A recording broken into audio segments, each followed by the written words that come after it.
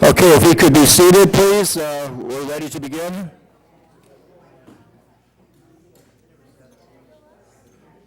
Hello? Oh, yeah. Okay.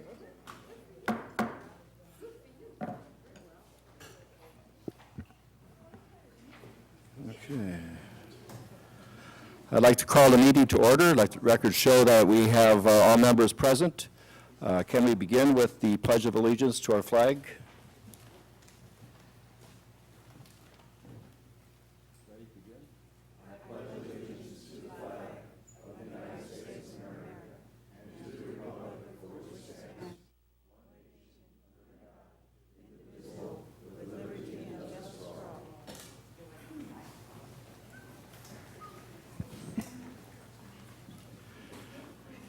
Thank you.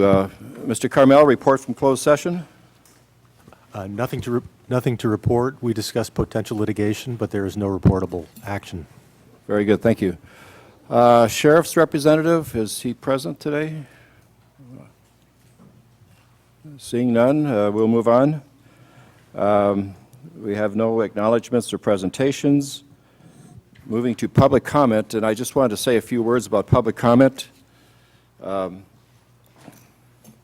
Last month, our meeting went 5.5 hours long, and the only folks present at the end were those of us sitting here plus staff, and I think we basically, I think that might have been one of the records for length of meeting. We had a long agenda, but part of the problem was the fact that I did not manage the agenda properly, specifically with respect to public comment. I let it get to the point where it got a little bit out of hand. We had no boundaries established, so I want to set forth some boundaries, some rules, as Mr. Carmel has provided me. So let me say that the public comment session is for items that are not on the agenda. During that time, folks can speak on whatever subject they want to, presumably within the subject matter jurisdiction of this board. People can read letters, recite poetry, do whatever they want within that 3-minute time frame to advise the board on what's going on with them. At that time, I will, or at the 2-minute and 45-second time, I will advise folks to wrap it up, and hopefully you will do so. And in compliance with the Brown Act, the board cannot discuss or act on any item that's presented under public comment that is not on the agenda, so don't expect to have debate or response from the board members. Each speaker will have up to 3 minutes, and the speaker slips are available, and they should be given to the district clerk. A couple other points on that issue. The 3 minutes will be per person, and there will be only one 3-minute comment period during public comment, and there will be no assignment or aggregating of time. If someone wants to give you their time, they can get up to the podium and present their views themselves. There will be no assigning time to another person. And then I can't dictate it, but I would ask that people be courteous and respectful in their comments to the board, to the staff, and to the other members of the audience. I think restrictions are needed because it's really unfair to people who are here for specific issues, and if people just decide to take up time with their own personal agenda. That's really not fair to the other folks that are here. So with that, let's begin the public comment period. And we have Mr. Art Chapman. Sir?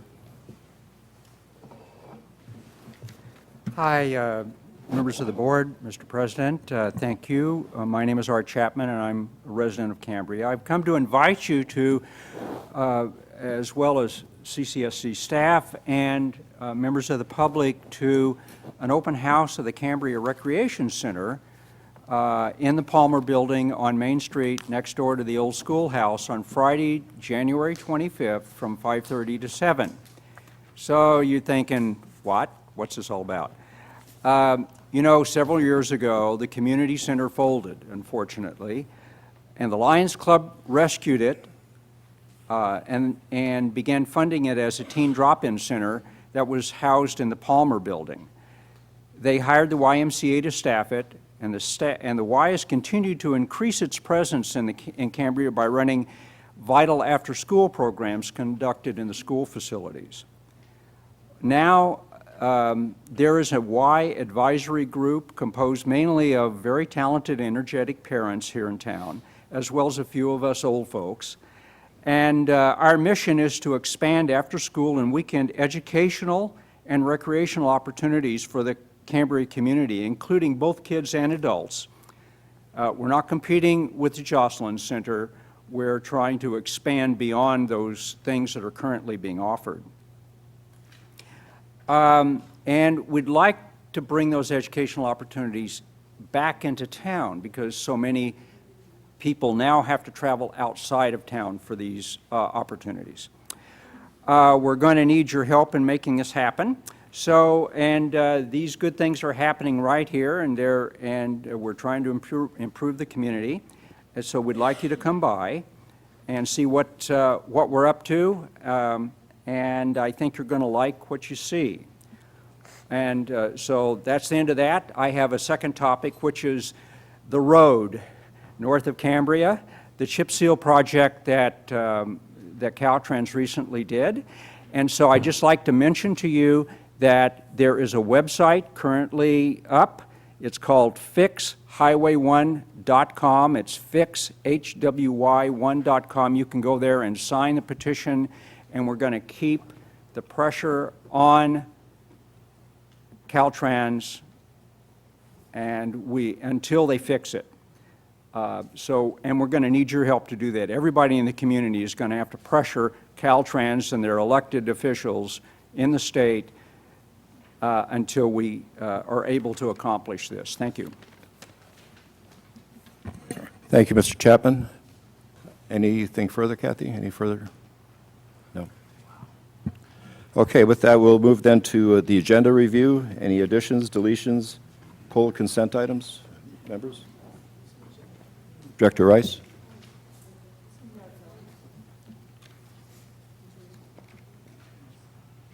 No? Okay. Moving on to managers and board reports. General Manager Gruber. Thank you, President Thompson and board members, staff, and members of the community. We'll start with my general manager's report, and I'll summarize the report today for you without going into a whole lot of detail. We're working on our conservation program. Bill Madaus is going to give a presentation here in a little while on the conservation program. And a lot of good energy in the community right now relating to conservation. We're handing out shower heads, we're doing audits, we're getting a lot of things done relating to conservation.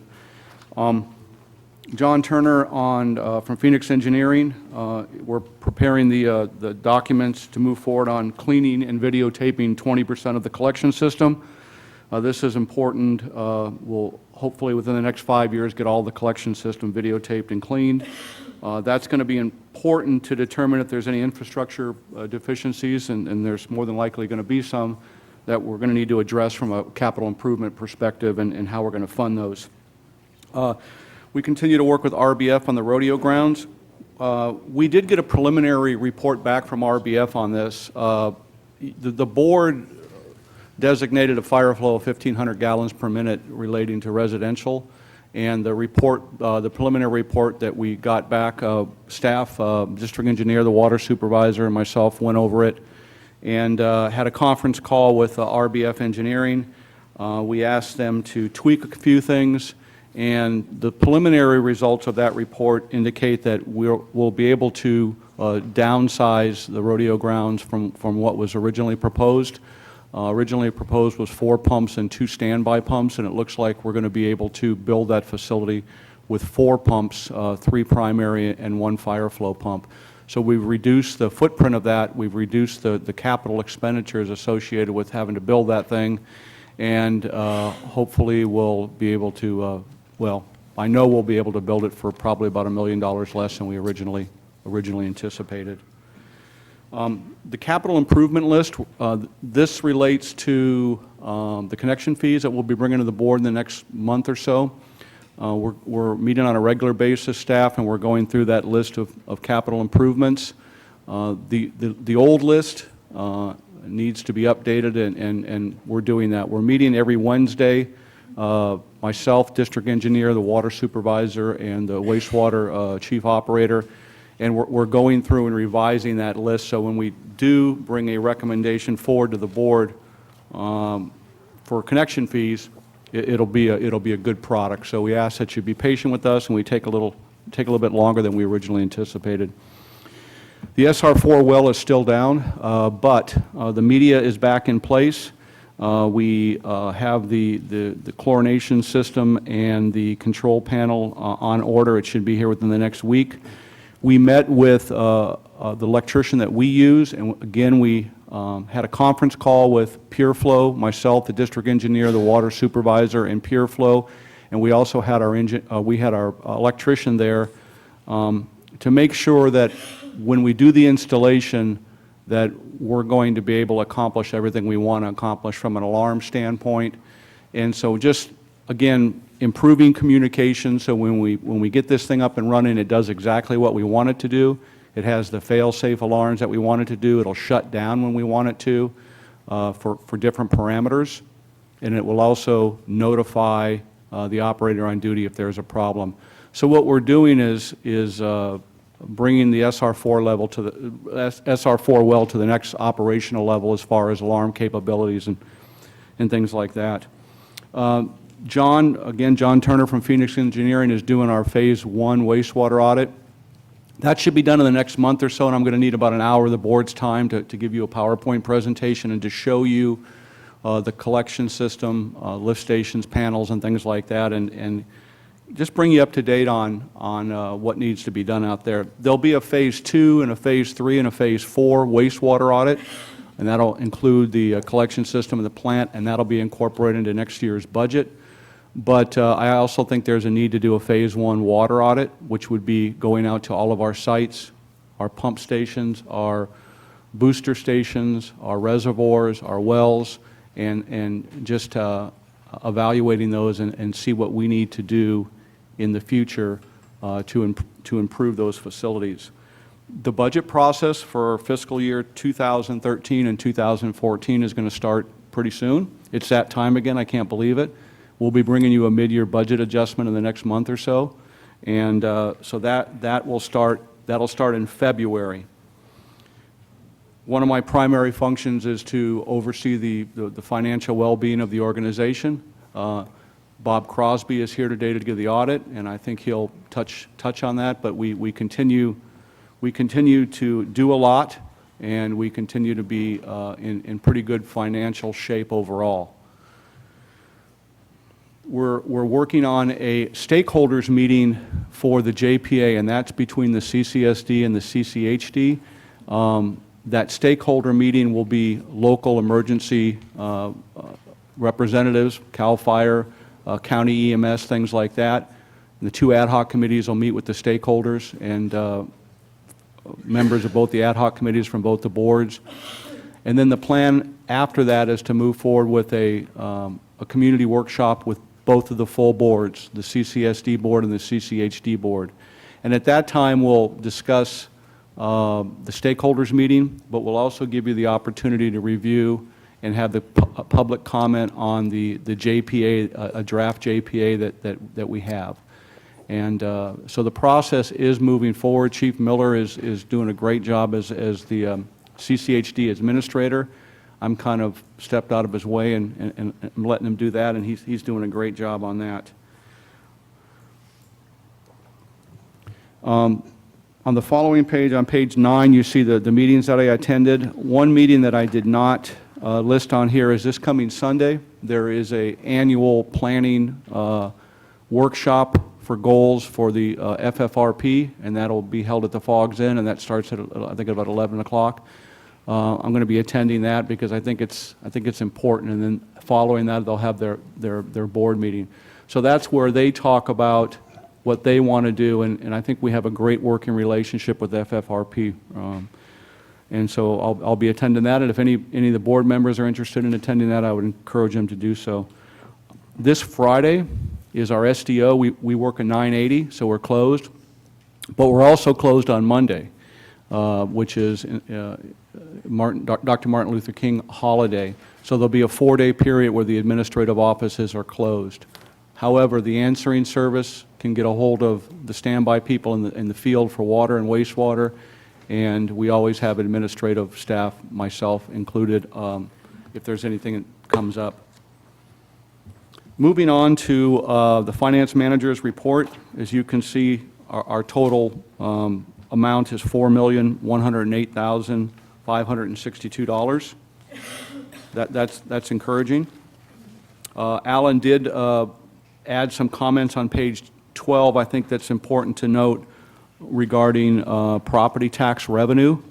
There was a period there where property taxes revenue were down, and it looks like the economy is picking up a little bit, and that always ties in to real estate and the property taxes that we receive. I think mine's the only house that's not going up. So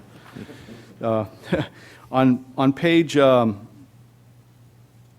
14, this is our debt that we owe right now. It shows the amount that we owe, when those debts will be retired, and that's going to be really important. I always touch on this about being able to take this money and through board discussion and staff input on how we're going to want to spend it in the future and what we're going to want to designate it for, infrastructure or whatever, future water sources, alternative water sources, whatever it may be. Just want to continue going through the report. The fire chief report is on page 18, and you can see that in December they responded to 58 calls, and that brings the total call volume for the fire department for the calendar year to 758. And then it has a breakdown of the calls that they responded to. When I get finished here, I'll defer back to Bob and let him talk a little bit about the engineer's report on page 20. Water supervisor's report is on page 21. It comments a little bit on the SR4 well, but it also goes into some of the things that the water department is doing. The water department responded to 91 calls. Our wells, or at least the San Simeon and the Santa Rosa, our wells are doing good. I'm hoping we're going to get some rain here in the near future. It's been a couple weeks, but the well levels are doing good. The wastewater report is on page 27. As you can see, Mike and his staff are really busy. And we'll touch on this a little bit on the goals that were accomplished during this last year. A lot of them relate to the things that you see the different departments doing. You have, on page 29, you have the Carlos's report, the Fiscalini Ranch manager's report, the skate park, dog park, Windsor Trails, Vets Hall, and then on page 30 you have what Monica's administrative services report. That's Monique Madrid. I promised the board last month that I would elaborate a little bit on conservation and give you some quantifiable data as opposed to we continue to work on conservation. We ordered 700 shower heads and control valves with a flow of 1.5 gallons per minute. and 500 aerators with a flow of 0.5 gallons per minute, and 300 shower head kits with the same flow rate that's were received in December. Since the December report, we have given out 180 of these, and another 100 are promised. Several of these have gone to some of our larger commercial lodging customers. We will provide the calculations of the retrofit points earned by the distribution of these items. The laundromat, the new machines have arrived, and they are in the process of being installed. They actually are installed. I went over there the other day and looked at them, and it's a really, they're really nice machines. So I think that's going to be good for people that use those. We're continuing to complete the audits of the schools, the motels, and there are approximately 2,000 points in the retrofit point bank. We will need to continue to update this on the progress in the points bank as we move forward. Courtney, who is last board meeting, you designated her part-time as a conservation specialist for the district, will begin attending the Partners in Water Conservation meetings on January 24th, which includes many of the local public agencies such as special districts in the city of San Luis Obispo. Staff was also out at the farmers market on Friday giving out shower heads. That was a day it was about 32 degrees, and they finally showed back up to the office about 4:30 or 5 o'clock, and so that's, I really appreciate staff getting out there. I'm not going to require they do it every week, because you get sick of seeing us, but it's just every other week we're going to be at the farmers market. Staff also met with the realtors and communicated to them about what we're doing and how we can work collaboratively with them. So I guess the reason I'm spending so much time on conservation is that, you know, we're proactive and we're moving forward in conjunction with the work that Bill Madaus is doing. We just didn't want to receive a consultant's report and not be an active part of that. And so we're doing a lot of work on conservation. I know it's a lot of information, but I think it's important that I take 10 or 15 minutes at the beginning of every board meeting and just go over with you all the things that are going on within the district. And with that being said, I'll end it on page 30, and if there's any questions I can answer for the board about my staff report or any of the department manager staff reports, I'll be more than happy to do so. Thank you. Thank you, Mr. Gruber. Before I turn it over to the board for discussion, I have a request from Tina Dickinson for comment on item 6A. Ms. Dickinson. Thank you, President Thompson. Good afternoon, board. I really appreciated the fact that I was able to get a new shower head, and I have put that new shower head in the bathroom, and I've taken out the old one, which was like a fine mist, and that's why I took baths like every couple of days instead of a shower, because it was ridiculous.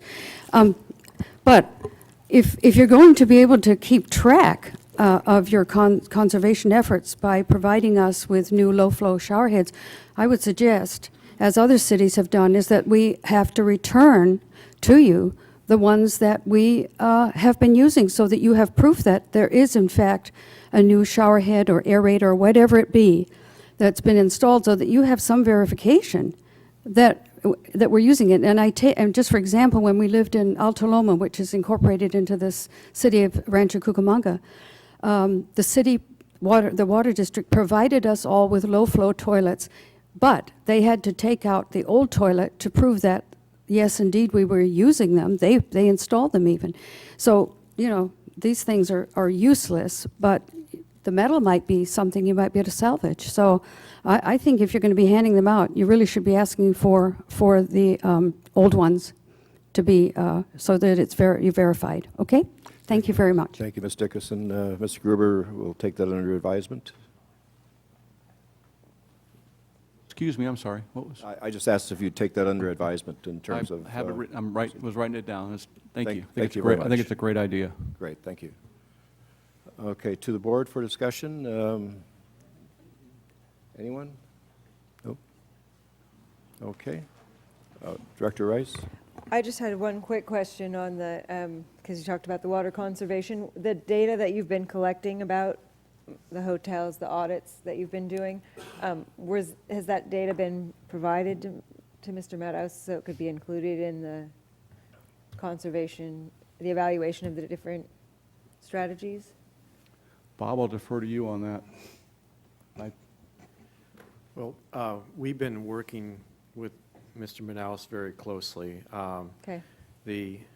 Some of the data is just basic results of what is out at the schools, for example. That just came in 2 days ago. So those specific items he doesn't have to date. Obviously. But we work very closely. In fact, just to tag on to something that Jerry said earlier, we received a lot of valuable information from Madaus Water Management just in the form of reference information in the last several months, even though he's working on this report that you'll hear about shortly. For example, we learned about the 1/8 gallon per flush urinals that we didn't know about. So in our ordinance that took place back in, or was adopted back in November, it has the 1/8 gallon per flush urinals. Other information I'm probably forgetting about at the moment, but so we've been benefiting from just the reference information alone besides his actual analysis effort that you'll see. And I don't want to talk too much because I know he has a full presentation planned on that. So I just want to make sure that we're tracking the impact of the audits, and that, because it provides us a little bit of a baseline as to where we are and where we can get. yes. General Manager? Thank you, President Thompson. And one of the things early on when Madaus Water Management started working on this program is they actually requested that we go in and do the audits of the hotels. You know, staff probably should have thought of that on their own, but that was part of the end product, was going in and doing the auditing of those hotels on the beach. Thank you. Moving to, Director Robinette? Just a question with that and the audit of the hotels, for example. Will we ever see kind of a copy of maybe on that audit, did a baseline get established so that then if the hotel has installed then the 2010 conservation shower heads or whatever, that we would have a way of tracking then to really see the savings, the water savings? I think it's important that we verify. I mean, at some point in time, we're going to need to go back and look at the facilities that we provided and retrofitted and be able to quantify the savings. Now, of course, I don't want to take too much away from Bill, but there's variables, there's occupancy rates and things like that. But I think it's important to establish a nexus, at least the best way that we possibly can in going back in a period of time and trying to quantify the results of some of our efforts. I think that's what I'm getting at. I would like to maybe see the data collection and how we can establish that baseline so we know how much improvement we're really, benefiting from. So maybe with whoever's been going out to the hotels, we could take a look at the form that they're using and look at the data that they have picked up as a baseline. Thank you. Okay, now 6B, Mr. Gruber? Yes, that's the district engineer's report, and I'll turn it over to Bob Greshams and let him comment on the work that he's doing relating to Army Corps of Engineers and alternative sources of water. Sure. Thank you, Jerry. Mr. President, I'll be very brief here and glad to respond to questions. The Army Corps is continuing to work on its EIR, EIS. Back in December, I received a draft section to comment on that was returned back to the Corps staff, so that I saw one section. It was basically outlining some of the concepts that were in our 3 or 4 workshops this last summer. They've asked me to provide them more information on the decision-making process that you arrived at in coming up with the 3 alternatives, which are currently being analyzed in detail from an environmental perspective, and that's the brackish water alternative, the surface storage at Whale Rock Reservoir, and then surface storage on the ranch land north of San Simeon Creek Road, and that's been their focus. I did notice just yesterday there was a notice from the state that they're offering another round of Prop 50 grants for brackish water and desalination type projects, and that's another consideration that I'm going to bring up with the water ad hoc committee at the next meeting, is pursuing possibly going after that type of funding again. We did that maybe 6 or 7 years ago. We got close to getting an award. I think we placed maybe 2 steps out of contention at that time, but we can build on that prior effort. So there's some possibility there as well. So that pretty much concludes my report on 6B at this point. So. Okay, public comment, Tina Dickerson. Tina Dixon, Cambria, thank you. On this agenda item number 6B, the Water Supply Project EIR-EIS, I have a question. Why is the Army Corps of Engineers now asking for our rationale at this late date? And will the EIR be forthcoming in March as we have been promised? Mr. Greason, Okay. care to respond? Certainly. They've been after it probably for, gosh, at least a month at this point in time. It's a matter of my time availability and taking the time to write this out for them. I provided references to them for the audio tapes that were on AGP's website, but they would like more of a written up type formal response from us, and it's just a matter of my availability. I've spent a lot of time in the last month on water conservation, and it's kind of pulled me away from. So the workshop was last year in March with the Army Corps, the first one, and we're in January, and in 2 months we're supposed to get the EIR-EIS report, and they're just now asking these questions? This is for one section in the. Well, it's a pretty big section, because it's what the board has chosen as the electives. I find it very strange, and I would think that there'd be some questions of the Army Corps as to why now, and that you get some answers. Thank you. Thank you, Ms. Dickerson. Director Robinette? Yes, I appreciate that comment, too. That is my question, just for clarification. It seems on the report that the Army Corps and the consultants are now asking us for the rationale for the selection of those alternatives, when in fact they were the ones who conducted the process with us and the workshops.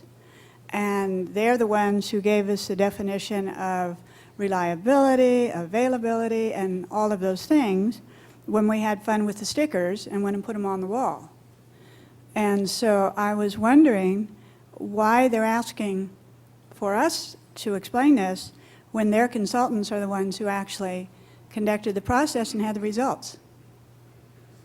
Well, they conducted the process and they came up with a ranking criteria, and then we further changed that somewhat by the gist of it is that we altered the approach slightly at the tail end, which I think was the September 19th meeting, where it was the direction to pursue different sources of supply to kind of broaden the range of alternatives. So we went after, at that point, there was consideration was a San Simeon recycled water, which the Corps didn't think was going to be selected in part of the earlier workshop settings.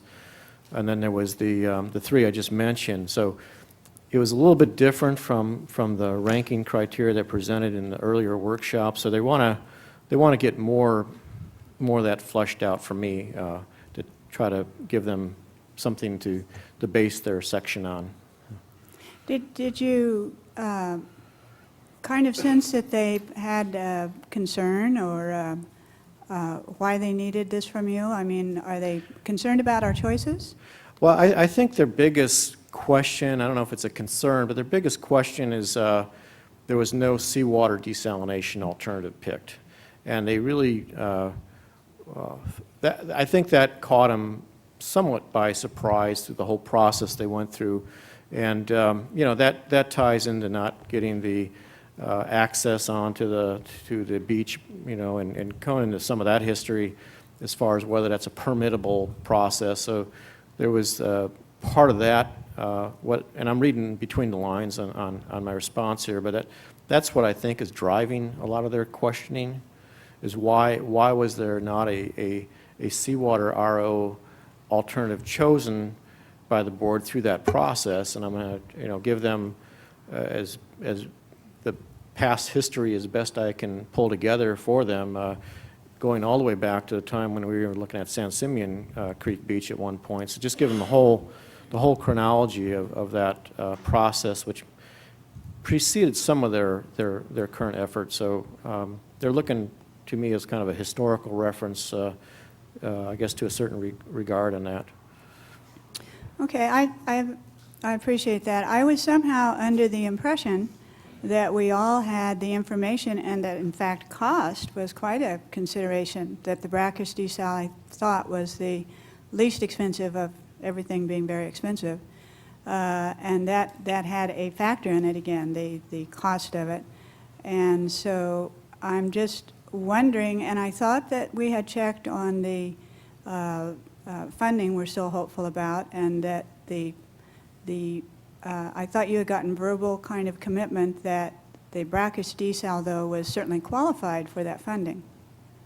Yes, I have I don't have a formal letter from them, but I do have an email and backed up, to back up their earlier verbal correspondence that confirmed that the brackish one would qualify under the current WRDA authorization. Good, so you have an email on that. Yes. That's really good, because that's why I was curious, what were they looking for, or where were they trying to go with this, when we've spent, actually with this process over the last year, with the public's willingness and participation, and I won't say endurance, but all the work and effort put in by the community and by staff and everyone here, that actually we spent a lot of time giving our best consideration of those that we did come up with.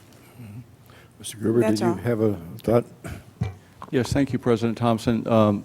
And just to follow up on Director Robinette's question, the Water Alternatives Ad Hoc Committee did meet, and we agreed that before this comments back to Army Corps, we'll circulate that amongst the two Water Alternatives Ad Hoc Committee members.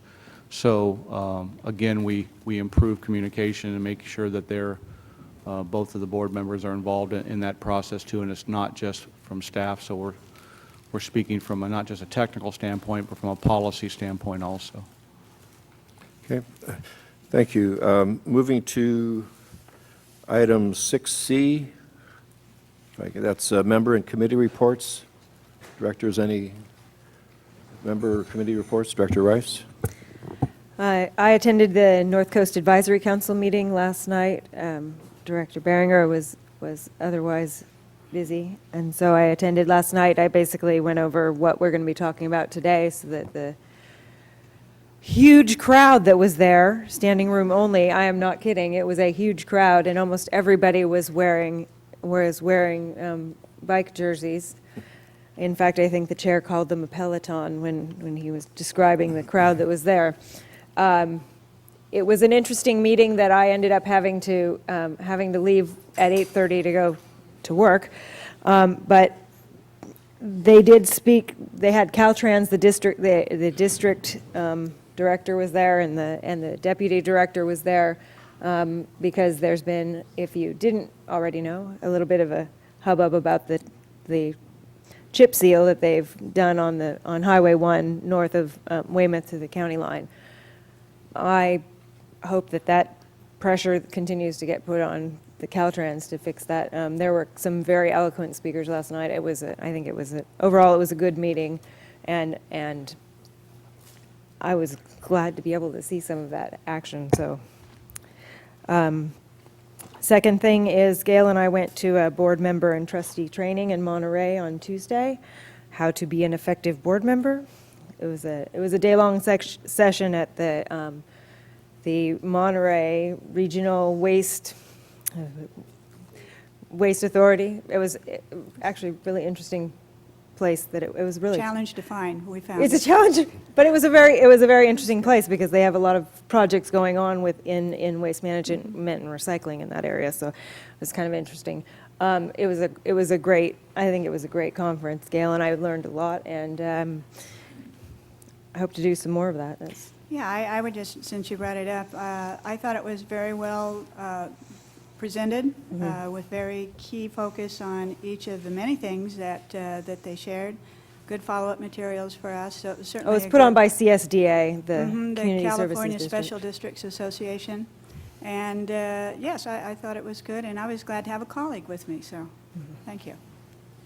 Great, glad that it was beneficial to both. Any other member and committee reports?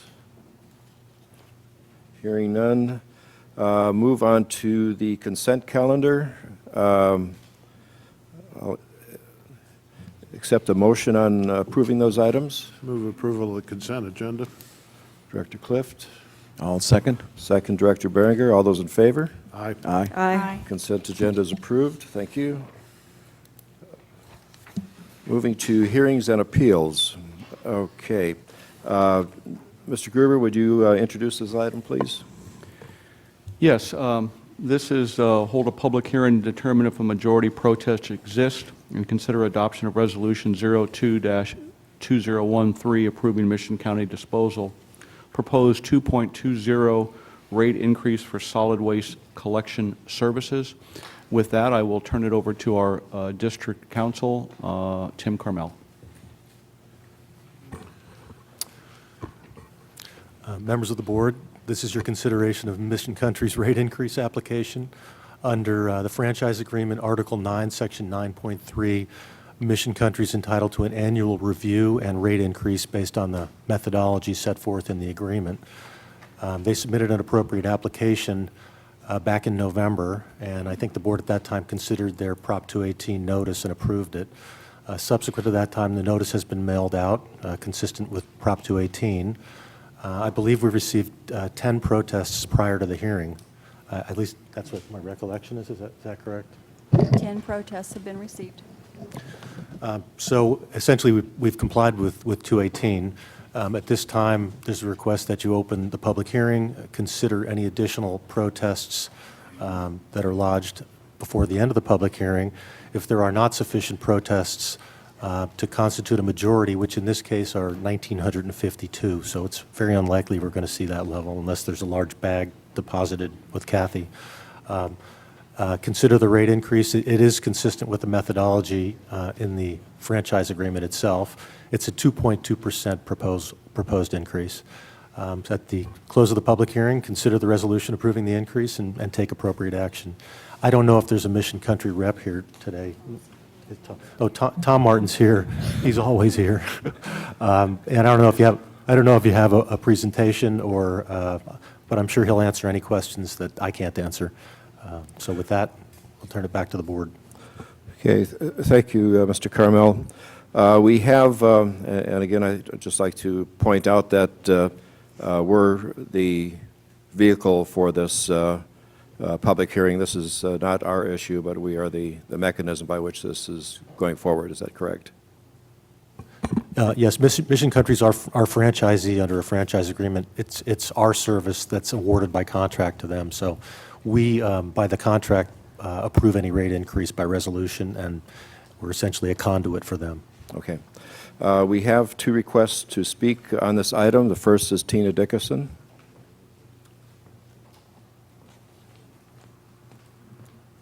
Tina Dickerson, Cambria.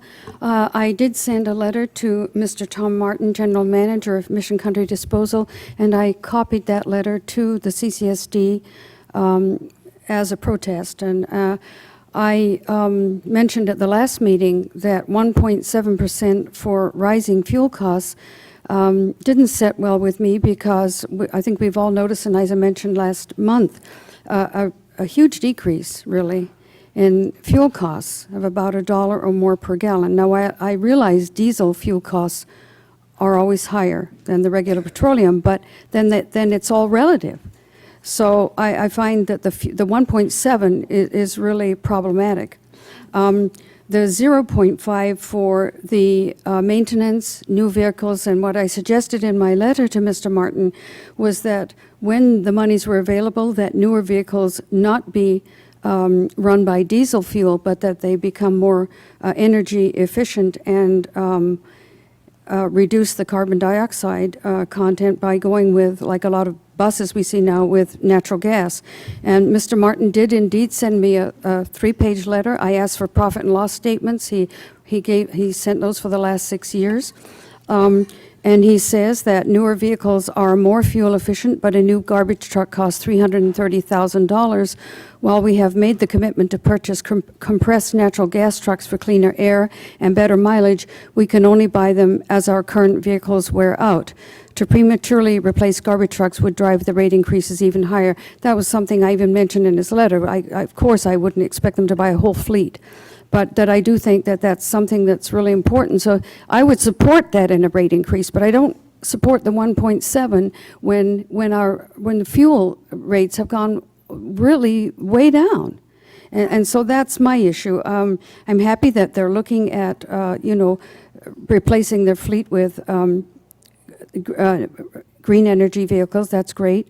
And I know that we could say, oh, it's only a matter of 50 cents, 40 or 50 cents. But the thing is, it seems to come up almost every year. And it's just, oh, nobody says anything. It's fine. Let's just pass it. But I think it has to be validated. And I don't think the 1.7 has been. Thank you. Thank you, Ms. Dickinson. Next, we have Abby Chapman. Ms. Chapman?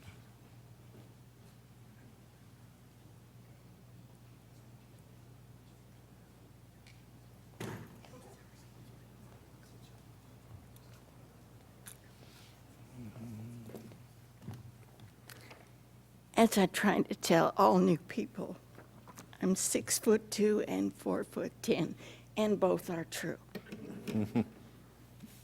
Polio. Remember that? I sure do. Yeah, I'm here with pictures to discuss my tribulations with the garbage company. I'm down as one of their disabled people. As we know, twice a year they have a cleanup. I don't know if you people are aware, the last time the garbage company had a rate increase was they had a meeting here in August. So the number that the lady just stated is it biannual? Is that the way you say it? It's a 2 in 1 year. And this is the year that's my recycling year. And I'm very happy about that, which I truly am. And so we had a little extra stuff to put out for the collection. And this is not what was going to the dump. It's what was left. And what was the fact that they had a rate increase in August, and I had to pay, first I had to pay to have it taken, around my place, out of the garage, etc., put out there. And then I found out from neighbors passing by, they didn't take your stuff. Huh? And I found that out from a fellow who wanted an ironing board that was out there. He said, my wife is an artist and she needs an old ironing board. And I said, well, you're welcome to it. But is there a lot of stuff out there? Because I never go out there. I'm always in my bedroom. So I don't have to deal with things like the garbage company. And he said, yeah, there's a lot of stuff there. And this stuff there's one thing that I can see here. This is some drywall that was left over from a project we did many, many years ago. Everything else should have been collectible. There isn't any reason that it shouldn't have been taken. So those are the two things. And this is not the first time. The last time in August I came, and unfortunately I was a little late, so I missed the meeting, and I talked to the man. and told him my problems, because my problems at that time were I didn't feel that they gave sufficient consideration to people with disabilities. That was my problem then. And I found that, again, true this year. So, without pounding my spoon on my high chair, I just wanted to point that out. Personally, I wouldn't give them a raise in rates, but that's me. Thank you. Thank you, Ms. Chapman. Kathy, are there any more speakers' cards for this item? No. Okay. With that, I'll close the public hearing. Discussion? I have a couple of questions. The first one is technical. If there is no majority protest under 218, Mr. Carmel? If there is no majority protest under 218, are we obligated to pass the resolution, or can the board still decline the increase? That's a very good question. Under the methodology set forth in their agreement, they're entitled to a specific rate of return. And I think this falls within the parameters of the rate of return. I would defer to Alan, who looked at it a little more closely than I did, the finance manager. But according to the agreement itself, we have very limited grounds for denying a rate increase if it fits within the parameters of the methodology. So I guess the answer to that is no, assuming all the factual information is correct. I would like, if it's okay, I'd like to hear from Alan if he has comment on that. Certainly, Alan, would you? I reviewed their financial statements, their audited financial statements, which the review was to support the percentage that they said their costs increased. As far as are we required or not, that's, outside the field of accounting. But the numbers were? Yes, they were valid. Director Barger? Yes, while you're up there, I'm assuming that when you're looking at their overall profit and their overall issues, that if fuel was 1.7 and it turns out that it's not, they can't tell month to month what fuel is going to be. I'm sure it's part of a large package, a large amount of fuel that they probably buy by contract, and so it's not what we see at the pump. It's what they're contracting for an annual perspective or something like that? Well, audit doesn't show that kind of detail. That is certainly a reasonable supposition. Keep in mind, too, as far as the fuel costs, that we're dealing with the past here, not what's happened in the last 2 months or whatnot, but they're looking at their, year-to-year activity from 2 years ago to last year, the increases. So they're kind of always behind in that regard. They have to be, because they're giving us their audits, which take time and whatnot, so it's always after the fact. But if they were to project a large increase in cost, wouldn't we have to consider that too? Projections don't enter into it. Okay. It's based on actual numbers. All right, thank you. Director Rice? Sorry, thank you. Just a couple of other small questions.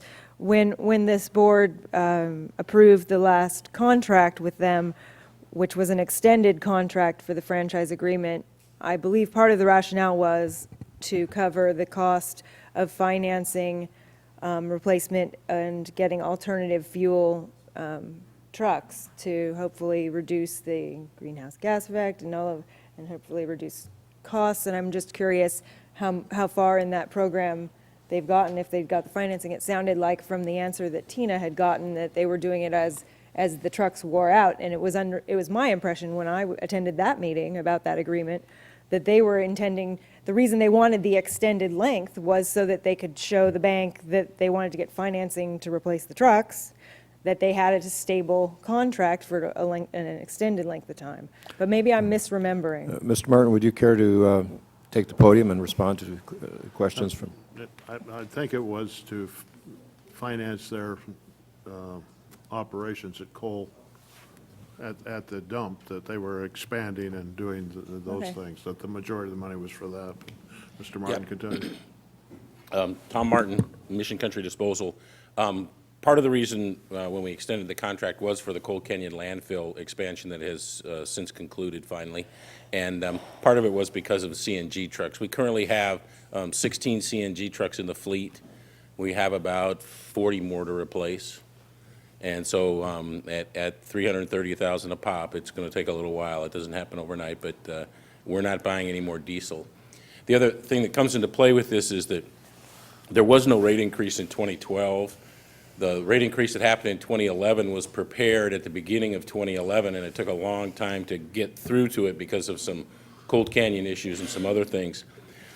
So the reality is that when you look at what's happened with the cost of diesel fuel, we're talking about comparing it to what happened in the beginning of 2011 to where we think it's going to be in 2013. So while the price may have spiked way up and come down a little bit recently, we're talking about comparing it to the prices in the beginning of 2011. So that's kind of where the differential in the fuel pricing comes from. Are you able to adjust that fuel price if you see it's actually going down then? No, there's no mechanism to adjust it when it goes up, and there's no mechanism to adjust it when it goes down.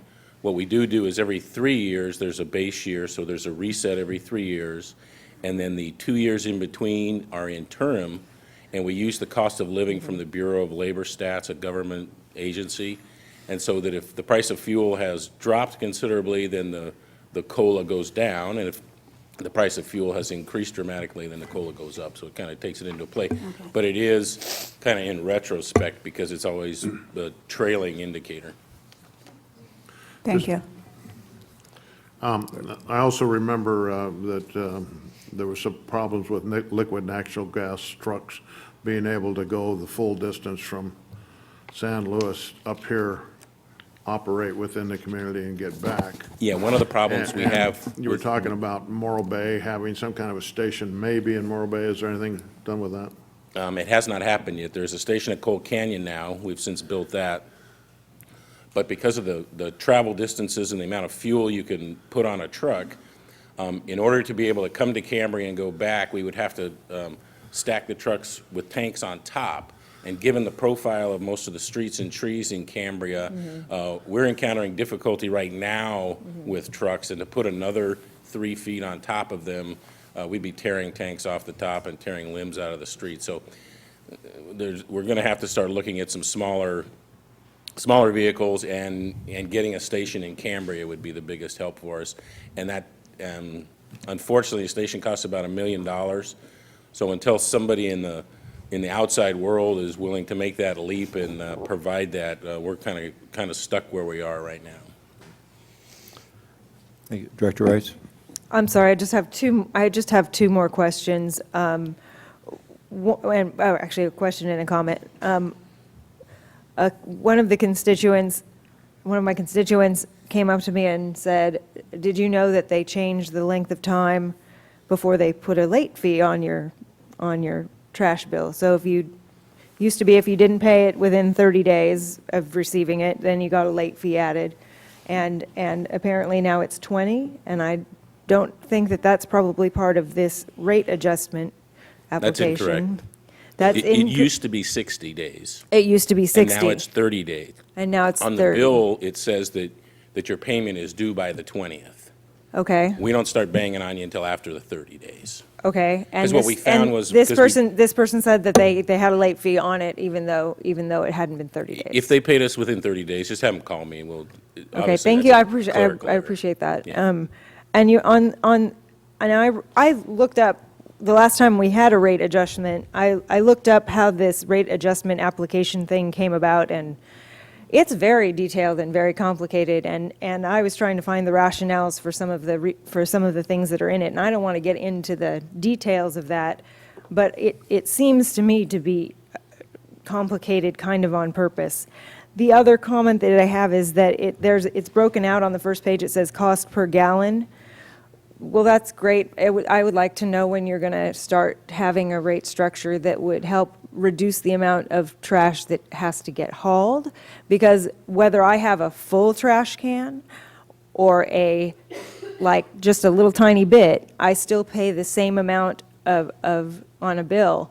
And I know we're not talking about a lot of money per month, But over time and the amount of trash that gets hauled, I think it could make a huge amount of difference in both tipping fees and how much gets taken out to the landfill. And this is a larger issue that has to do with making sure that our community and our climate are livable in the long run. And it would be nice if there was a way.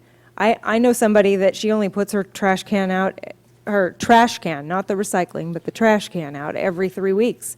And that means that she's paying for all 3 weeks, but she's only giving you trash on 1 week.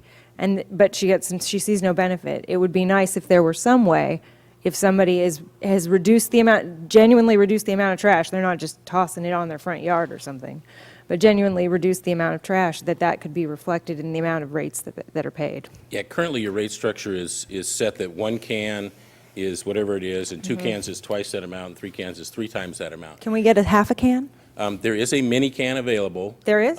Yeah. Part of the problem with that, and it's not included in this, and I'm more than willing to come back and discuss that with you, is that 87% of the people in Cambria are in the 1 can rate, and disposal makes up 13% of the bill. The major cost in garbage collection is driving the truck down the street 52 weeks out of the year. Disposal, 13% of your monthly bill of $15 is, it's like $1.50 divided by 4 weeks. It's about 40 cents a week. Times 4,000 residences. Right, but it would take more in accounting costs to, you're talking about a garbage man who drives a garbage truck. He's not an accountant. And so if you want me to do that, I mean, we can do that, but it would entail probably more costs than you'd be I didn't willing know to that save. there was a small can. Yeah, there is a This is good to 20-gallon know. can, and the city of San Luis Obispo, Los Osos has it, Morro Bay has it, Arroyo Grande is considering it. To give you an idea, in Arroyo Grande, as they implemented this procedure, everybody else's rates went up 13.39% to be able to have that service. So in order to generate 83% of the funds that I need to drive the trucks just up and down the street, everybody else's rates have to go up, because the cost of disposal is such a minimal fraction of it. So the reality is that the difference between a 1 can, a 2 can, and a 3 can customer is about $1.40. That's it. Okay, well, I don't need to have further discussion on this at this time, but it sounds like something that maybe I could have a discussion at Okay, a later thank time. We're you. certainly willing Thank to you. explore it. Thank you. Director Robinette? Thank you. So it's very informative to hear all of this and listen about this. So then there are different rates for different communities. Yeah, you have a 100% variable system where the second can is twice the first can. San Luis Obispo has that, Morro Bay has that. But Los Osos and Cayucas and Arroyo Grande and some different communities, the difference is only $2 or $3 between each size. And it's an approach, it really is a political decision. The rate structures are designed to raise the specific amount of money needed to collect the garbage. So if you wanted to go to a different style structure, we can sit down and we can talk about it, and I can show you kind of the math of how everything works out. But there are infinite number of possibilities, and none of the 12 communities that we service on the Central Coast have exactly the same rates. So it's not based, is it based on distance from where you have to take the trash? Some of it is, because the fuel cost for the Mission Country trucks is much different per capita than it is for the trucks in San Luis Obispo, because obviously the landfill is much closer in San Luis Obispo. It also, the variant is the amount of the commercial base. In San Luis Obispo, the commercial base makes up 50% of the pot. In Cambria, it makes up, I want to say 30%. Maybe. Cambria, 32% is commercial. Okay, thank you. Okay, thank you, Mr. Martin. Members, we have a resolution before us. What is your pleasure?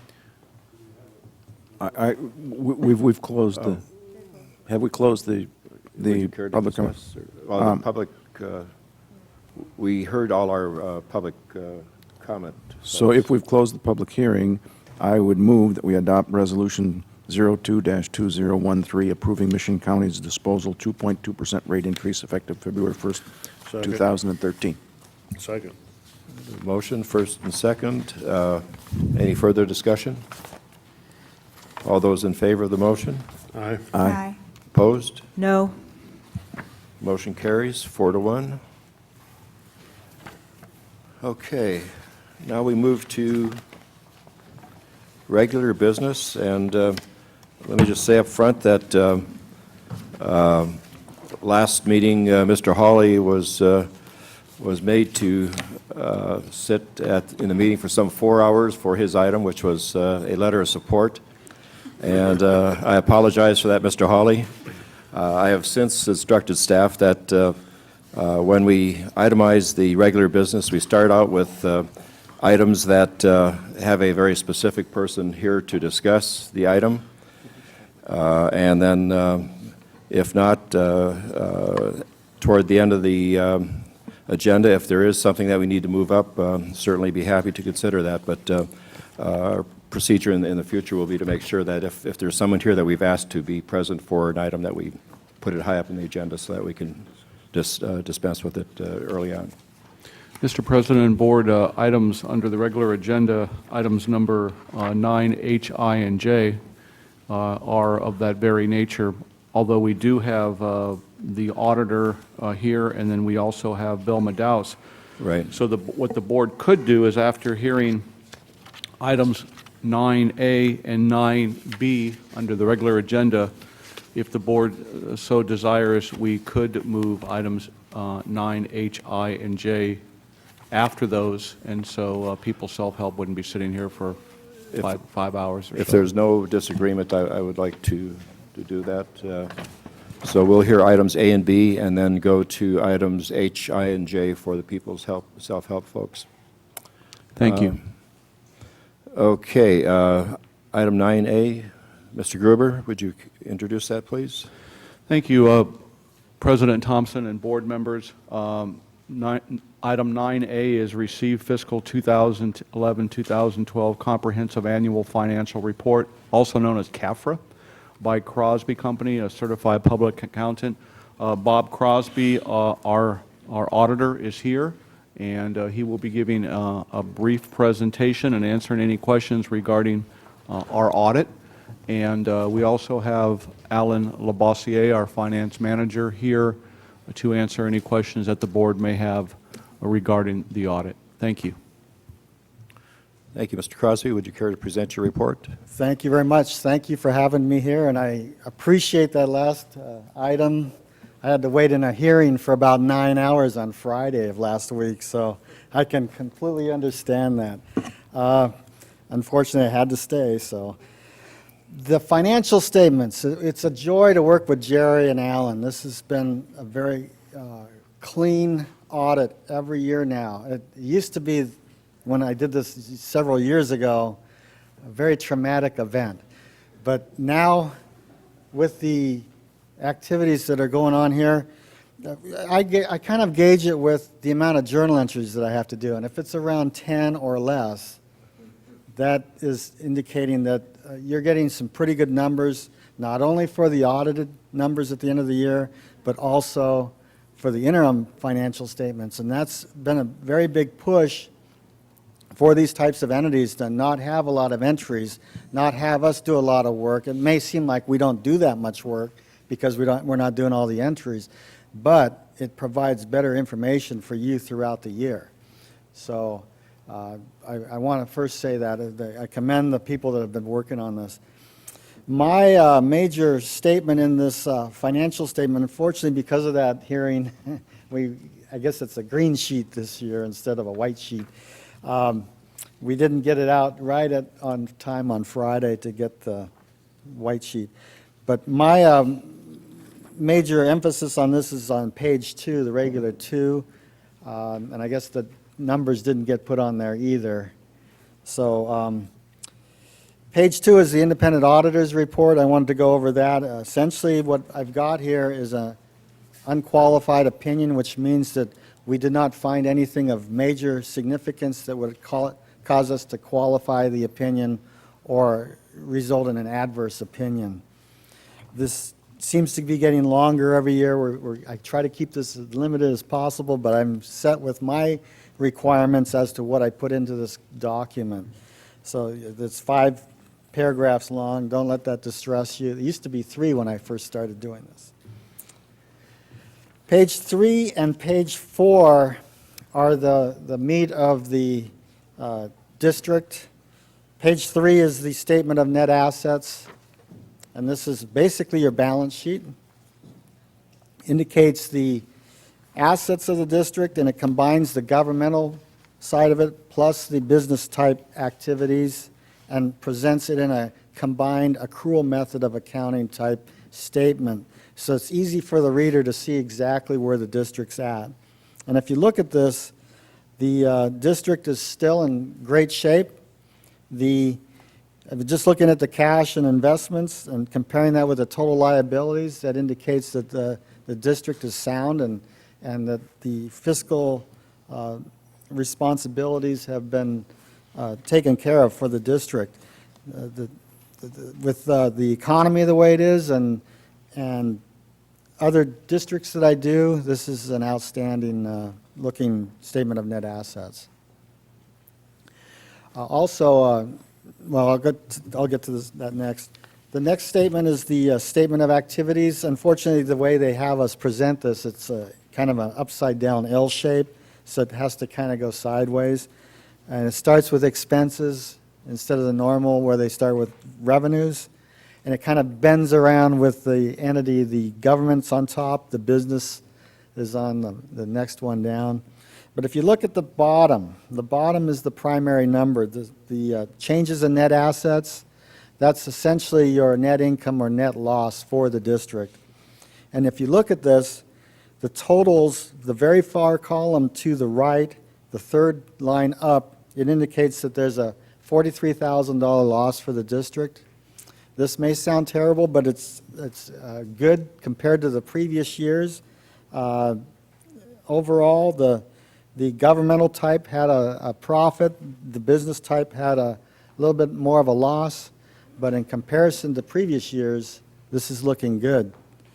A lot of people would say, well, yeah, if you take the depreciation factor out of this, we're actually in the black. So unfortunately, when you do that every year, you end up with a deficit in your infrastructure. So also, Alan has presented a wonderful management discussion and analysis here where it does a lot of the comparisons. A lot of districts have me do this, which doesn't quite meet the new model, but I do it anyway because I've found ways of getting around that.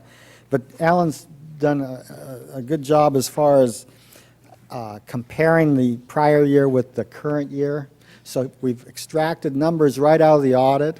They generally go into the column on the left, and then the middle column is the previous year, and then it shows a difference. So at a glance, you can see just about what every category or a lot of the accounts, the primary accounts, are doing for the district. Unfortunately, we didn't get this done so that you could see this, look at it over the weekend, but I also remind the board, too, if there's any questions that the district staff cannot answer, feel free to give me a call. It's better to call me in January than say sometime in March because we start to get pretty busy with tax season. So, but I understand that this is kind of thrown at you at the last minute, but we wanted to get this thing out so that it's still current. The rest of the financial statements, there weren't any major issues that would cause us to change anything. So I try to keep these as consistent as possible so that when you pick up the financial statements from this year and compare them with last year, everything's there at a glance without even looking at Alan's info. So I don't know if anybody has any questions at this time. I know that there's a full agenda today, so I was told to keep it rather punctual. Directors, any questions of Mr. Crosby? No? I thank you very much, sir. It's always a pleasure to receive good news, and thank you for your work and for presenting a very fine report. Well, thank you for having me. And with that, we need a motion. Do we have a, yeah, we need a motion to approve? receive the receive and report. Okay, receive and file. So moved. Second. We have a motion to receive the fiscal year 2011-2012 Comprehensive Annual Financial Report by Crosby Company. And is there any discussion on this motion? Director Rice? I would just like to say to the previous board members and the board members that are sitting that helped get us back on track. I'm really glad that we finally are back on solid footing, and we've gotten good reports. So thank you to the former board members who aren't here anymore and the ones who are here who helped in getting that done. Thank you. With that, all those in favor of receiving the report? Aye. Aye. Aye. Motion Aye. passes. Thank you. Moving on to 6B, Mr. Gruber, or 9B, I'm sorry. Thank you, President Thompson and board members. Item 9B is discussion and consideration of preliminary draft water conservation plan and program options. We did have a chance to review the information with the Water Conservation Ad Hoc Committee. Staff's been working with the Water Conservation Ad Hoc Committee the last couple months and also working with Bill Madaus. Staff continues to meet on a weekly basis, and the result of that is a presentation that Bill will be giving today. And with that, I'll turn it over to Bob. Bob has a brief presentation, and but Bill is going to be giving the PowerPoint presentation. So, and Bill came in last night and worked with staff this morning on finalizing this, and just really appreciate this product. And what we're looking for today is some guidance and some input from the board, so we can hopefully bring you back a finished product in February. Thank you. Thank you, Jerry. Mr. President, I don't have much to add to what Jerry's just mentioned, so I'll be very brief. We did execute a contract with Madaus Water Management back in June of 28th when their work first started. There was a workshop, as some of you may recall, in early October, and I just would echo Jerry's comments. I think Bill and his firm have done a wonderful job of pulling this together. There's been a lot of activity that has gone on in the last few months from their perspective since that October workshop, and you'll see the preliminary results. We're going to get your input in this process, and then the intention is to come out with a report for public review once we get this input, and then present it again in more final form at the February 28th board meeting for formal adoption. So this is will provide you a good view where the results are right now, and then gather some direction from you so we can go forward from there to help finish this report process. So without further ado, I'd like to introduce Bill Madaus of Madaus Water Management to do today's presentation. Thank you. Yeah, thank you, Bob, and it's great to be back and see you all again. And you can think of what we're doing today as giving you a major progress report, and we're at a good point to take some input. And after today, I think we'll be able to wrap this up for you. So I can work the technology here. This is our agenda for this afternoon. We're going to give you a status of what we've done and what we have left to do, talk about how we actually evaluated the water conservation measures we talked about at our workshop, give you some results of that evaluation and kind of summarize things and tell you what the preliminary recommendations on the table really mean, and then talk about where we go from here to wrap things up. So to review, Bob mentioned we had a workshop on October 9th, and at that workshop we talked about how the Cambria people use water and the conservation measures that we and the staff had come up with that appeared attractive to at least evaluate, look into. And so we've been working with staff since that time very hard on answering their questions about how much this or that saves, and working on evaluating those measures. We have completed a review of your water use. We've made a assumed demand projection just for our work, nothing official. And we've evaluated 22 water conservation measures, and it appears at this time that about 20 of them are attractive to you to implement. So what we have left to do. Well, here's an administrative draft report. Only Bob has seen this, and he's given us comments.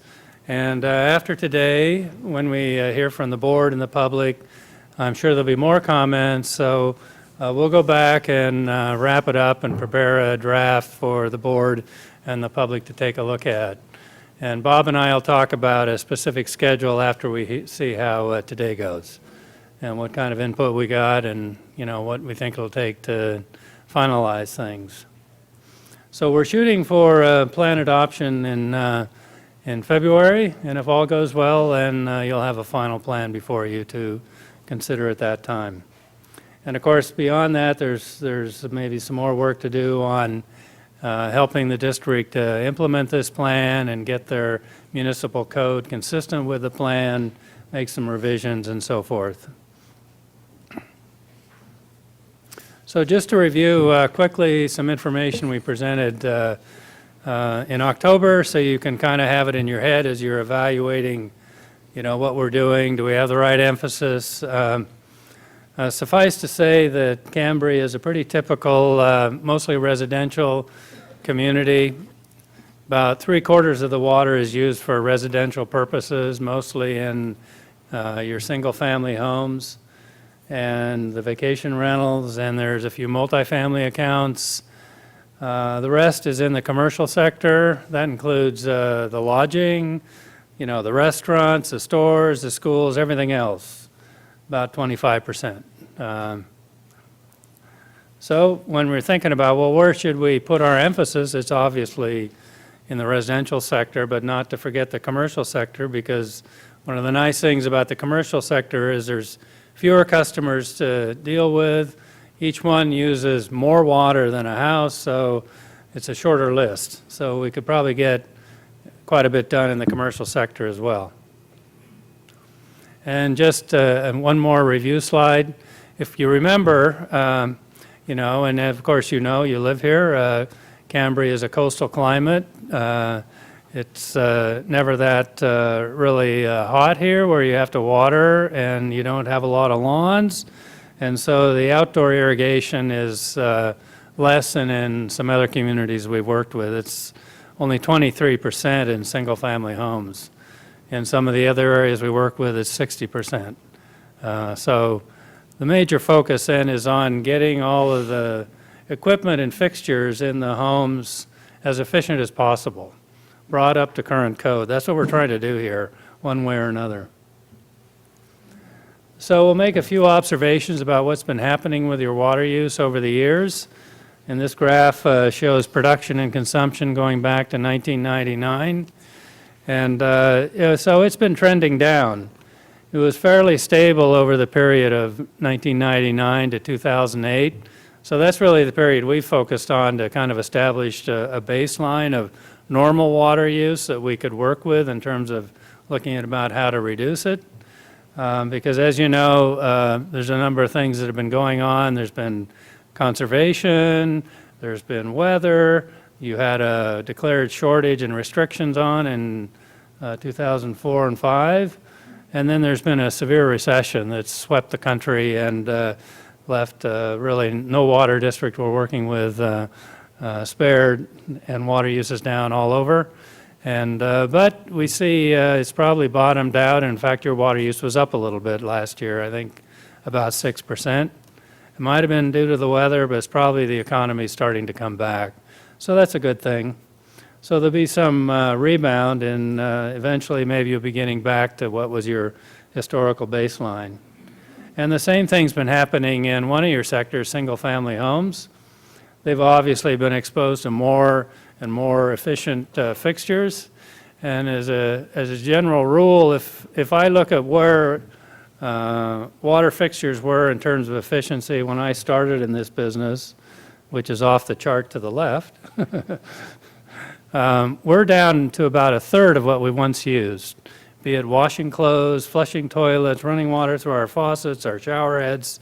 We're at a third of where we once used. So the name of the game is, well, why can't we just get those other accounts to all use the efficient fixtures? You know, so that's what we're trying to do here, because they take a third less, and or two-thirds less. So that'd be really great. And that's, I think, the major reason the water use has been trending down, except at the very end is probably affected by the recession as well. Okay, so with that kind of a background, we did an evaluation of the 22 water conservation measures and then formed some programs to look at of combinations of measures. And so what were we looking at when we evaluated these measures? Well, obviously, do they save water, and if so, how much? And how much do they cost? And how would we evaluate that cost in terms of the other choices you have for supplying water? And could we say it's cost effective or not? How do we define that? So we'll talk a moment about how we define that. But suffice to say that you have some of your costs vary with the amount of water that flows through the system. You know, the more you pump out of the ground and you treat it a little bit, you pump it up to tanks, you pump it a lot, it's a hilly terrain. So by the time it gets to somebody's house, that costs money to get it out of the ground and deliver it to somebody's house. And so if we're delivering less, then you're going to be saving money. The question is, you know, is it enough to offset the cost of the conservation program or not? So that's what we're going to be looking at. And then say maybe you think you need another water supply. Well, how does the cost of conservation compare to that new water supply? That's another way to look at cost effectiveness. And then, you know, what about these measures? Are they hard to implement, easy to implement? You know, this is a small district, doesn't have 20 people able to go out and install toilets for anybody that wants one. I mean, you know, they have to consider, how would we actually do this? It's a good question. And then what about the technology? You know, do you have to order it off the internet, or can you buy it at, you know, a local hardware store? And it's going to cost money. This is something you're not doing now at the level we're talking about. Where are you going to get the money? How are you going to pay for it? So these are all considerations as you look at the choices in front of you. You know, do we save enough water to make it worth it? And how do we pay for it? So just another word on cost effectiveness. We like to calculate something called the benefit cost ratio. It's used in water resource planning a lot. And we do like an annual analysis of 30 years, and we look at the annual costs and the annual benefits over 30 years, and then we take the present value of that, bringing it back to today's dollars, and then we make a ratio of the benefits to the costs. So if the benefits outweigh the costs, then the ratio is going to be more than 1. If they don't, it's going to be less than 1. So that's just another way to look at it. And again, it's just one measure of you know, the value of the money and whether it's a wise investment or not. So we have a handout on the measures that I saw was out on the table, as well as a copy of the slides. And I think the board got the handout on the measures, and we talked about the measures last time. So I am going to spend a little bit of time on the measures, but you know, 22 is kind of a lot to consider at one time. So we've packaged these for you in a certain way to give you kind of the bookends of what you could do if you did multiple measures at once, packages. So we took what the district's doing now and thought about expanding it just a little bit, doing maybe more rebates than they're doing now, having more participants. We called that Program A, or sort of the nominal existing program. And then we looked at the other extreme, and well, what if we did all 22 measures we looked at? You know, what's the maximum, you know, we could get out of this in terms of saving water? And how much would that cost? So that was Program C, everything. And then we picked a middle of the road, and so we took Program A and then added a few things to it and called it Program B. Kind of the middle of the road.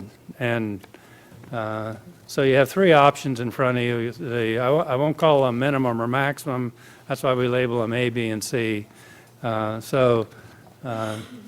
You know, and we can develop more if this isn't the right mix, but this generally is the way we approach it, stacking them, kind of each one consider, you know, we add a little bit to the last one. So I hope that's clear. So we ran this through a computer model to calculate everything, and it's a huge Excel workbook. Bob has a copy of it if you're really interested in the details, but it's about 70 worksheets. And so the way it works is it's really designed to kind of calculate the water savings. So it takes the baseline water demand that's going to be what we think in prevailing over the period that this program is active. And we planned the program to be active before. I know there's talk of another water supply project, and we're not talking about trade-offs. We're talking about what can you do now, you know, because that project's on a different timeline than we could do something right now, starting this year. So we're trying to do something until that program plays out and is built or not built, but at least what could we do in like the next, you know, 5, 6, 7, 8 years. So that's what this is about. So the way this model works is if you think of all the water used in Cambria is in a big bucket, and then we take off the water that is unaccounted for, is lost, is meter error, whatever, and then we talk about, okay, now we're down to billed consumption, and that's a smaller bucket, a little bit smaller, and then we put it into the different buckets of the different types of customers. So we have 4 or 5 buckets now. And then we separate it into, well, how much is used indoor and how much is used outdoor, and so now we have maybe, you know, closer to 10 buckets.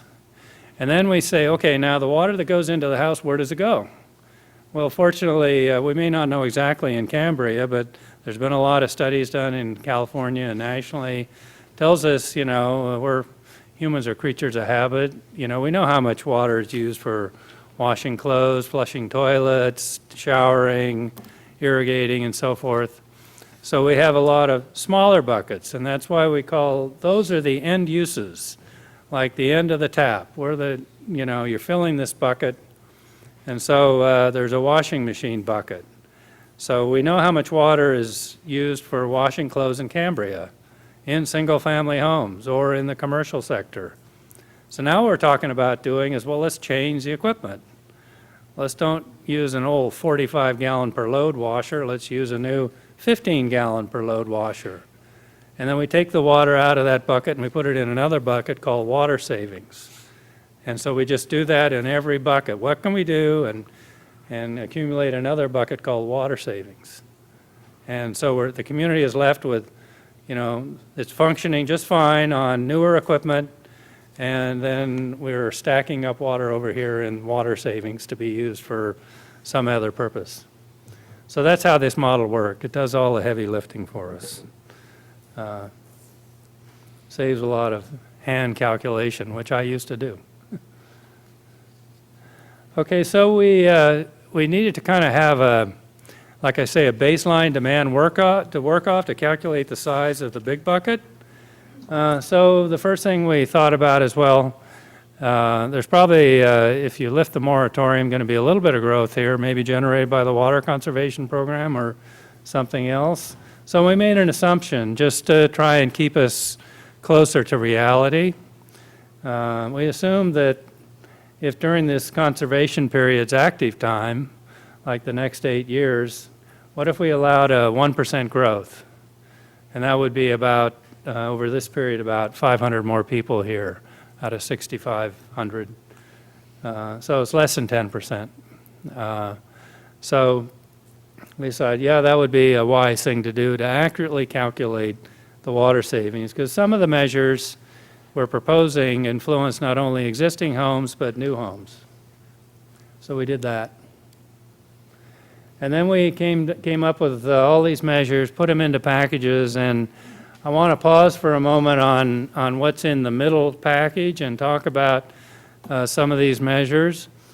So this is a list of them, and I've tried to highlight the ones that are currently being done by the district. They're in italics and they have an asterisk, so I was trying to make them kind of stand out a little bit. But so what we're doing with those existing programs is we're changing them. You may have a toilet rebate program. We just want you to do more rebates. And so each of these it's a kind of a ramp up of the existing program. And then there's some new programs. So these are the 20 measures that we're actually recommending that be adopted in the plan. It's just a preliminary, a draft recommendation if you want.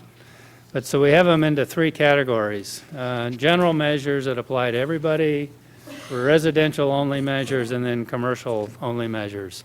And you'll see some of the measures apply both to the residential and commercial sector.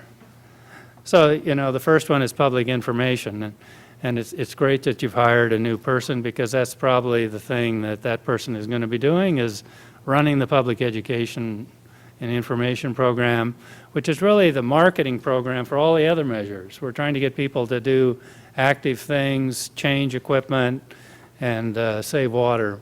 So it needs a public information program to kind of hold everything together. And then your water losses are not high here.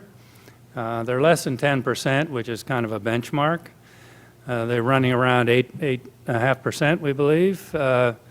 But we still think that if you worked harder on being more proactive and looking for leaks in the streets and other things, you could perhaps squeeze another 1% out, reduce your the production 1%. So that's what that program's about. And then we know you've changed meters about 5 years ago, the automatic meter reading now. That's a great system. And when people are finished with that, they come back to the office and they actually have information about each and every meter that was read, and you know how it's functioning, and is there any period when there was continuous flow. And you know, eventually in a building the flow stops unless you have a leak or there's something else unusual going on. So just having a record of who has continuous flow for the month tells us where maybe we could help that customer find and fix a leak. But it would take some staff, you know, to be proactive, to contact the customer, work with them to get that sorted out. So that's one of the programs. Use that to reduce the baseline level of leakage in the community to a lower level. And then when talking about your water rates, we're not water rate consultants, and if you want to work with the water rates, you'd need a water rate study. But in looking at this and some of the other places we work, we think there is room to make the water rates a little more aggressive. Yes, they do go up. The more you use, the more you pay, and that's a good thing. But in terms of how much they go up, we think you could raise the bar a little bit. But you got to be careful, because that affects revenues, and it's got to be fair and generally revenue neutral. So you'd need a rate consultant to sort all that out. But we think you should, you haven't touched the rates in a while, we think you should look into that and see if that's a fruitful area. And then you have an ordinance on water waste, and we want you to be more aggressive about enforcing it and using it to find excess irrigation water that's running down the street, you know, working with the people to get that stopped. And then I'll move over to the residential and commercial measures. And so the district currently offers a toilet rebate program, and the amount of the rebate depends on what you replace.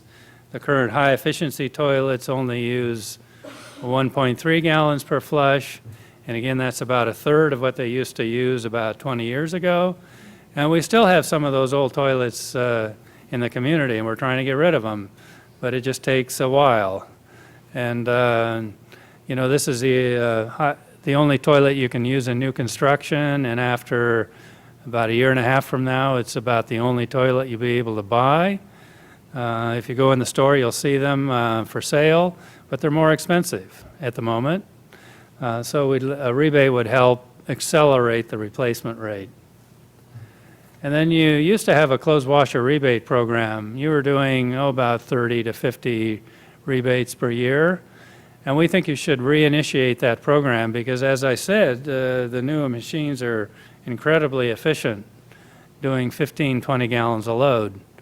But they're expensive if you've ever priced them. They're way more than, they're not $500, they're more like $1,000. So a $150 rebate just might swing more people over. And if you think about, you got 4,000 accounts or homes here,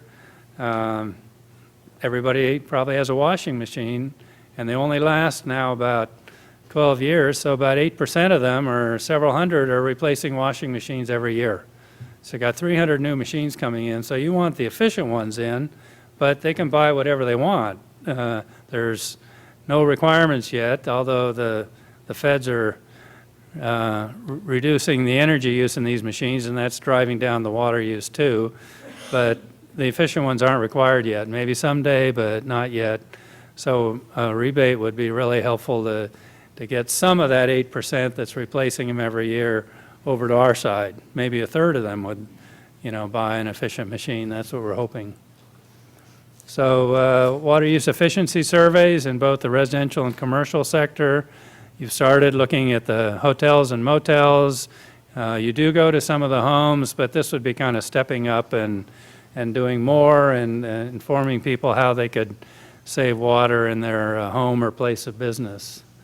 You have a great showerhead giveaway program that's going great, and just keep doing it, because you're promoting the most efficient showerhead in the market, 1.5 gallons per minute. Goes beyond the current plumbing code, and that's a good thing. And the good ones work well. So then we want to work with the district's code on retrofitting of the existing homes on things like resale, changing the name of water account, a new building permit to add a bathroom or a bedroom. We want to try and bring that house up to current code. And of course, there's a lot of codes that kind of overlap and have different requirements, but want the district code to be the most aggressive of them all. We want to try and bring all those homes up, every opportunity we get. So it'll take some code revision to do that. And then we have a little bit going on the irrigation upgrades and landscape upgrades. We're going to ask that the new accounts, if you do have new accounts, are irrigating and landscaping in the most efficient way possible. And those are not, normal codes, or the building codes are starting to get into the irrigation a little bit, but we want your code to really lay out, what's acceptable around here. And so that's kind of an overview of the measures. You have a list of them all, and in our report, there'll be a lot of detail about this, and all I'll say is it's a tall order for a district your size to try and do all of these measures and do them fast, which is what we've kind of proposed here. So just recognize that it's not an easy deal. So how would this all play out? Well, we have some graphs here, and it's always a danger of showing graphs, and people like numbers. We're engineers, we like numbers.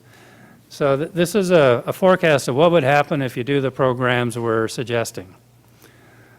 So now we're looking at what would happen to water production in acre feet per year over the next 30 years if you ran these programs. And so the different lines, different colors represent different scenarios. So I should make a remark at where we're starting. So we're not starting at current levels. We're starting at what we call a baseline demand that we think is more representative of where the demand will be over the period that our plan will be operating. So it's higher than it is the production that's shown on this chart of about 790 in 2012. I recognize that's quite a bit higher than where you are today, but recognize that the water use is going to rebound over time. Just for our purposes, it makes sense to evaluate these programs with more of a representative baseline, and not to get too excited about, is that exactly where we were in 2012 or not? So I'll just go down the lines one by one. The top line, the blue line, is what if there were no plumbing codes and we let 500 more people in here? Well, you're going to use more water, maybe 60 or 70 acre feet more water by 2020. Well, that can't happen because there are plumbing codes. So we like to see how much the plumbing code does, and so that drops us down to the green line. So the water use will still go up a little bit as those people come in here, but then it'll operate not only on those homes that are being put in, but all the other homes, all the other 4,000 homes, as they, over time, on their own, replace fixtures. So eventually, 30 years from now, we'll be lower than where we are today if you do nothing. That's a do-nothing scenario. So then there's options to do something proactive by running one of these programs, A, B, or C. So A is the orange line, B is the red line, and C is the green line. So you can see that even though we're allowing 500 more people in here, we are still dropping the demand. So we didn't try and optimize this or contrive anything here to say, well, let's just make it level, you know, and we'll keep the demand the same, and we'll let in all the people we can to do that. I mean, those are, for our purposes, not, you know, where we really needed to go. It doesn't really affect the savings that much. So we're just trying to portray what the savings would be on these different programs and get some guidance on which is the right program to run. And then we'll let the numbers in the future fall out where they may. This is a tabular representation of what we just talked about. I'll just, by the way, these are exhibits out of our report. What we have listed here is 5 rows, first comparing the plumbing code, and then adding on these 3 levels of proactive conservation, A, B, and C, on top of the plumbing code effect. So first, if you look at the water utility benefit cost ratio, well, they're less than 1. So what does that mean? Well, it just means that you have a pretty efficient and low-cost supply of groundwater right now, and that's what we were trading it off against. So doing this is going to cost you more than just pumping the water out of the ground. But, you know, I think your supply is, I won't comment on the supply, but you did, you know, I think you lose about half your capacity some years ago. So, you know, this is a way to kind of restore some of that. But it's one measure of, you know, how far should you push the envelope. So now we've then listed water savings in acre feet for 2019 and 2040, the end of our evaluation period. And then we've looked at, well, what is the percentage reduction in production in 2019, and then how much does it cost in terms of budget over the next 5 years, and what is the cost in the dollars per acre foot. So there's a lot of numbers here, but I'll just hit some of the highlights. So we were talking about Program B a moment ago. So if you extract the plumbing code from the line that says plumbing code plus Program B, by 2019 we're talking about 75 acre feet. So Program B by itself would save about 75 acre feet. Program C would save, you know, maybe 15 more, getting us up to closer to 90, and Program A would be 15 less, down around 60. So what is 60 to 90, that's kind of the range. And then, of course, the water savings grow. Some of these programs continue, most don't, but the plumbing code continues. So we'll be saving even more water by implementing these programs in 2040. So in terms of a percent reduction, so you can get a feel if acre feet, 75 acre feet doesn't ring a bell. Well, the plumbing code in 2019 is worth a little over 3%, and then Program B is about 12.3%. So you could say Program B is about 9% reduction by 2019 in water production. And well, how much would it cost? How much budget would we need? Well, if you just divide the 1,419,000 by 5 years, you get a little, you know, it's in the range of 400,000 or so. Give you a feel for what the budget would be, and that's new money not being spent now. And the cost of water saved, dollars per acre foot, if that helps, it's over $1,000. You know, it's certainly more than you're spending now on your groundwater system, but that's not a bad price. If you look at developing a new water supply, cost to run it, $1,000 an acre foot is is a pretty good deal, actually. So we have a lot of numbers in a lot of different ways to show. I got one more chart and for perspective, and then I'm going to wrap it up. So let's look at the value of the investment. You know, how far should you take this water conservation? How far should we push the envelope? So what we've plotted here is the cumulative water saved by 2040, kind of the end of our planning period. So if you start with, say, nothing, and then where would we be by 2040? If you did everything, you'd be pushing 180 acre-feet by 2040. And the present value cost of that would be about $3.5 million to get the 180 acre-feet. So now let's look at the individual choices you have. If you do nothing and do the plumbing code, you don't spend any money, and you get, by 2040, maybe 80 acre-feet. That's a good deal. But you got to wait to 2040. You got to wait 30 years to get it. So if you want to do something a little quicker, you need to select, in addition, one of these programs. So that's really what we're trying to sort out today is which program. So A gets us up to, you draw the line, you know, it's costs, you know, $1.75 million in present value to get from 80 to maybe 140. And then the curve steepens, and that's a good thing, because we want kind of a steep curve. We want to save a lot of water, and we don't want to spend a lot of money. So to get to program B, we get a higher water savings, and we spend maybe another $1 million in present value over 30 years. And then the curve levels off. So that's the classic cost effectiveness curve where we've passed the point of marginal returns. They're diminishing, aren't they? So we're getting less for our money, less per unit savings. So you might say program C is past it, and program B is optimal. At least that's the way we read this curve. So that's kind of why we decided to recommend program B. I've done these curves hundreds of times, and they usually come out like this. Sometimes they're steeper, sometimes they go the other way. I don't know, but this one kind of has a classic shape. It's not that dramatic, but I think you could probably justify A, B, or C. So the choice is really yours.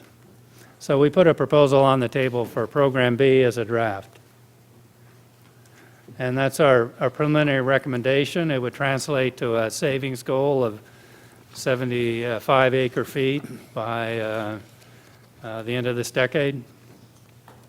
And it's going to require a lot of work on the part of the district. Remember, they're a small group, so they're going to need more budget, more staff, or contract support to get all this done. And so they are doing quite a few things. You've heard about them today. It's great. The retrofitting the laundromat was in the paper this morning. Those are examples of great projects that make a lot of sense. And I'm sure there's more of those out there, and that's what we're looking for. But you're going to need to get more aggressive and ramp up what you're doing if you want to save this amount of water in this short amount of time. That's what makes it aggressive in my mind. It's not that you're doing really aggressive programs, it's how fast we're talking about doing it. So we're trying to do it, you know, as an interim measure before you resolve your next water supply project. Whether it's successful or not, that gave us a window to try and do something. It's something you can do now, you know, instead of just wait and see how that plays out. So that's what we're suggesting. It's a good idea. You know, you're would be kind of in the minority if you do no conservation in California these days. Most communities are doing similar things to what you're doing, and they're having success at it. But again, it's as Director Robinette, did I say that right, brought up, verifying the savings is going to be important, but a challenge when here we are rebounding from a recession, the water use is going up, and we're trying to drive it down. And so it may still go up because it may be going up faster than we're able to drive it down. We're only going to be driving it down a couple % per year maybe, and yet last year went up 6%. And I don't know if the weather was a part of that, but so that's what is going to make it a challenge to actually, they're going to have to be careful accounting to keep track of what they're doing so they know that they're actually saving water in spite of what the water production is doing, which goes up and down for, unknown many reasons. So we think it's a great idea for you to do this. We appreciate all the effort from staff working with us diligently over the last couple of months to get to the point of having a report that you'll all see in a bit. And, we think that there's a lot of good quantifiable and non-quantifiable benefits for doing this. So that's the end of what I wanted to say today, but we're here to take feedback, answer questions, get some direction so we can wrap things up. And after we've heard from you and the board, Bob and I will talk about what would be a reasonable schedule to kind of wrap things up here. Okay, thank you, Mr. Mattis, for your presentation. That was very informative. We'll first take public comment, so if you would stand by and we'll take the public comment, then we'll bring it back to the board for questions and further discussion. First member, Elizabeth Bettenhausen.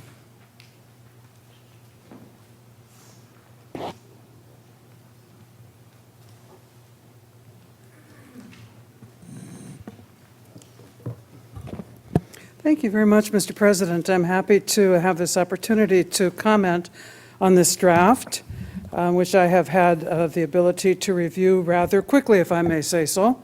And I assume the same is true for all 5 of you, since we have not received this until 2 days ago in the evening. And I really have a confusion at the moment. Actually, several, but I'll burden you with one of them.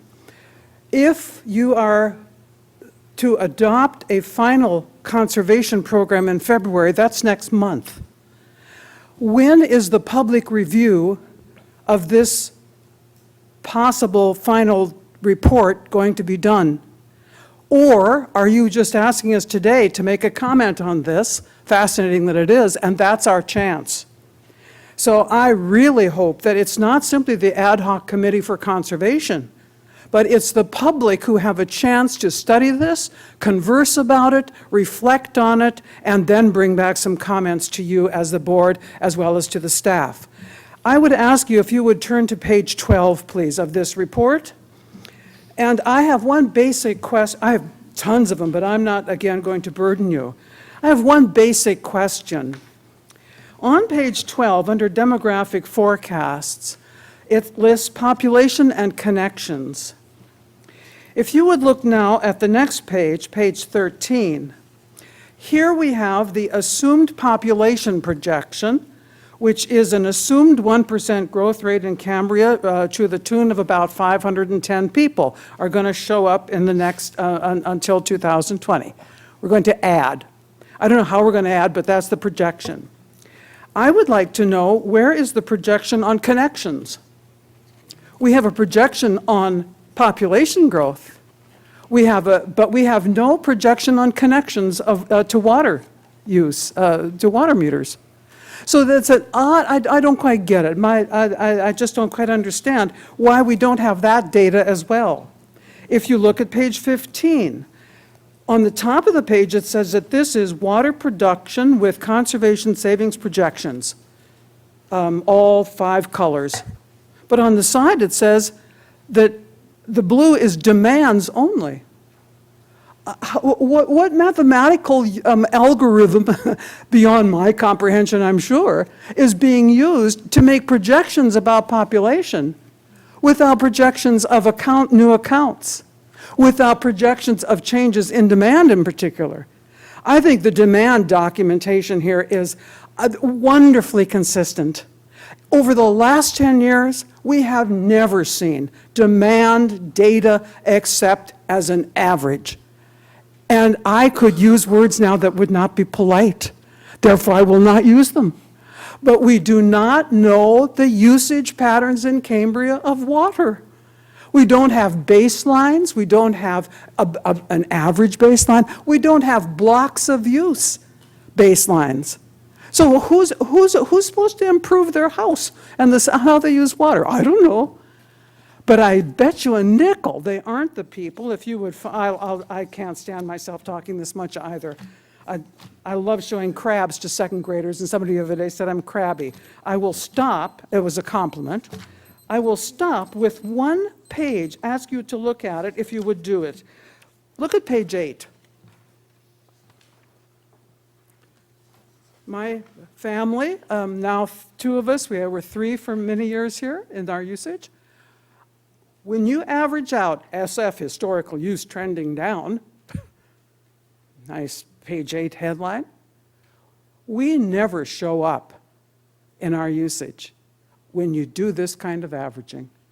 We hang out way down below 40, but we don't show up because it's a mathematical average that gives you an illusion of data that's useful if you want people to conserve, but I suggest that it's not really all that useful, and I thank you very much, Mr. President, for not calling my attention totally to the bell. Thank you very much. Thank you, Ms. Bettenhausen. As usual, you make a whole lot of sense. I think it might be helpful if we did have a public meeting after the final draft is prepared so that we could receive more input based upon that report and then bring it back the following month. So I appreciate your commentary on that. May I get clarification on that? The final draft is, what we thought is we would get input from the board today, and we can do it what the board's pleasure is, get input from the board and the community today and circulate that between now and the February meeting. That was one of the questions that were asked, when will we have a chance to review it? We meaning the public, and circulate it and take those comments. What I'm hearing the board say is that we take the input from today, bring it back in February, and then hold a public workshop. Is that what I'm hearing? I would think so, if that works for everybody. Could I comment that there's another scenario where we could have a special meeting just to make it a little quicker? In other words, maybe we can come up in 3 weeks with the final report, give people a week to take a look at it and try and get it done in February. I'm just trying to keep things going. So just suggesting a special meeting might be, and a special meeting would be more focused, and just the people that are concerned about that particular issue would come in, and it's just a thought. Okay. May I ask yes. a question of Mr. Maddows? Director Robinette, certainly. Okay, thank you. I wanted to ask a question based on what our last comment was from Elizabeth, and because I think it's very important. On the graph on page 15, and the question I think, and where's Elizabeth? I know she's out there, but I can't, there she is. I believe the question was that this is with conservation, but how would connections impact the trend? I believe that's what you were asking. Now, my Right. question is, my understanding is that you calculated the connection into this particular forecast. Correct. Yeah. So we assumed 1% population growth, and then we allowed all of the connections, be they commercial, vacation rental, single-family homes, all your billing categories, to go up at 1% per year. So the connections were about 350 over all of the categories. Now, we know you have a waiting list, and we don't really know, I believe it's a residential waiting list. So we just made everything go up at 1%. Okay, so just so it's clarified, because this was something that I was very interested in, that this actually reflects the additional connections. It does. Yeah, I think we're growing the connections to, from 4168 to 4544, something like that. The difference, I recall, was about 350. Okay. Okay, thank And you. so then we took, I'll you know, save where more did we comment. get the 510? That's only the population the permanent population in the single-family homes. But we assumed all account categories would grow. And of course, we really don't know what will happen, but it's a way of factoring in some growth into our work.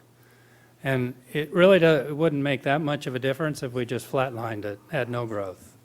And if we could go back and redo everything, and, the water-saving numbers would be a little less, but I think it's a little more meaningful to look at it with some level of growth. Right, was the clarification, because that had been my question too.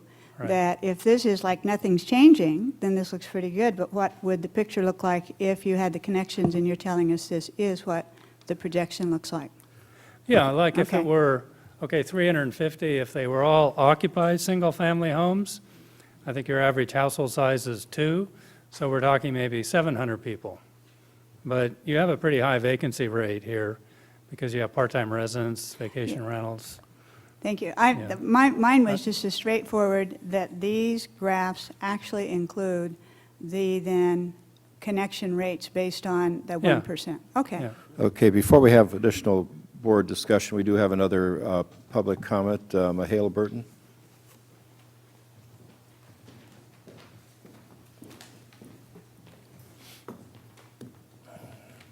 Mahala Burton, Cambria. Well, I'm still confused about how the population was determined.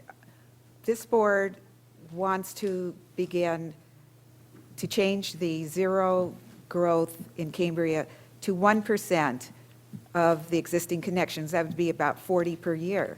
So 7 times 40 is 280, right? Today, we're getting 40 more affordable housing.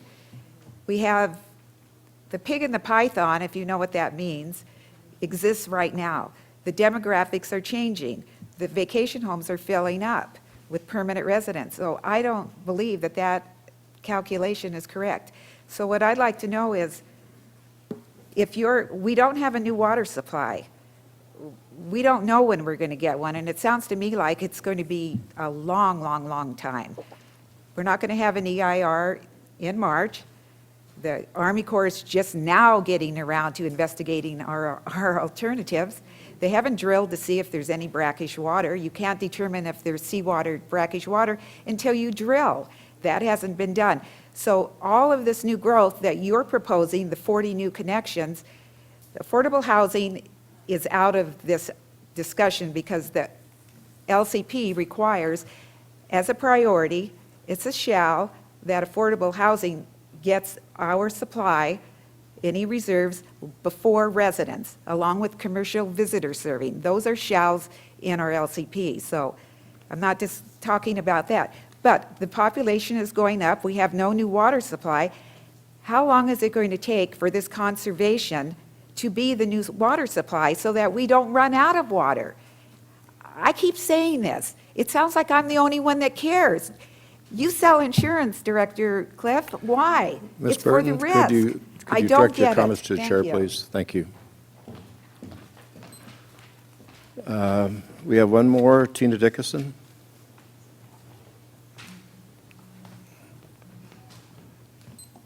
Thank you, President Thompson.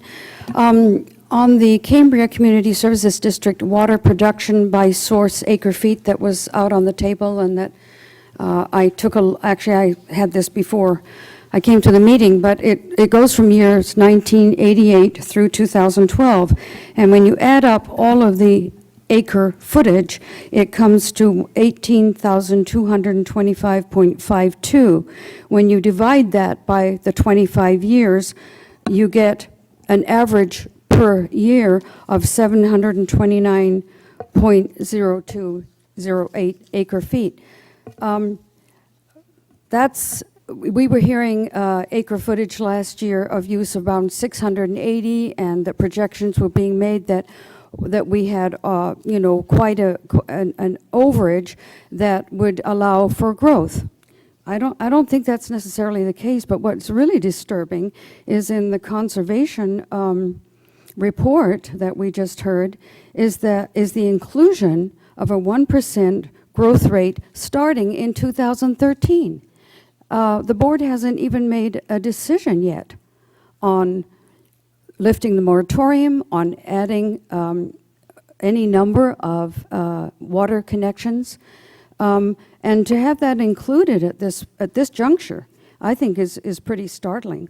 But I also would say that it would be irresponsible for the board not to take pretty aggressive steps towards conservation, but to be including a 1% growth rate that you haven't even decided on yet doesn't make any sense to me. And we do have the 40 units that you will be deciding upon today, but the other thing is, you know, I looked at the difference in acre footage used between 2011 and 2012, and we've used 41.86 acre feet more in 2012 than 2011. So, you know, it seems like this trend is not going downward, it's going upward.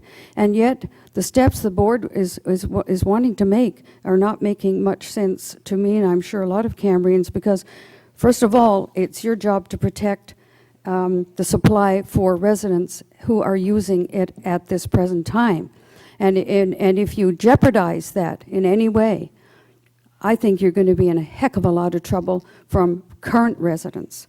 So before you take any steps to lift a moratorium, which I really don't understand how you can in the way you've been speaking, I think you need to take a good look at what the production has been and first of all, get the conservation effort underway and have a proven track record. Wow, I don't know what that was, but a proven track record before you decide that you can just grow at whatever the 1% amount is. Thank you. Thank you, Ms. Dickerson. Okay, with that, I'll bring it back to the board. Director Rice. Thank you. First of all, thank you to the community of Cambria who does pay close attention to these things. And the first thing I'd like to say is, you know, you go to a carnival, there's a big jar full of gumballs. You got to guess how many gumballs in the jar. Well, the bigger the jar, the more gumballs, the more you're likely to get it kind of in the vicinity, but maybe right, maybe wrong. But if you've got a jar about this big, and you got like 8 gumballs in there, 10 gumballs, you can really come pretty darn close to where you need to be.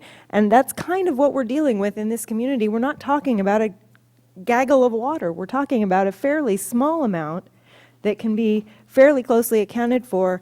And this community is pretty well versed in, and not just the people that are here, but a lot of this community is pretty well versed in the different ways that this community has gone about conserving water and the possibilities that we have, and has lots of ideas that could work.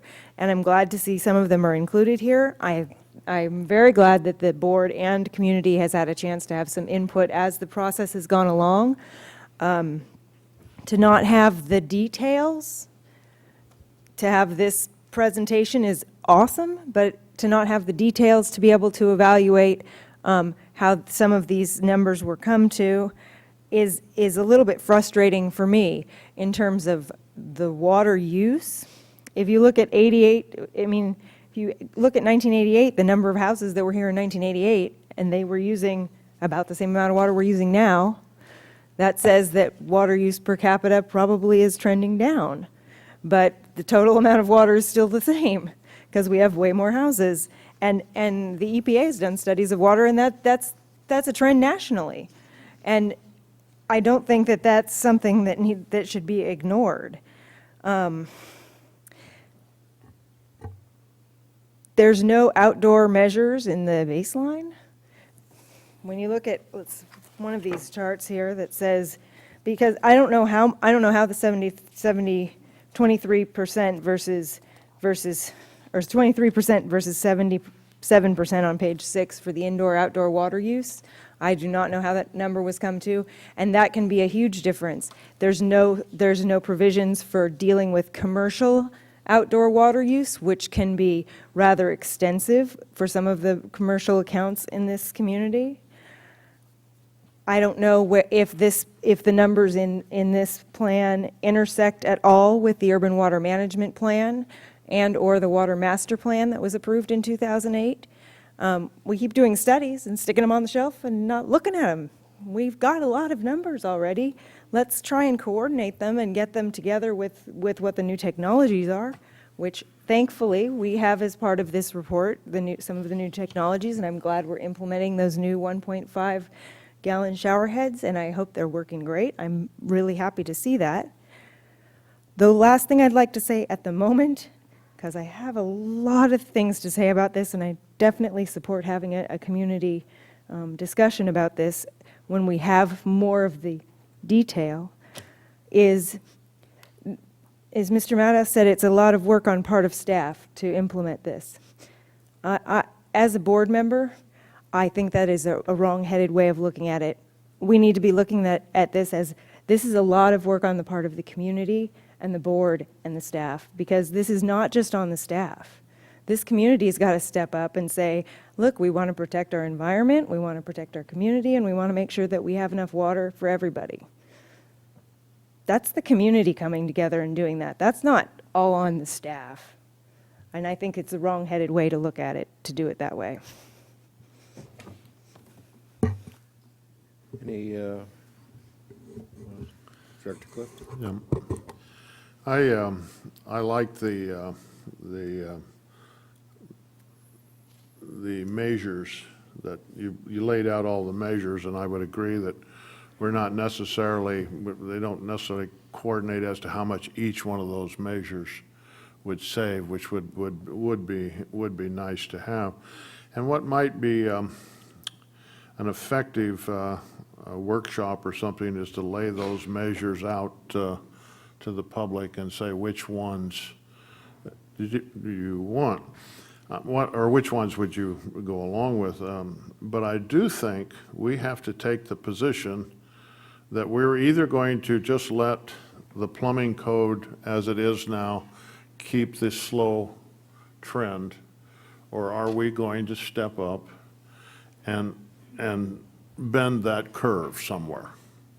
And so I think we have to say as a board, if we're going, or we have to come to one of those two conclusions, which says, if we don't do anything, the plumbing code itself will do a little bit for us, or we have to say we're going to make a 10% reduction in water usage, and we're going to do it by certain procedures. Now, those procedures, I think, could be a lot of community workshop input. But I think we have to make the decision, are we going to bend that curve? Because I think that's the policy decision of this board, is are we going to do nothing? And if we're going to do nothing, then let's just do nothing. But if we make the decision we're going to bend that curve, bringing the community into how to bend the curve, I think is important, but I think we have to commit first. Mr. President, yes, I agree with you, Mr. Clift. I don't have a problem in dealing with page 15. Yes, it is averages, and yes, it's very aggressive. He explained very clearly how we're going back to a baseline that's higher usage than now. And I think still it shows conservatively that we can live within the pumping scheme that we have. If we wanted, and it also projects growth that, yes, we haven't approved yet, but it is a very aggressive way of approaching this. And I think the law of averages is going to work. And I know that, I might use less than others and so on and so forth. I am a little disappointed, somewhat disappointed, that we can't have an aggressive billing policy. Out of this study, I know Mr. Metis is not involved in billing or fee schedules, but I support, once again, giving people that are only using 1 to 2 units a billing cycle a reduction in their fee, and not including that first 6 units in the base fee. I think that people should be rewarded for not using water, even at the one unit level, and then become a little more aggressive as it goes out. And I'd hate to spend more consultants, but you'd think we should be able to do it internally somehow and come up with something that's revenue neutral but makes it more aggressive as far as billing. And I do have a similar question, and maybe it can be addressed today, about the indoor and outdoor water use. I think Mr. Mattis can deal with that. I have one question, Mr. Mattis. When we look at your page 15, I'm over on your other, yeah. If we look at page 15,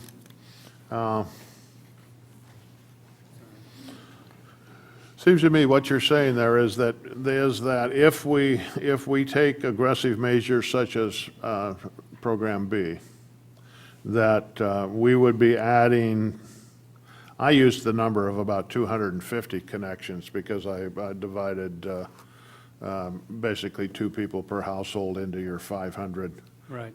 people. And so I 250, 260 connections over that 8-year period of time. What I perceive you're saying is we could add those connections and still result in a lower water usage than what we're using today. That's correct. And that's your professional opinion? Yes. Okay, that's what I wanted to know. Yeah, I think it's a board policy. If you save water, what do you do with it? You know, do you just put it in the bank, or do you spend it? So it's certainly up to you. And we're not telling you, we're not making a recommendation on that. I think it's certainly up to you. You can see, just for what we assumed, 1% growth, the net demand of the entire community would still drop. So And could you that's comment because on- it's a pretty aggressive program. And that's the decision I think we have to make. Are we willing to be that aggressive and fund either personnel, procedures, rebates, whatever, out of that list to reach that point? Right. And the outdoor water use? Right. You know, there's only so much you can get out of the billing system, but we generally feel that the minimum water use in the winter is pretty much all used indoors, and we look at that and what percent that is of the total. If you just prorate that over all the months, that's indoor, and you say everything on top of that is outdoor.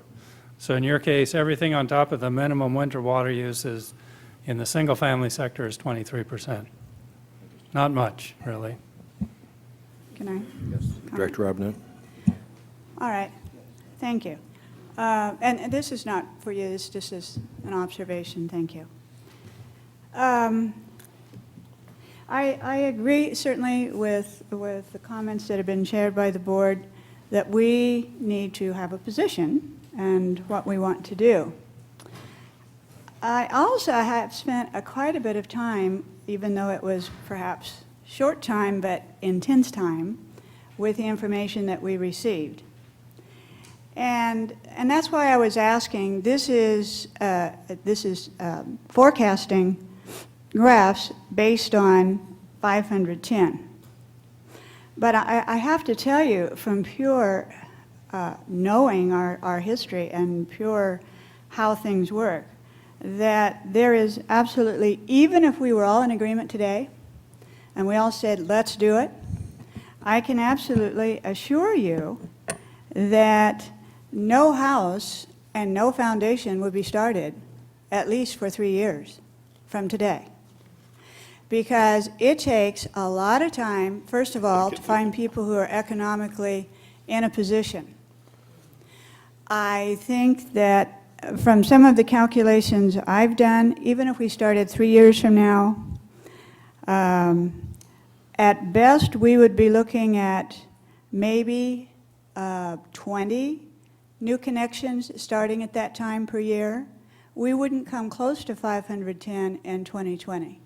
It just isn't, it's just not feasible. It's not practical. So what I see is good foundation, good input from our community, but I think for us one of our next steps is to first we decide somewhat of a commitment and a direction, and then I would like to see that we certainly have the public meeting, But I would really like to have almost, I hate to say this, but I would almost like to see a committee so that we really have the diverse population of Cambria represented. I appreciate the time and effort, and I know the people that are able to be here today have tremendous commitment to our future and spend a lot of time. And certainly your work is invaluable to the process. But I think there are some steps now. We're at a point where at least we have some things that are a little more concrete, and I appreciate that. But we have to decide what our commitment is, and then we have to really look at the reality of what would really happen by 2010. And so I just have to say, I could not be convinced that we would have near 510 new connections by then. Thank you, Robinette, Mr. Robinette, Dr. Robinette. Gail. I certainly concur with your thoughts on this. I think that was quite a good analysis. We will schedule a meeting specifically to deal with this issue. We'll ask that the staff report and the Mattis report be reflect the commentaries that have been made today. And I think, as we did with the fee schedule issue, that we need to make outreach to all the stakeholders in the community, or as many as we can gather up, to input on this issue. Realtors, contractors, parents with young kids, et cetera, that we make sure that we really have a representative group of stakeholders, and perhaps have the meeting in the early evening so that more folks can attend. I think that was quite positive when we did the fee schedule meeting. So let's work on that for next month. Let's bring it back and again try to lay out what it is we're trying to accomplish and where we go from here with this. Dr. Clift? I don't disagree with that, but I would like to have the public have some indication of what level of commitment we have, just as a consensus around the board. We don't have to make a motion or anything, but I think it gives staff then direction as to, you know, if we're going to say,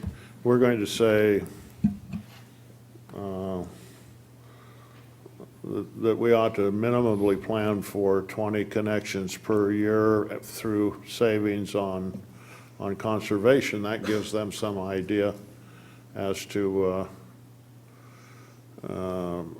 what's going to have to be done, and then can put some pricing on that. I would use probably conservatively 1/2 or something like that %. That would be a goal to get a conservation program that could allow for maybe a 1/2% growth rate without any increase in water usage. Director Rice? Maybe I'm confused. I thought this board was already committed to reduction in water use by at least 5% by 2020. Isn't that part of the urban water management plan? That's correct. That's correct. And I appreciate the specificity of saying how much we'd like to try. I mean, that kind of goal is, I fully support, because it's measurable and it's doable and it helps the staff a lot. I have just two clarifications on the report, since it's still kind of draft. What is the horizon of the program that's suggested here? Because there's a couple of different graphs with lots of different lengths of time, so it's confusing to me. Well, I think you can see from this graph that we tried to do all the work, the active work, in about 6 or 7 years. And then we stopped most of the active programs. Some of them kind of continued because we renew them so that we don't lose savings from surveys and things like that. But generally, the active period you can think of as between now and roughly 2020 or a couple of years earlier. Okay. And so we're trying to do save about 10% in about 6 or 7 years. Okay. See, and that's about twice the 5% And, that we're committed to by 2020 anyhow. yeah, Okay. we're committed to 5%, and in fact, when we hit that 105 gallons a day, daily rate that we're going to talk about, I think, in some other part of the meeting, isn't that a 5% savings in 2012? I think that's what our water report just said. That's correct. The target for the adopted as part of the 2010 Urban Water Management Plan, and that was a composite value where you include the residential and your commercial connections together. So there's a little difference in some of these numbers. I just want you to be aware that that was a total based on all connections, based on the state's mandated approach and how to calculate those numbers. But it is a 5% reduction goal that 105 gallon per capita day was based on. Right, and with some of these good measures that have been suggested here among the 20 or 22, by 2020, we're still looking at, the likelihood is very high of having another 5%, which is very positive for the community. Right. But it's beyond even what we put in that urban water master plan. Yeah, that's right. Maybe I can make a suggestion. And, you know, we'd like to get this report in everybody's hands. It explains the details. You just really got an overview today. You're trying to answer detailed questions off of slides, and that's really not fair. It was just the timing didn't allow us to get this fully reviewed and back to you in time. So we do want to get this out before, you know, it's considered for adoption or you have your meeting or whatever you want to do. But we can do some simple things like if there's controversy over the 1%, we can run 0% or 0.5%. And all I would say is that everything will shift down if we use a lower percentage. Or if we use a higher percentage, everything will shift up. But I don't know how much until we run the numbers. So we could run easily another graph like this, put it in the report and say, okay, what about 0.5% per year, 20 connections instead of 40? You know, something like Can you that. say like a 0.5% projection in population or connections, however we're going Right. to use the terminology, and a net 10% decrease in water usage? Well, those numbers would change. Where do It would- those numbers work out? Yeah, I think they'd be lower, just because you have fewer people, you know, to save water, be a little lower. I don't know how much lower, probably not a lot. I don't think it really makes that big of a difference as far as the savings. And so we'd like to say, if you're okay with us wrapping this up with Program B, you know, we were just floating a trial balloon here. If you think, well, let's just keep it in there for now, and we can change it later. But, you know, just so we can produce a report with kind of a single program, and we'll do some testing, you know, to kind of beef up the report a little bit so you see what's important and what's not, what it's sensitive to, and then you'll get the better explanation of where the numbers came from, and then I think, you know, you put that out to the public and let them comment on it, and then have a meeting, and then, you know, when you're comfortable and community's comfortable, go ahead and adopt it. And we'd like you to get started as soon as possible, because it's something you're doing already, but we'd like you to kind of ramp it up, and, you know, it's budget time, and so the sooner you know that you're going to be ramping it up, the better. So it's the chicken and the egg thing. And Director Rice and Director Berniger? I just want to make, I appreciate that what we had was an overview, and I'm very grateful to have it. Like I said, I mean, I know that it wasn't easy to pull all these numbers together because they are all over the place. I do want to make sure that in the report, when the more detailed report comes out, that the cost-benefit comparisons, it was super fuzzy in the presentation. It would be nice to know, you know, this particular measure is going to cost about this much, and the result is we're going to be able to have in that bucket, that's this bucket for saving, in that bucket we get this, and this is how much we spend to get that size bucket for that measure. And I don't know if that is doing that, because then it also allows for not necessarily you, but somebody to do the measure on the other alternative water sources that we're looking at, like the one that the Army Corps of Engineers is working on, so we know that bucket of water isn't savings, but it's a bucket of water, and how much that bucket of water is going to cost, and it will help us better fit into, I'm extremely budget conscious, and I do not want to be spending a lot of extra money that we don't need to be spending if we can do it by doing savings. Thank Yeah. you. I just wanted to build on Director Cliff's comment. He's asking us, the board, to give direction, and I think it's pretty clear from that graph that even with a 1% growth, and by the way, I like the idea of 1% being across all users. I think this board is focused so much on one new single-family residence when we should look at a broad range, multifamily, commercial, et cetera, because use will grow by 1% if we start opening up the spigot one way or the other. So, but I think if you look at that chart, even with a 1% growth rate, even with the Plan B, which I think is the orange line, we can confidently say, and we're going to see it later on in this agenda, that we can grow, and if we can give direction that any chart you come up with does have a growth component, I think that's direction to staff. I would just like to say on that, too. I really do want to make sure that I was clear. The 1% that you've calculated here does not seem like a great risk to the community, according to what you're showing here, that in fact we'll wind up saving water over that time. The only thing I wanted to say was, in reality of that actually happening here, that it'll roll out much slower than that. But even if you were to go with 1%, and yes, it's going to take longer, you still look like you're in it looks like we're in a fairly safe harbor here. If we go with this. If we implement one of these plans, yes. Mr. Gruber?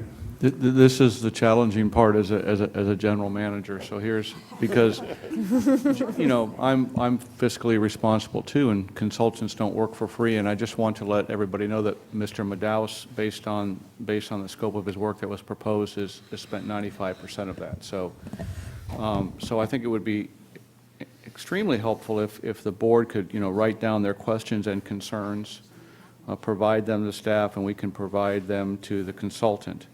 And also the same with the community. I think the community is really good about letting us know if they have concerns. But that'll kind of get our concerns all in one basket, and then we can work with Bill. And then, because I've heard about 500 different things right now, and my head's spinning, so I know the consultant's head's spinning. It's also, we need to be considerate of the consultant. This is not his only gig. So we need to at some point in time, we need to get a finished product in front of the board, and you need to make a policy decision.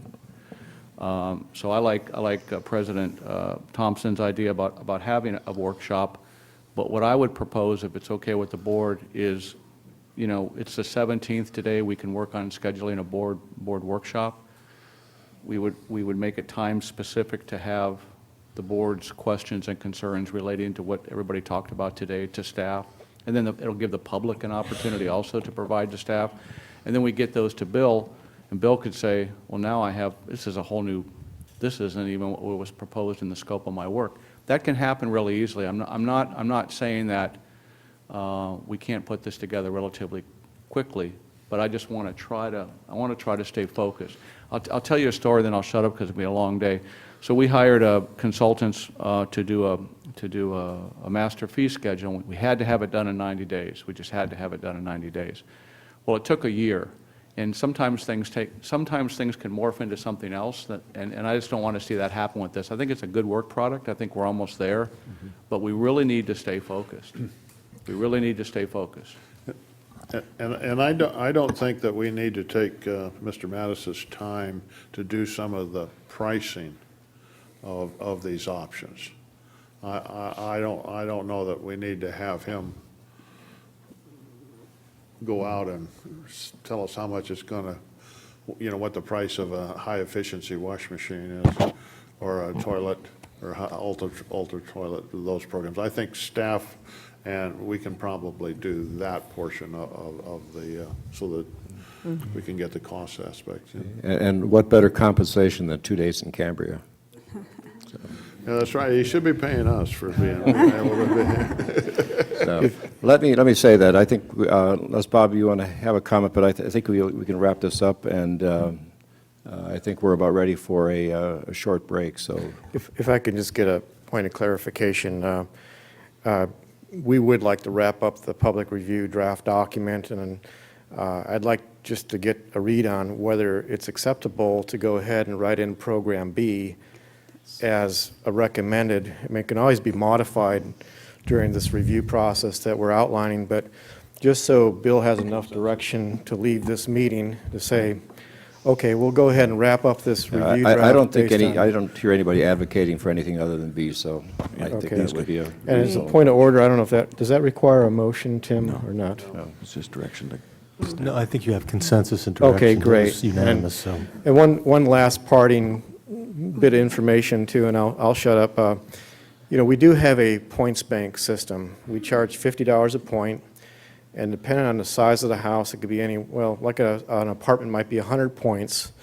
A single-family home may range from 150 up to 350 points roughly. So there are funds, there's funding generated. There's sort of a time factor involved in the cash flow of this, but the Coastal Commission already requires us to offset all new connections with conservation. So if we continue on the course with the points bank, it's going to be funded by a lot by new connections through those retrofit points that get paid, that pay for the conservation program. I just want you to think about that a little bit, and we can discuss that maybe at a future time. Director Rice has a short comment. Very short. My suggestion is that just because it's a final report, it's his final report, we can still go forward with it with the community. So it's not like this is going to be, this is final and the book is closed. This is a great start for the community to have these discussions. I don't think we should look at it as a final report in that sense. And maybe that's just me with a light bulb all of a sudden coming on that everybody already had on. I'm sorry. I think we've got directions here and got ideas, and let them do their final report, and we'll go from there. Okay. Very good. We will recess for 10 minutes, and then People Self-Help will be right with you. Okay. Thank you.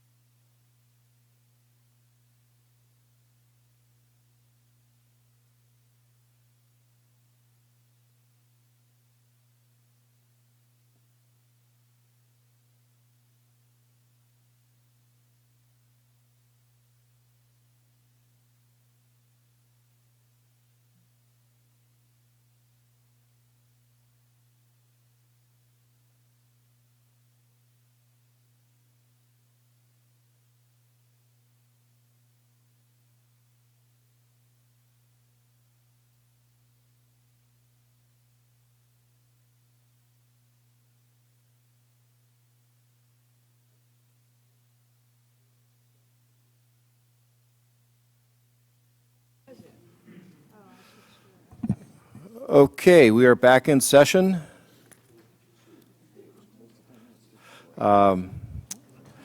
We've moved up item number H, which is discussion and confirmation of CCSD Affordable Housing Program pursuant to CCSD Code 8.4, 04.110. Mr. Gruber, would you explain to us why we're dealing with this prior to the other issue? Thank you. We placed it in this order because there's some policy decisions that need to be made by the board before we discuss items, the other two items. I appreciate you moving it forward for Paul Reinhardt, who's here, on People's Self-Help. Item H, I'm going to let District Council Tim Carmel introduce this and give a little bit of background on it. President Thompson, members of the board. In December, you reviewed and discussed the affordable housing program contained in 804-110 of the code. Today, you're being requested to consider the allocation portion of that code provision. That's subsection B. Under that code subsection, you allocate 6 housing units a year to affordable housing. If they're not utilized, then they're carried over. We estimate, well, we actually have calculated that there are currently 72 units in the affordable housing program. There hasn't been any projects for quite a while. If you approve the next item, that would be 56 units in the affordable housing program. So the purpose of this particular item is for you to consider any potential changes you may want to make to the allocation section in light of the paucity of affordable housing projects over the last decade or more.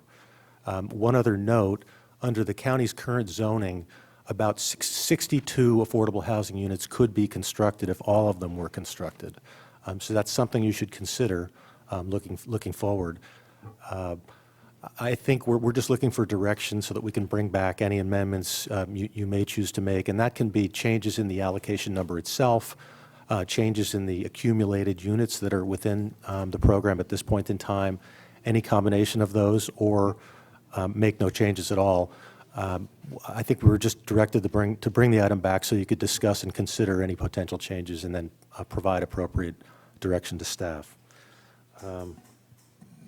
So under the previous policy, there were 6 affordable housing program units allocated every year, and because there were none actually let for 12 years, that would mean that we had 72 in the bank, if you would.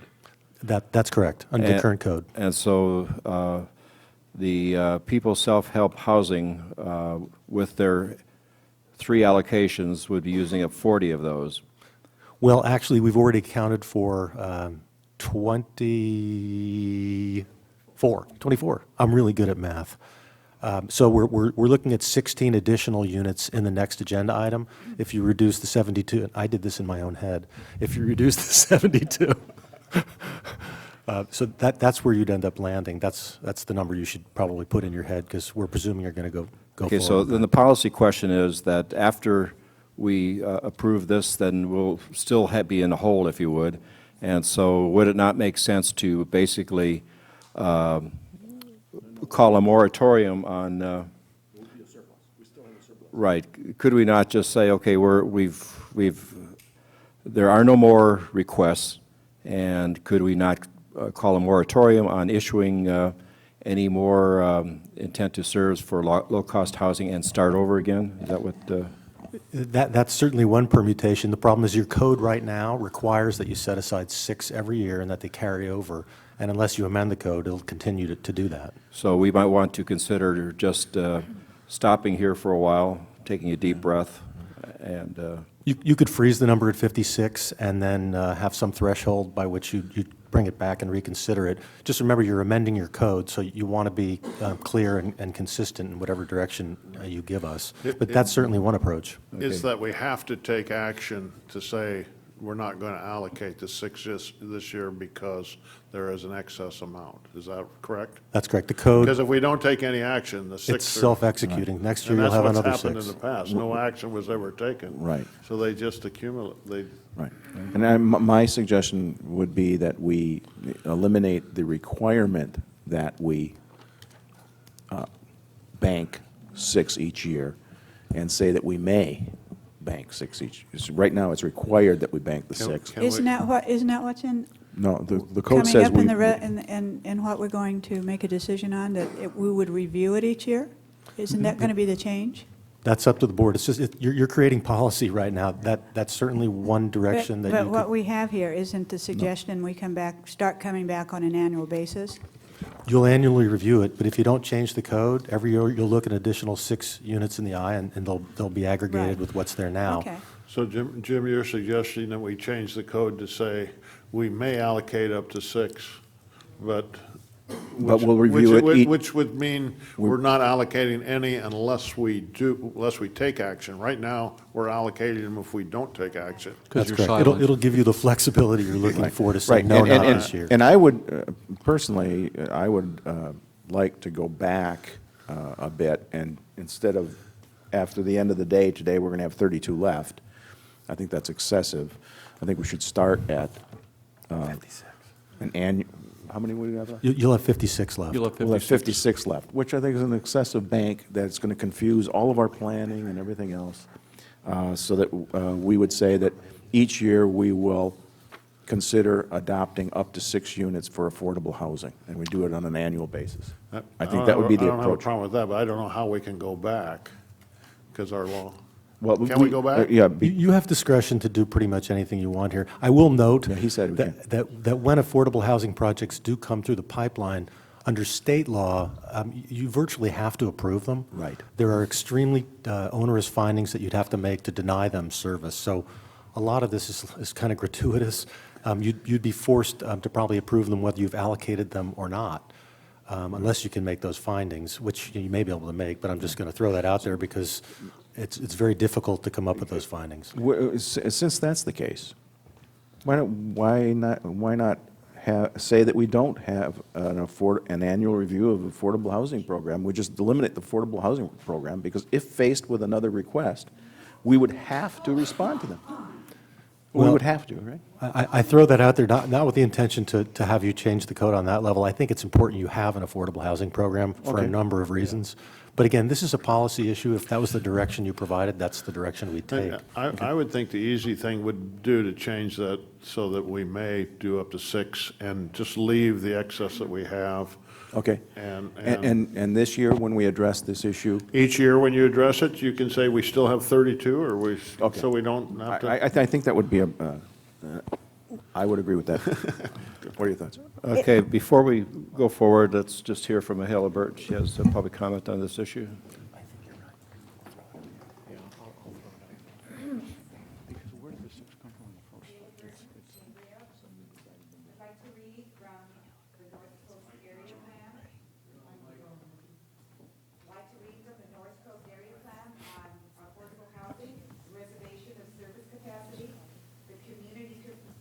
Cambria Community Services District shall reserve available water and sewage treatment capacity for the following priority uses: commercial serving, visitor serving, affordable housing.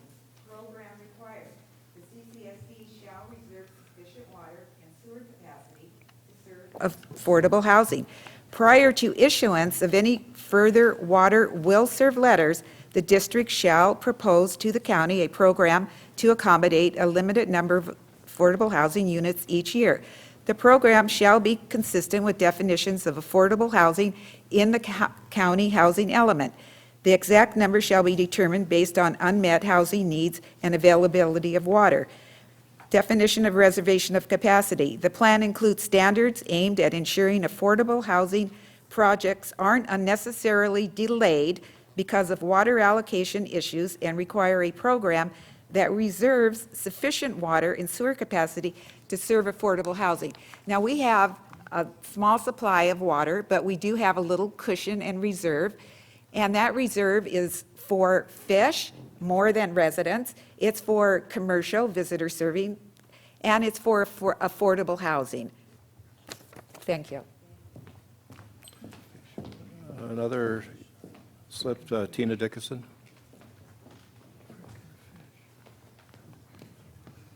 Tina Dickinson, I can't believe what you just said, Director Behringer. Is there any compassion? Is there any sense of humanitarianism from you and other members of this board? It's just shocking, because I think it was last month that we were talking about homeless in this town. We have folks working in this town for minimum wage who cannot afford to buy a house, that so many of us have been fortunate enough to do.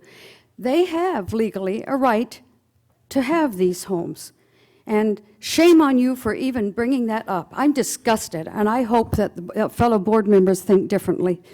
These people need a place to live, and we owe it to them. Thank you. Okay, back to the board. Can I make a comment? Director Behringer. I think that you totally misunderstood my position. my position was is that we will be providing water to all affordable housing projects, period. And it's a priority, and we must do so. I was just saying that we may not have to write down exactly this issue. It was one of the approaches I was going to take. And thank you. If I could Dr. Robinette? say something? I think what we're trying to pull together here and say is that certainly when there's a developer that is willing to invest and wants to build the affordable housing, that we are definitely going to keep that door open with allocations. But if we see in a given year that there's nobody pushing for development, they don't want the numbers, then we're not accumulating them again, is what I believe we were saying. That's what I heard. We have, if we could, we have some proponents here from People of Self-Help that did want to speak on H, I, and J, and so if you could come forward, sir. Paul Reichart, Elizabeth Bettenhausen. You're after Paul, and then Catherine Clayton. Good afternoon, Mr. President and board members. Paul Reichart from EDA Design Professionals, the representative for People Self-Help here today. I think you've all heard my story for the last several meetings. I'm here for questions. I do want to thank the Jerry and his staff. They've been way above mark on trying to help us put this project together. You have an incredible staff, so you should be proud of them. And again, I'm here for questions. Thank you. Elizabeth?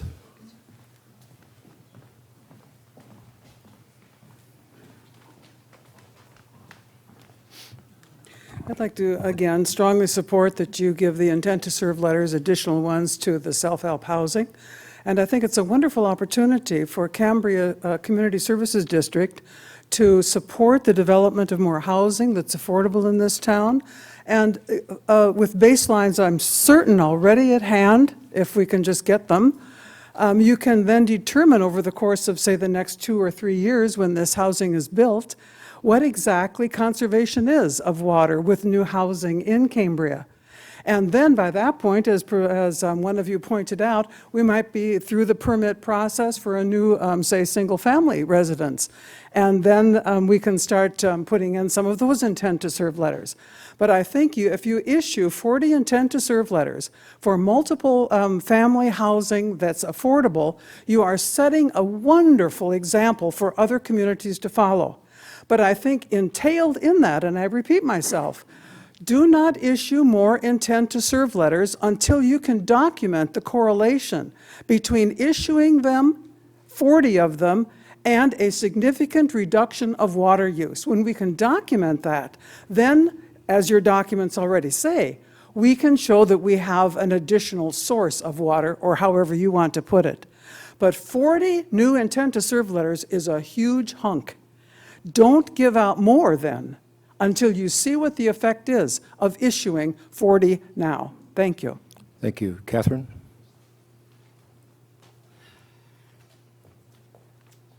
Hi, I'm Catherine Clayton. I own Heartsease Herb Shop and Garden. I've been there for 8 years. I have property, and I have a home at the end of Schoolhouse Lane. This is my property. This is my street. I take care of it. I maintain it. I have pay property tax on it, and I'm having them take half of it to use for this affordable housing. I don't understand. I've tried my darndest to understand what this is all about. I understand that you have to have a certain amount, but at the same time, I think somebody should have researched this. This is the only way I can get to my home. And if you have construction going on there, 6 now, 6 later, I'm not going to have anything but construction on that home, on that street. No one's addressed this. No one's bothered to even look at this. This is not a public street. It's mine. Unless you want to take it from me and maintain it and pay the taxes on it, far be it from me. But I do live next to the other one, and it might look nice and clean from the top because I pick up. There are 2 or 3 deep cars. There's trash, there's glass. I can't tell you how many times I've had to replace my tires. There's graffiti, there's vandalism. There's a whole bunch of things that you don't know what goes on when that many people are limited in that much of space. And let's talk about the water. I have Heartsease Herb Shop and Garden. When I had a $1,500 water bill, not that long ago, I was told by the CCSD to pave my garden, or put cactus in it. Those are the options. And I hear that obviously they're supposed to be going up. I don't know what you want me to do. I don't know what you want the businesses to do. I mean, especially the restaurants and myself. If I don't water that garden, it dies. And it's an institution in this village. And you're going to run me out. You're going to run Heartsease out. And I'm more than devastated that it's all right. It's water's water, guys. We have it or we don't have it. You can allocate 40 units, and that 40 becomes at least 80 people right there, and more likely 120 to 200 people eventually in those homes. And we're talking about 500 in the next, how many years did he say? That's entirely unreasonable. There's two different lists, and we just have to have our rates go up and up and up until I can't afford it anymore. And then someone comes in and says, oh, self-help, here you go. If we had water to spend, fine. But there's no jobs in town. I can't even, my people come from Paso. There's nobody that wants a job in this town. I don't know where these people are saying, oh, we'd have to live right here because there's no jobs. And the reason there's no jobs is because the businesses are going under, right, left, and under the table, mine included. Not that anyone cares. But it's unfair, it's unjust, and I think it's, I just think it's discriminatory.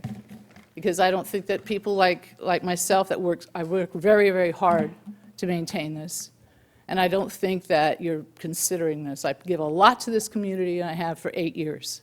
A lot of property taxes and a whole heck of a lot of water rates. I'm sorry, but I'm really emotional about this because it affects me more than it does anyone in this room, and no one's bothered to even talk to me about it. They're going to take my land, whether I like it or not. They're going to have some instruction on that every day of my life until I can't stand it anymore. And then I'll have to sell. Thanks. Thank you. Mr. Carmel, could you comment upon our situation here in terms of dealing with it, in terms of approval, as to what our options are? Sure. I want to refocus you. We're on item H, which is actually your affordable housing program. We're not dealing with people's self-help. That's the next item. And certainly, when we get to that item, we can deal with the specifics of that particular project. I wasn't real clear on exactly what the issue was, but we can address it then. Right now, we're just dealing with modifications to the affordable housing program itself. And just so we can get back to where you left off, I think you were taking the mandatory language out and making it permissive, annually reviewing the program to determine how many to allocate in any 1 year. You're carrying over the existing units, the 56 existing units. And I think I have to restate there are 62 affordable housing units could be built if everyone came in at the same time and said, we'd like to develop all the affordable housing in Cambria. That's the maximum that the county has zoned currently. So you really do have a good stock of units set aside for affordable housing. I mean, don't lose focus of that. The one issue I didn't hear resolved was, did you want to carry over the units that you do allocate in any 1 year? Did you want to continue to carry them over annually, or do they disappear at the end of that year? I think that's the only remaining issue that I see. Okay, what's your pleasure, members? I just have a quick question. So say we do this, we don't carry them over, we say up to 6 a year. Say we don't allocate some that year, a project comes forward because by state law and because it's the right thing to do, affordable project comes forward, we have to give them a intent to serve letter. Where does that come from? If how does that? Well, as you sit now, you have 56 units allocated for affordable housing, and there's 62 essentially available units. So you're working with a bank of 56 units to start off with. I'm asking So I'm worrying you about whether, something too far in the future? Well, no, you'll be able to look at this every year, Okay. so that every January or February, whenever we choose to bring it forward, you'll be looking at how many you've banked, how many you think are necessary. I mean, you Thank can you. do this based on zoning, you can do it based on developer actually coming forward and saying, we're interested in developing. I think you have a fair amount banked right now. Even if everyone wanted to develop, you'd be safe. And even then, we could always do more. Yeah. So there's nothing to preclude us from satisfying whatever need. Well, and I think the That makes LCP sense. provision that I heard Ms. Burton talk about it was kind of ancient. Now you're in a position where it's very difficult to deny Right. allocations. I will tell you at that point, that the project comes forward, you're constrained to approve this because we can't make the findings for a denial. Unless we were in a really critical water situation, you just couldn't do it. Or if we stayed in a 350 emergency, which Well, 350 has, provisions in it that allow some Okay, good. reasonable So, okay, regulations, fine. and So- this is one of those reasonable regulations. Right. To get this moving, I would move that we change the municipal code to a permissive, rather than shall provide 6 units. We change it to a permissive may provide up to 6 units and carry forward all of the existing stock. I would second that if it's something that's motioned and seconded. Just something, do you want to give us, District Council and I were discussing this, do you want to give it a specific number, or do you just want to leave that language silenced too? Because, we did our best to try to determine where that 6 originated from, the source document, and so it's just something to consider. Do you want to just leave that amount open, because you may want to just consider the amount based on the interest of low-income housing that's come forward, but that's just something to consider. Can I add? Yeah, yeah. Director In other words, does he drop the 6, or we just review on an annual basis, or do we review whether we want 6 or not? So just say we may review, we will review the allocations annually and may make allocations depending on circumstances or whatever, depending on conditions. You're the attorney. So it would be annually consider allocations under the Affordable Housing Program, some language like that. But carry forward what we have in existing stock. I think it's important that you have a bank there. Yes. So just for clarification, if I may then, so for right now, even after the second thing where we're talking about 16, I think? That's correct. Okay, after that, if that should move forward, then we have 52 sort of in reserve, 56. 56 in reserve. And so then, rather than continuing to add to the 56, we would consider, would there be anything to warrant it if nobody's even approaching us on using any part of the 56 in the first place?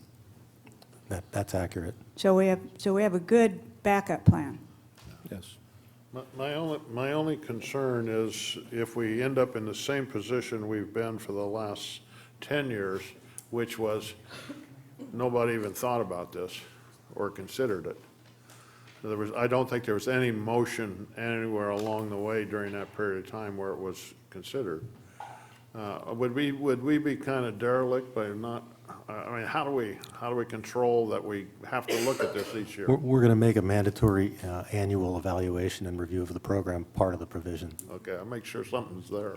Mr. Gruber? And I think staff has, this is a very good point, Director Cliff. I think staff has a responsibility to understand the municipal code enough to identify and bring to the board on an ongoing basis annual reviews. I mean, it shouldn't have gone 10 years, and then all of a sudden we're in this situation now. So what I've directed staff to do is to go through the entire municipal code, come up with a master list of everything in the municipal code that identifies annual review, and bring it to the board.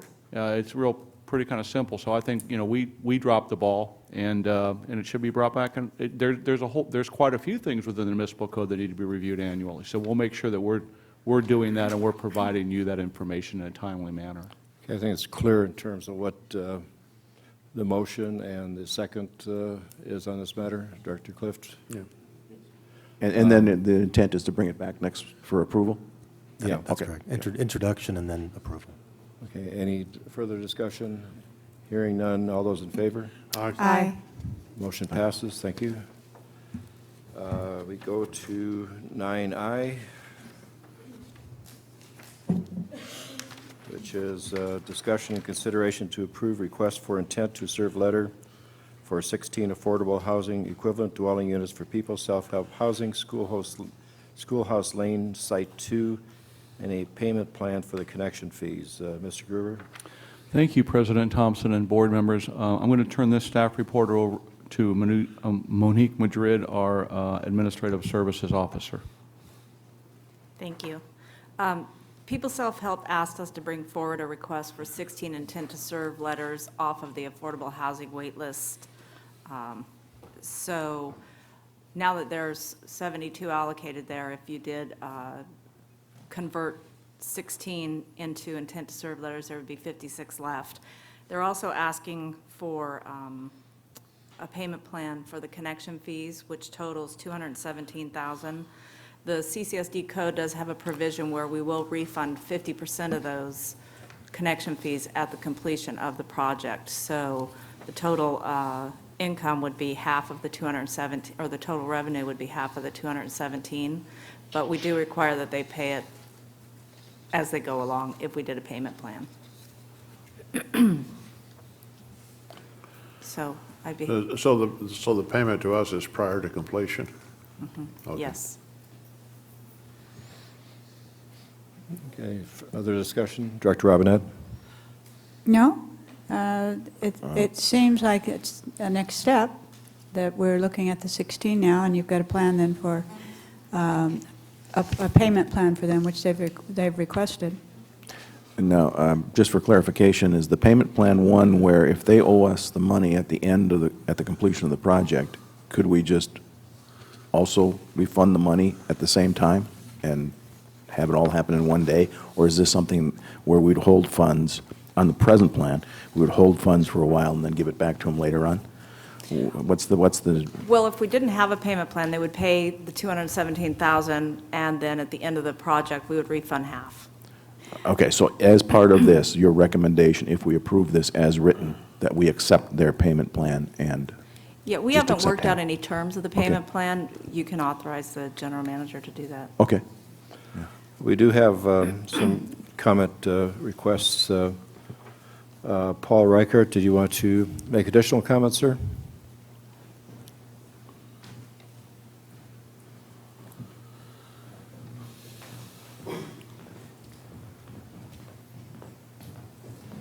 Paul Reichert again from EDA Design Professionals. No, I don't. I'm principally here for questions if you have any. Thank you. Okay, thank you. See, Elizabeth Bettenhausen still here? Okay. And Ms. Clayton, did you wish to make additional comments on this? Okay, thank you. And Jeff Hellman.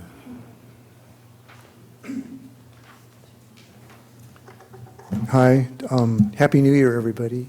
Great board, this is good. I'm the bad guy here, I guess, because it says nonprofit. I want to just say a few things about the People's Housing Project. We know that the People's Housing Project is getting 16 meters. If they're worth $150,000 each, you're giving them a value of $240 million. This is like a big equity thing. I went online and found out that the People's Housing thing is a California real estate company. It's just, this is a real estate company, and they've got a certain niche. They use, I won't use the word exploit, they use, you know, the thing about affordable housing as the way to get government financing and all of that stuff. In their financial statement, oh, I'll back up a step. A nonprofit company is not necessarily nonprofit. A nonprofit company means non-taxable. I had a corporation, a one-person corporation, two-person corporation. I took all the money out in salary, so I never made a profit. Am I called a nonprofit organization? This is a bunch of little companies, and to their credit, I called up and asked for financial statements from People's Self-Help. They immediately sent me financial statements, you know, consolidated. What I learned was that the parent company has $9,453,000 in revenue. The salaries, which I assume are just the executives, are $3,066,000. So the salaries for what I'm assuming are just for the honchos. They're pulling out $3 million on a $9 million income.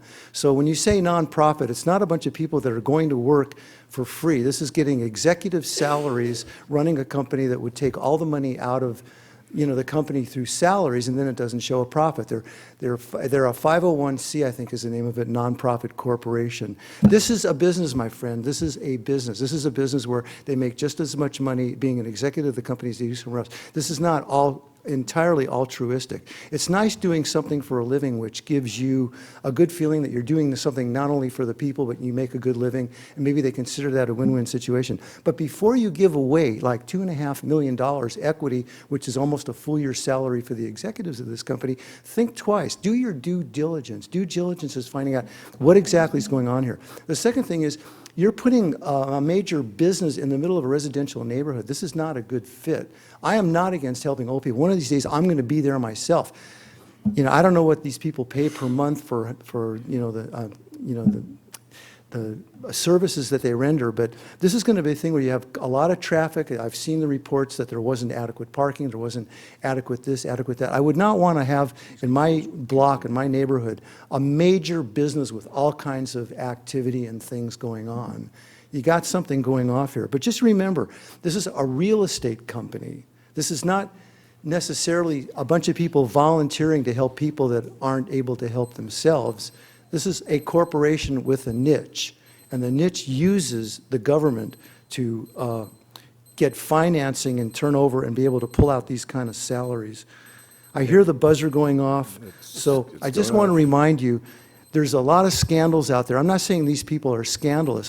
They've been around 40 years, but so is United Way. And then the way things are going in our culture today, we have a lot of charities really abusing their power and their position. United Way, that was a big scandal. Do your due diligence. This isn't just some charity where a bunch of people, poor people are getting help. This is a lucrative business. Don't give our money away freely. Do your due diligence, please. Thank you. Thank you, Mr. Hellman. Mr. Carmel, this is not really a land use issue, is it? Isn't that the county's prerogative on this? Yeah, the county approves the actual project. We're just committing to provide water and sewer to it. And again, the findings are very thin to deny this type of proposal, regardless of who the parent company is. Okay, thank you. Members? You need a motion? Need a motion? I was looking for what the...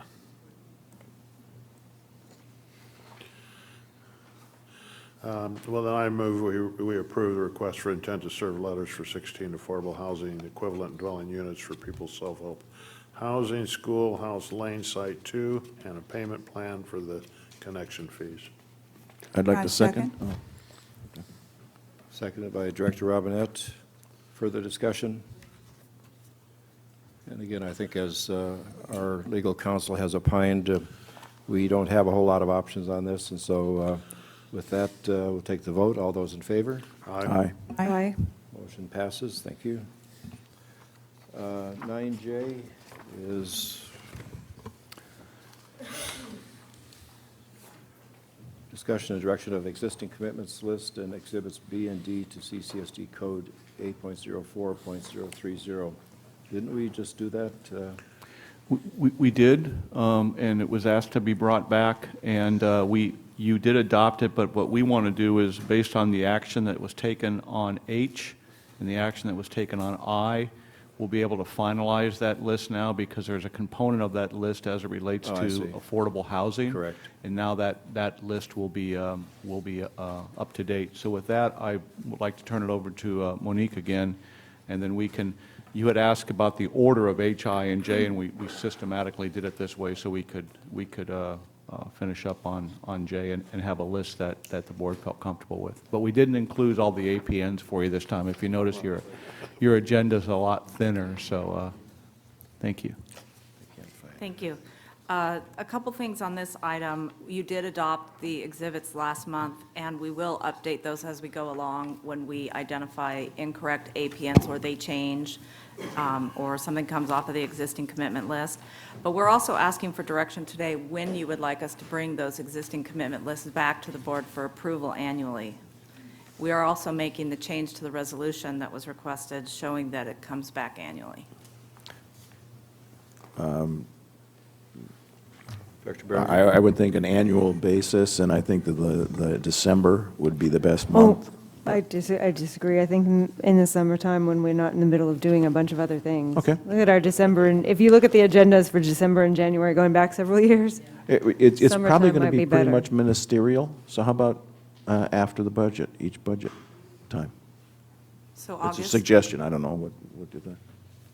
It's a pleasure. Doesn't matter to me. well, when, in terms of the Jay. staff time, you mean budget is at the same time every year? What time of year tends to be more available? It seems like August would be a good time of year. yeah, either of those months would be fine.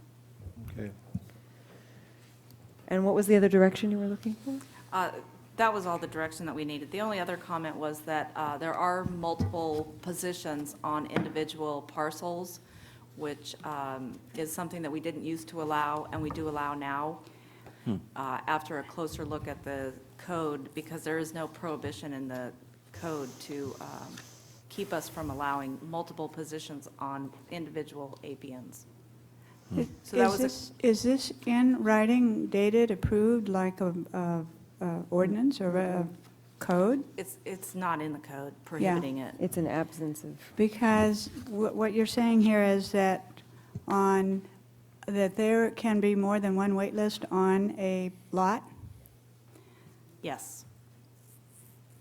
It could also be an improved property with a wait list on it, or it could be an unimproved property with a grandfathered meter and a wait list position. It's just an interesting thing, having had my own plenty of good experience. When I bought the lot that I had hoped to build my house on, the person who was selling the lot,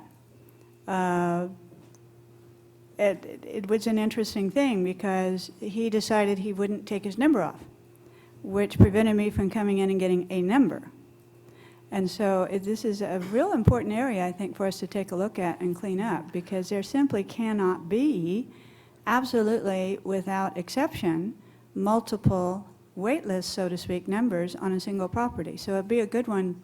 I think it would be really good, because certainly at that point I was very aware that you cannot absolutely positively do that.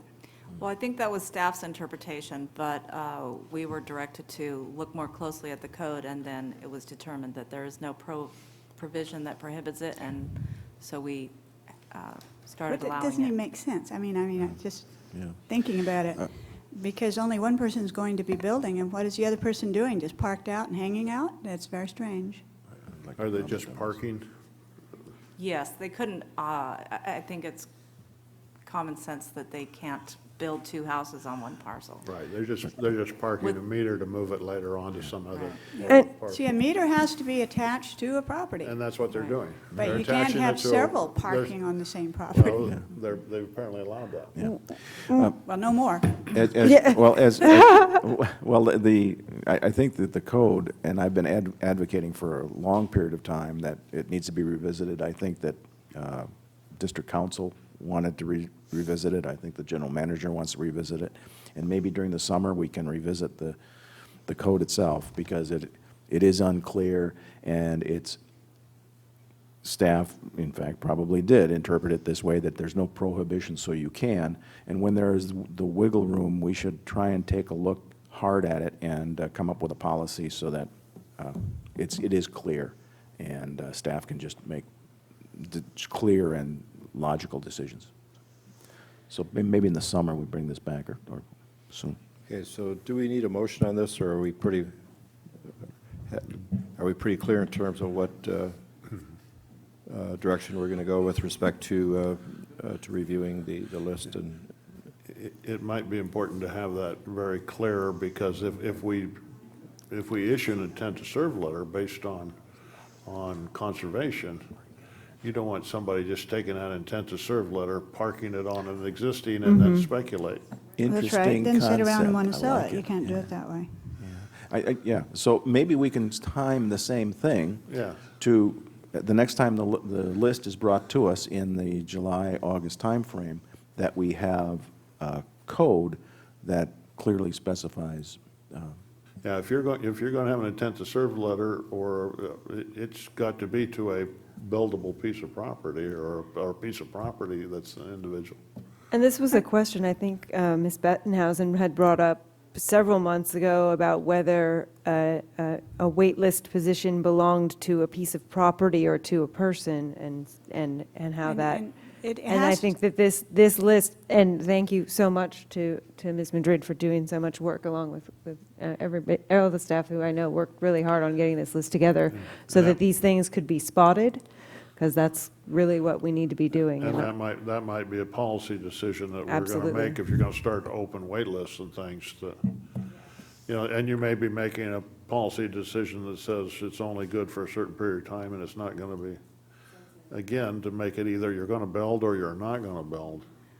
Well, I think we have to review a lot of different practices that are not ever have been actually in any kind of local statute. They've just been practices depending on who, and the one we're talking about right now is having more than one number on a single piece of property, and I think that's a good one to start with, but, actually it gets complicated. There are several things I think it would be good to clean up a lot of these things that put us all in a bad place, because it actually speaks to the very ethics of the practice of how we're doing this, and it is one lot, one wait list. That's it. But we have to obviously deal with the situation. I hope it's not big. We'll talk later, I guess, but I don't know. They grow as time goes on. What? They do grow as time goes on. We get more and more requests for it. Well, it's crazy for people to even make a request to have such an idea. Well, somebody I think. says yes once, and then, Yeah, then I guess Ooh, it gets I could do around, that. hey, somebody's got, well, no, we have to, well, I would say this, while we're going to bring it back in June, I would certainly say the practice would, I don't know how we could do it, but it cannot continue. If we want to make a change, we can do it through a code revision and bring the code back, next month or whenever, and then have the code be revised by the time August rolls around. I would think that's a good first step. Okay, so let's just refer this issue to next month and bring it back, and we'll act on it. Great. All right. Back to 9C. Discussion and consideration of goals and objectives summary report for calendar year 2012. Mr. Gruber. Thank you, President Thompson and board members. These were the goals that were adopted last year by the board, and I just wanted to give you a status update. So there are 14 goals. 6 of them have been completed, and 6 of them need to be continued on at some level, whether it's through a formal adoption by the goals and objectives of the board, and two we haven't completed, and that was the billing software and SCADA. But I have commented on how we're gonna move forward with that. The billing software, which is we'll include that as part of the 2013-2014 budget. I'll put it in my goals. SCADA, I'm working with Bob right now on a request for proposal. Just really quick, goal number 1, I think we need to continue that. That's support the Army Corps. We've completed goal number 2. We've completed the environmental review of the Stewart Street and Rodeo Street, Stewart Street Tank and Rodeo Grounds Pump Station. Number 3 was not completed. But I think we need to get an answer to that. I know the answer, but I think we need to get some bids out on the street and see what's going to happen with this.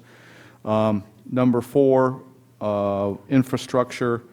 We've made a lot of progress, but that's going to be an ongoing thing for years, so maybe I can put that in my goals. Lift the water moratorium, which is 5. I think the board will want to continue on that. Administration, the CCSD fee schedule, we completed that. Implement salary and benefit policy. We completed that really through the negotiation process with the MCE SCIU and IAFF.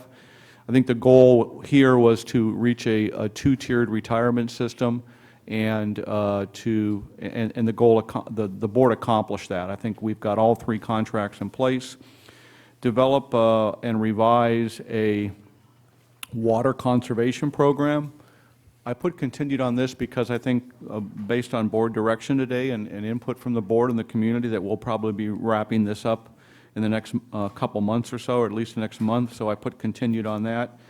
Determine any future reorganization of the CCSD fire station or fire department. That is the JPA Joint Services Shared Agreement between the CCSD and the CCHD. We're going to continue on that.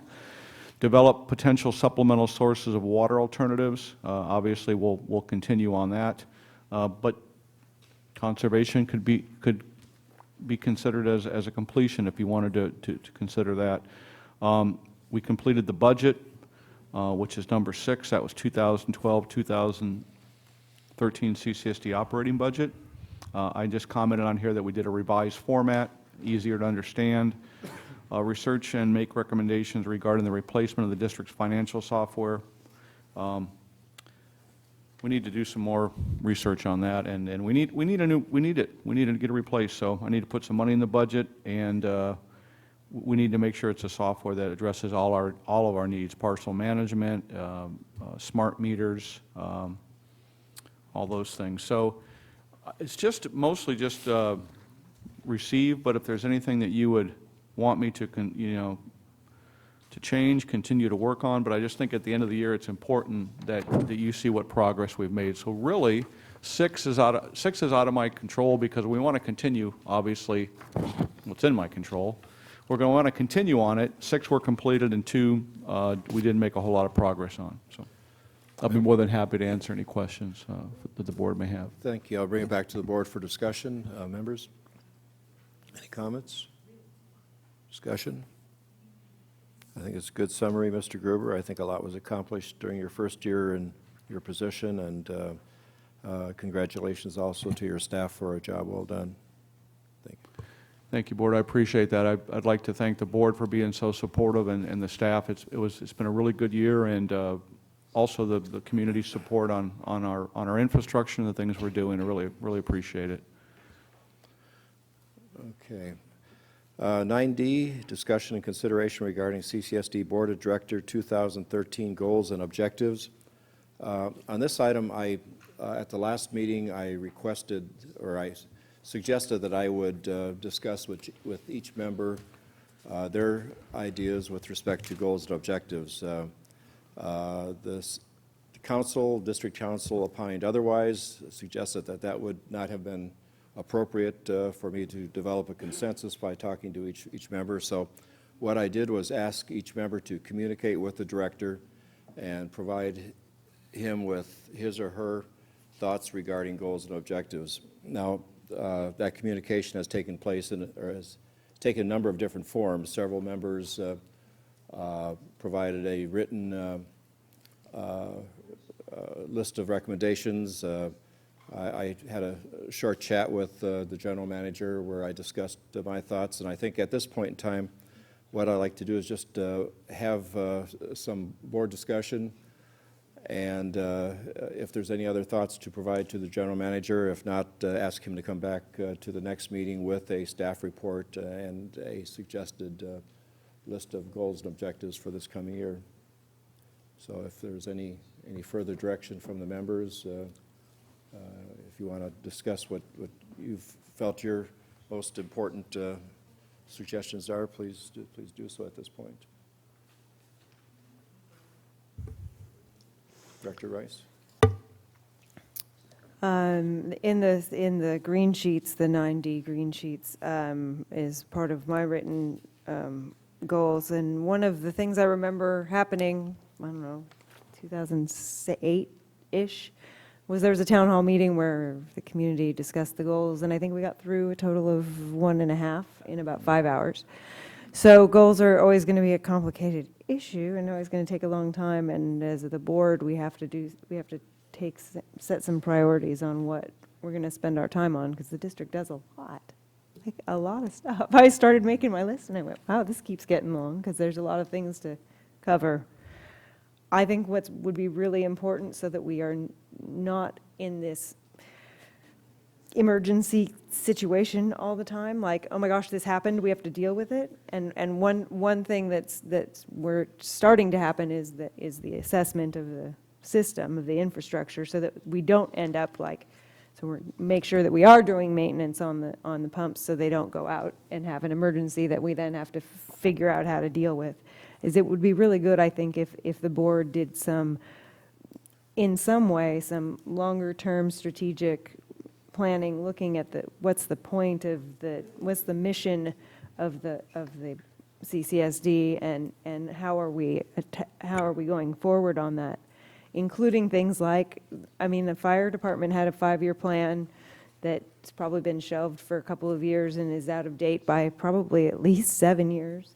It would be nice, especially because we're looking at a possible coordination with the CCHD, if we had a plan going forward of what's the plan for the fire department. We don't, instead of just kind of stumbling into something, we kind of see a longer-term vision.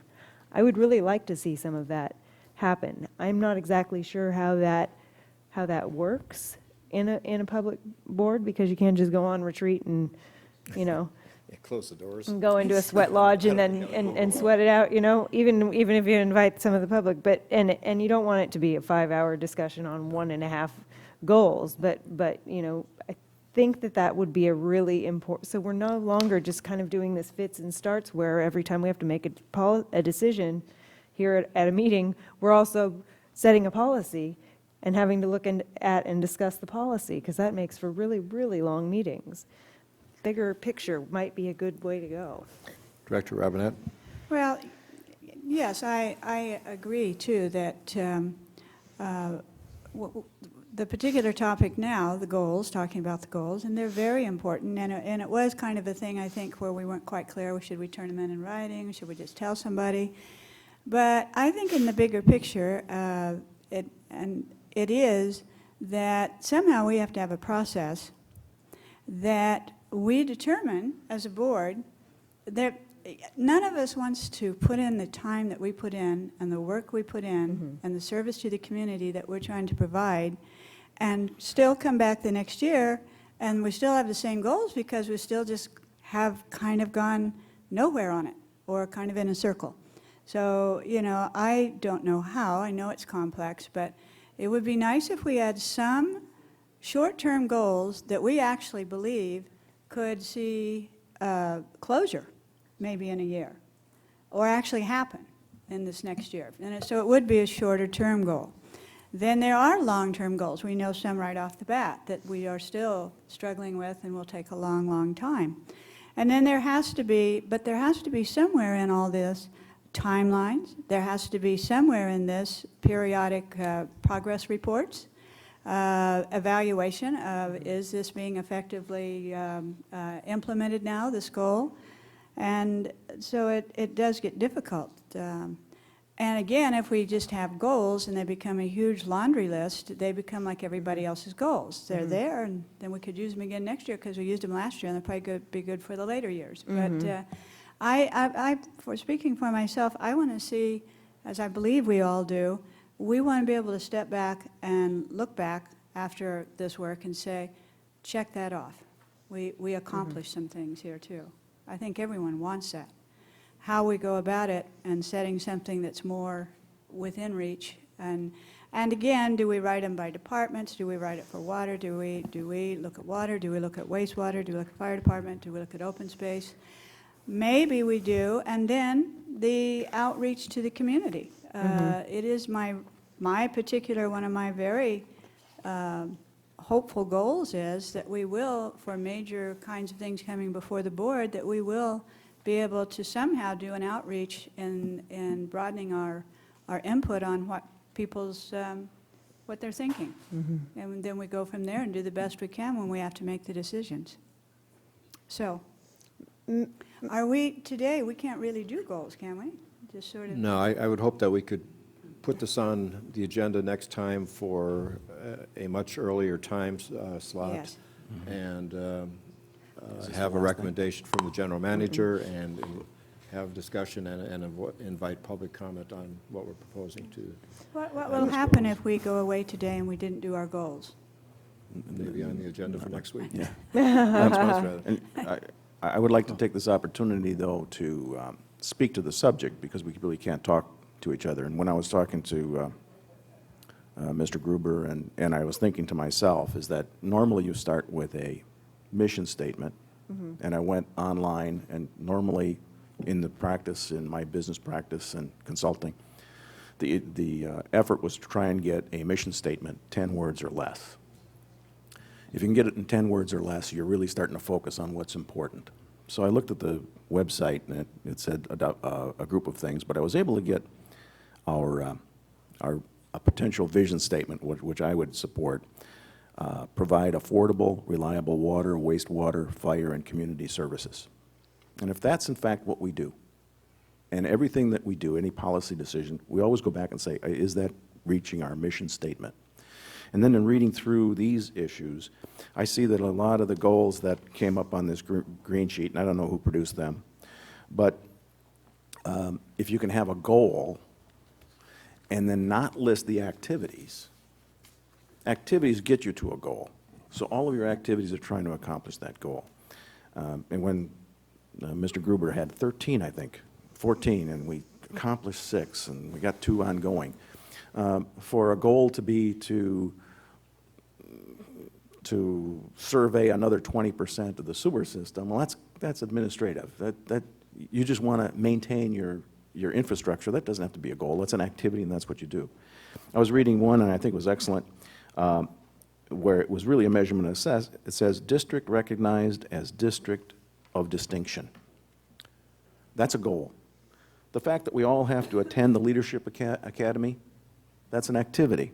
So if we just have this goal, and anytime something comes up, like an opportunity to get training, we do so, because that's the activity to accomplish the goal of being recognized as a district of distinction. So that's just the format. You can have it in very, very few words if you do it right. And the number of goals I would like to see be 5 or less, or 3, so that we can really focus on those and come to a consensus of what those 3 might be. I don't know who wrote this one. But approve a construction contract for an alternative water supply project. We're going to have a lot of activities to do that, but those are activities. If that's when we make policy, that's what we do on a given basis, and each month we get together, and these 3 goals, top goals that we have, or 4 or 5, maybe 5 I'd go with, but less is better. Are we keeping our sight on the target, and do we complete it in that year? That's kind of that's just a general discussion on how I would like to see goals accomplished. Okay. Anyone else?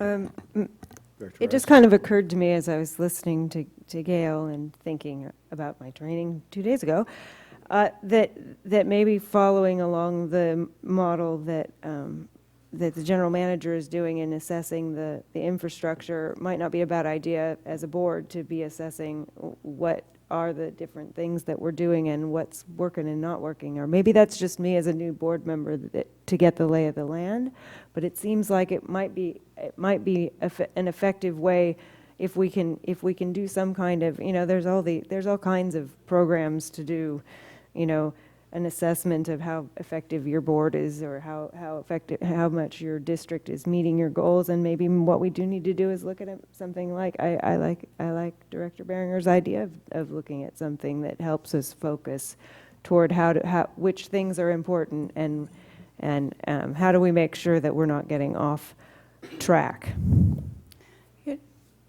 It is an interesting conversation, because I think all of us here have had experience in one setting or another, and probably a lot, with this type of thing, setting a focus, setting a vision, goals, that type of thing. But it's interesting because what our responsibility here is, because it is that we need and have our goals that we are promoting. It's a commitment to the community, to us, to let staff know what our priorities are. They are priorities.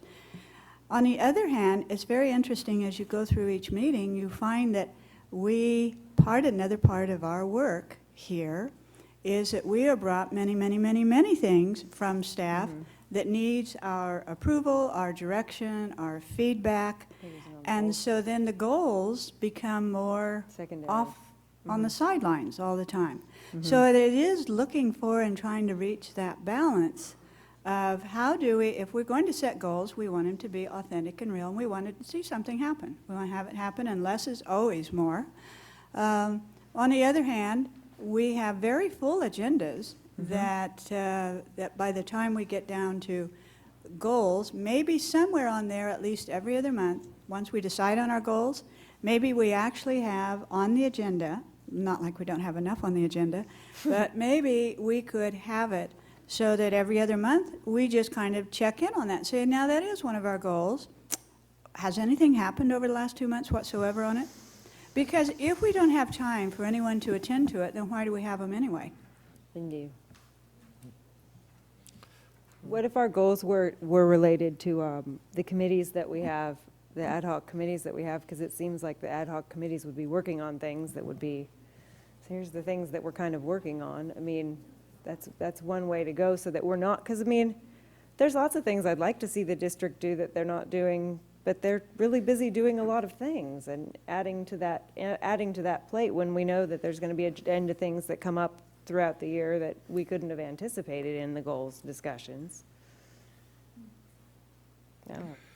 I'm having a hard time thinking that we ought to refer this back to staff because it's our goals, not staff's goals.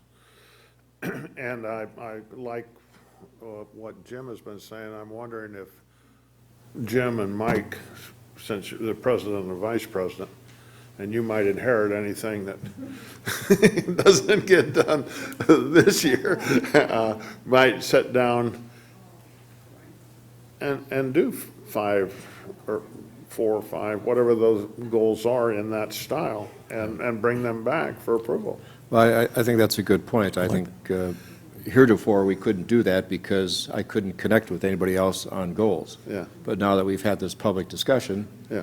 I think perhaps it would be appropriate for Jim and I to do. I would think so. And I think this list President, is Vice President, anonymous as far as I know. You've got some materials and background and come put it together. So Mr. Gruber's off the hook. No, I think it's a great idea, and can I include my goals or not? For next February or not? Sure, we'd like to hear from you. It's more of a laundry list. I would like to see what the general manager's goals are. I don't know if that's part of the goals for the board necessarily, but I would like to see what the goals and priorities are for the general manager, for the day-to-day kind of. I think that our goals might be to say, provide the resources necessary for the manager to complete his goals. And the board has been very, very supportive of that. But we might change. Yeah. But, again, the goals that I have down, they're going to need money to do them, and you guys, the board has been fantastic with that, and I think that, I was just telling Tim, I said, wait till you see the list, but that's just the way I am. But I think they're all obtainable, and I think they needed to be done. There's a lot of things relating to the infrastructure, again, the water and the wastewater side of operations, and that, but yeah, I'll bring that back as an addendum to your goals. But I think the manager's day-to-day goals are really his administrative Right, you're right. responsibilities. So if you can separate activities from goals, or you have a bunch of activities, and then at the end of the year, if you want to have the infrastructure at a 50% level of Our goal might be to have an efficient running district. Right. Well, that would be a good one. I wonder if it might be more useful to, instead of looking at it as goals, so much as policy priorities for the board in the coming year. Like I heard earlier today, there's a bunch of things in the municipal code that say annual review. Well, having a goal of making sure that our policies are consistent across code and that we're implementing policy appropriately might not be a bad way. I mean, I don't know. Maybe it's not. Okay, that's a good discussion. I think, yeah, we'll come back the next meeting, and the two of us will sit and arm wrestle and hear from the general manager in terms of what his goals are, and we will have it early on in the agenda so we can have a good discussion, we could get public input, and we'll move forward. Thank you for that, those comments, directors. Okay. That was 9D. Moving to, no, yeah.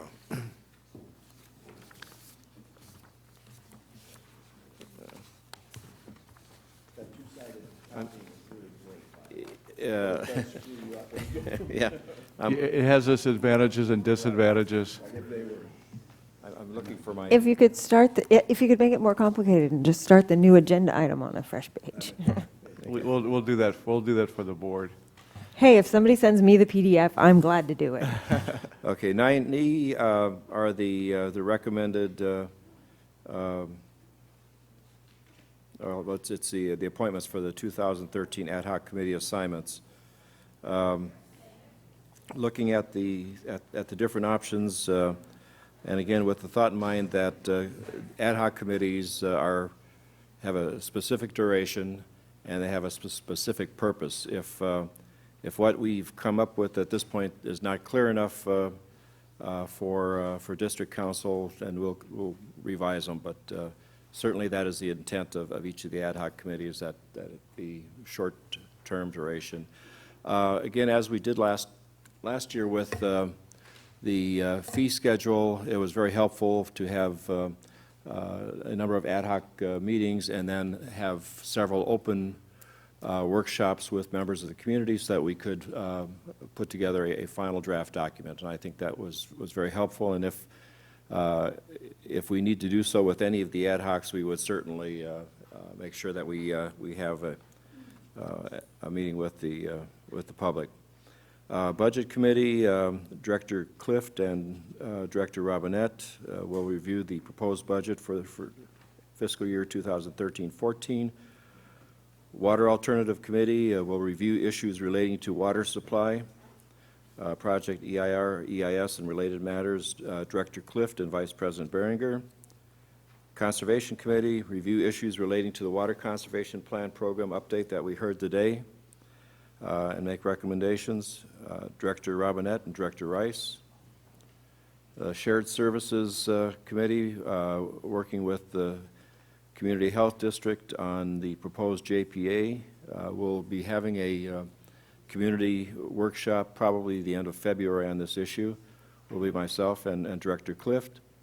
Utilities Infrastructure Committee, reviewing matters relating to SCADA, rodeo grounds, and Stewart Street Tank, and providing recommendations, Vice President Behringer and Director Rice.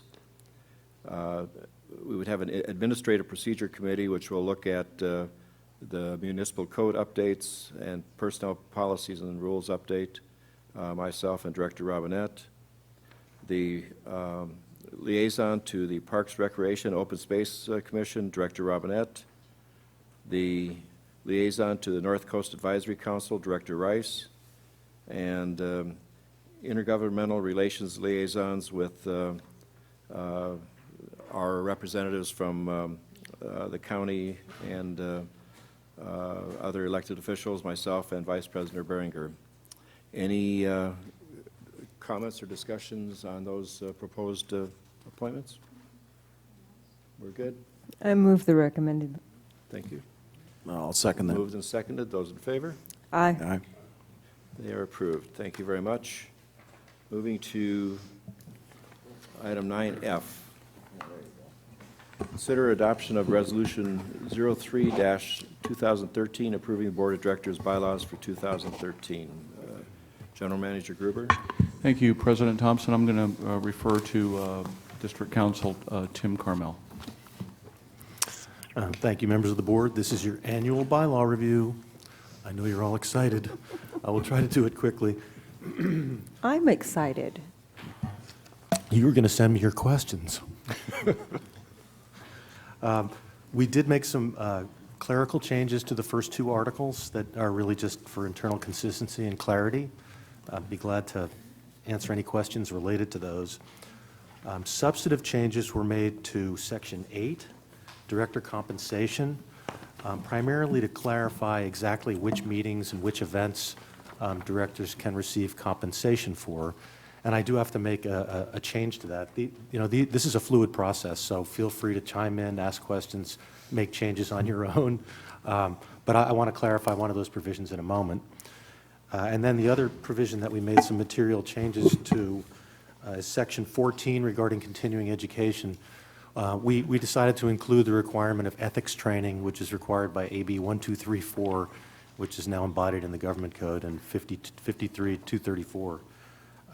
So those are the primary changes. We also changed Article 15. The review itself, we thought it would be a little easier to move through the process if you actually took January to do the review and provide direction to staff. If there are no significant changes, then you could probably take action in the January meeting, but otherwise we'd return in February, put it on the consent agenda, and make it a smoother process. So those were the primary changes. And if I can direct your attention back to Article 8, 8.2B, and I can go through these slowly if you like. I'm hoping you've had a chance to look at them. 8.2B currently reads, standing committees and ad hoc committee meetings held by committees which are authorized by the board and at meeting frequencies that are approved by the board. It's that last fragment that doesn't, and I wrote it, that doesn't really make any sense to me at this point, because ad hoc committees typically meet on an as-needed basis. Typically, you'd have no role in telling them when to meet or why they should. It's so task-driven that you kind of have to figure out on your own how often and when you're going to meet. So I'm going to recommend that we strike that provision, and I'm going to strike it now so the discussion, unless you want to include it, and there'd be no reason to, can just eliminate that particular clause. Beyond that, I'd be glad to answer any questions, and I know there are questions. And again, this is your opportunity to make changes. These are 14 pages, I think, of bylaws, so it's a bear. And feel free to modify, tell us to modify, ask questions, whatever you like. I have one under, under item 8. It's kind of just a general statement and then followed up by these others, but very specifically being excluded is travel time. In other words, if you have a trip to Washington, D.C., and you're traveling one day and there for one day meeting and one day traveling back, you're going to get credit for one day, which is okay. I just want everybody to understand that. But previously, you would have the 3 days because your time is 3 separate days. And if I can comment, there are some government code provisions that enable compensation to directors. And the way we read them, and I'm going to read it again quickly, but you wouldn't be able to receive compensation for travel time. You can receive repayment for expenses, reimbursement for expenses, including mileage, but the time itself is not compensable the way I read the law. I know that's onerous on a board member because sometimes you're spending literally 8-10 hours traveling, yeah. But it was left out purposely. And I don't have a problem one way or the other. I just think that is a change, I think, from previous, practice. And for some people, it doesn't present a problem for me, but it might present a problem for someone who is employed and taking from their time. Now, can we in some way go over to like 8.2E and say attendance at seminars, conference, trainings, or other meetings, and somehow include the time to travel to those and back? As I read the law, no. You can't be compensated for the travel time itself. The days of the events you can be reimbursed for travel expenses. And it falls under a different provision of the law, but maybe the board can discuss it a little. Refresh my recollection to make sure that if that's the direction the board wants to go, I'm the one stopping you legally.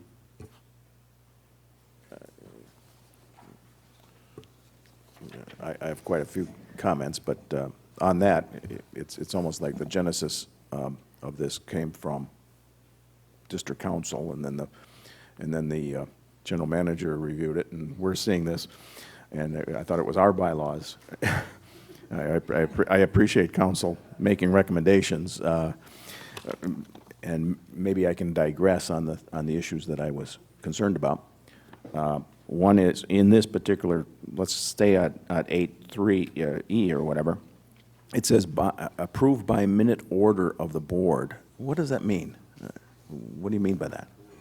Authorized in some manner by the board, by motion. And earlier on, we have ad hoc meetings, but that isn't approved by a minute order. Well, the creation of the ad hoc committee normally would be the motion I'm looking for. That's the authority I'm looking for.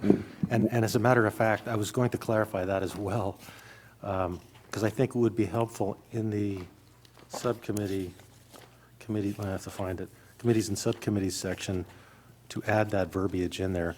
I was going to suggest in 9.2, where in the second, in sub B, it says, the board shall appoint such ad hoc committees as may be deemed necessary or advisable. The duties of the ad hoc committee should be outlined at the time of appointment, and the committee shall be considered dissolved when its final report has been made. I was going to suggest we add the phrase, ad hoc committees shall meet on an as-needed basis. Then by approving this document by resolution, you've taken the necessary actions to justify those meetings under the law. Okay. Would that also include the liaisons? Yes. Yes, because it's by minute order, or? Yes, because they're included in your ad hoc committee As ad hoc list, committees? and now we're formalizing that. Now okay. And then going way back to the very beginning, 2.5, the last paragraph says, on roll call, the maker of the motion shall be called first, the board member seconding the motion shall be called second, yada, yada, yada. But all day today, we were saying, all in favor, say aye. Now, can't we do that? I knew this issue would come up. These rules are not mandatory. They're guidelines. I think they're actually, Okay. they're called guidelines. Oh, I know where it is. The last provision in these bylaws give you a little bit of flexibility.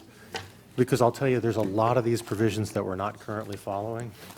The last sentence in here, I Oh, the believe. rules contained here in our guidelines only and shall govern the board in all cases which are. Now, I agree with you. I think there should be roll call votes, but the past practice here is that there's not, and I wasn't going to disturb it. I think when I hear sort of a chorus of yeses and nos, we'd probably clarify it by saying, can we take a roll vote? Right, roll sure. call vote? And the But district typically, clerk. they're unanimous. And when we're enacting a law, a resolution, Oh, or, it's al- yeah, or an it's al- ordinance, we it's should do a always. roll call. I agree with that. And then on 7.3, never mind. I got that resolved. And, okay. I love the last sentence, so thank you. I've got one other, just for informational, back on number 14, continuing education and ethics training. Continuing education and ethics training, some of these things can be done a lot of different ways, but if you looked at the thing that came out from CSDA, and one example here is there's an ethics class from 10 to noon on a webinar. And it also gives us credit incentive points from SDRMA, which reduces our insurance. So that same ethics class you could take online for free with the FPP or the state. But I'm suggesting that you look at these classes and things and take them on the webinars that are supported by CSDA, and the Brown Act, the ethics, board liability are all free to SDRMA members, which we're all a member of that. Plus, we get points that reduce our insurance. Could you send me that link? Or Yeah, I'll send you these dates, because I've planned out 4 classes that are free, plus the Leadership Academy. one day of which could be free also as an SDRMA member. So you'd save $200 there. And all of those will give credit that should produce a reduction in our insurance that's more than what the costs of the class were. Especially if it's free. Shouldn't, Well, but the costs for the Leadership Academy. okay. And if you have to stay overnight or travel, that kind of thing. Can we, Sorry, excuse me just for a second. Go ahead. On that one on continuing education, wouldn't we want to see much more the state-of-the-art of the use of technology opportunities? Wouldn't we want to see the word webinar in there? Wouldn't we want to see, other opportunities? Do we have it in there? No, but it's not prohibited. This is just talking about reimbursement for the actual training itself. If you went to a training, Yeah, What if we did a webinar? well, yeah, but the webinar most of them are free. But some webinars are not, but they're cheaper than going. But would that count as a day of service under the compensation? I would count it as a day of service because you're attending a seminar. Yeah, you're still giving your time. And I'm sorry, I just was looking at the continuing education and ethics training as an example of some of the professional development that we get too. And I was just noticing that we would want to expand it to webinars would be an option, that you wouldn't have to travel. sure. That was really And we it. could be specific, but I would treat that as attendance. It's the same 2 hours, whether you're spending it at home or whether you're spending it at an actual training. Well, that's what I think. Right, and I don't think it's precluded by the language here, but we can certainly include specific language related to webinars. I just think that would be good. Something that Merle said, I don't know if the bylaws is the place to do it because it might be too specific, but I sure would like to see a policy that the board at continuing education looked first to the agencies and organizations of which we're already members. Right. Because they may provide us the benefits. And I don't know whether listing, the CSDA, the SDRMA, whatever organizations, to list them in the bylaws is useful, but I think having that policy is a good idea. Yeah, no, I don't think we need to list them. I was just bringing that up as Right. a Well, I agree with you. a way to, kind of saying, even though we have to take the ethics training, let's take it where we get paid for it. Right. Not us get paid Right. for it, but we save Right. money on our insurance. Right. Okay, members, with the proposed revisions that the council has proposed, I mean, can we be prepared to act on this? I'm sorry, I do have a couple of, Okay. Got more? just a couple. Okay. On page 100, I guess, of the one that's got the strike through, it's C under 2.4. Any board member may direct staff to place a matter on future agenda. Are we possibly, it seems like maybe, there's a reason you make a motion and you get a second to do action, so anybody can just put something on the agenda as long as it's within the purview. I mean, I'm all for having that authority singly as a board member, but it seems like. Good point. We should talk about it. In fact, it's interesting you bring that up because in our training, they brought that up. And his recommendation, the leader, was that in fact a board member could ask for something to be put on the agenda. But I would think we should be working through the president or someone. But can I interject here? Sure. I made that change only to make it consistent with another provision, Okay. which is found in 3.1. Right. The second sentence, any director may call the general manager and request an item be placed on the regular meeting agenda no later than 4:30, 2 weeks prior to the meeting date. So that was the purpose of that change, but I had that one highlighted too, I just Yeah, but didn't see it. this one says request and this one says direct. that is different. That's a very significant change, so. Yeah. And again, the whole issue of whether one I mean, under this one, I could call up the general manager and request something put on the board, and he'd say no, and then I could call him back and say, no, under this one, I direct you to put it on. Thank you. I would be more comfortable by request, because I kind of agree with, not to say that we have a rogue director, but someday you might. And if you do, I think everything, almost everything should get at least another director's concurrence. Somehow. Whether you go through the president, you could request the president could say no. And if he said no, then go to another one. Seemed to me in the past, our rules said if two directors requested it, it would be put on the board. But I don't see it in this one here, but It's a very common practice. NCAC bylaws have that in it, about two people. It is, but I have to tell you that doing it outside of a meeting, and bear with me for a second, does sort of encourage potential Brown Act violations that I get nervous about. Yeah. A lot of times, you'll have and I'm not trying to recreate the process here, you'll have an agenda item that says future agenda items, and that's the point at which you bring the item up, you throw it out, and it's not voted on. It's a consensus sort of thing. And if two, you can have a specific rule. If two or more say, yeah, absolutely, then it comes, and if not, it dies there, because I think the concept is if two aren't interested in putting it on the agenda, it's not going to have many legs when it gets to the agenda. Well, actually, it's our number 10 on our And that's why this is all agenda, yeah. very fluid, and I guess we have to reconcile all three of those provisions. I would just think that you should be consistent, and any board member may request. And we can make Now, that the change. staff person could say, I requested it, and the president said, no, talk to him or her. But, but I think any board member probably ought to be able to request. And I don't want to really belabor the discussion too much, but I do have a couple of other, especially since it seems like there's some things, just consistency, and we're not terribly strict following the guidelines here as it is.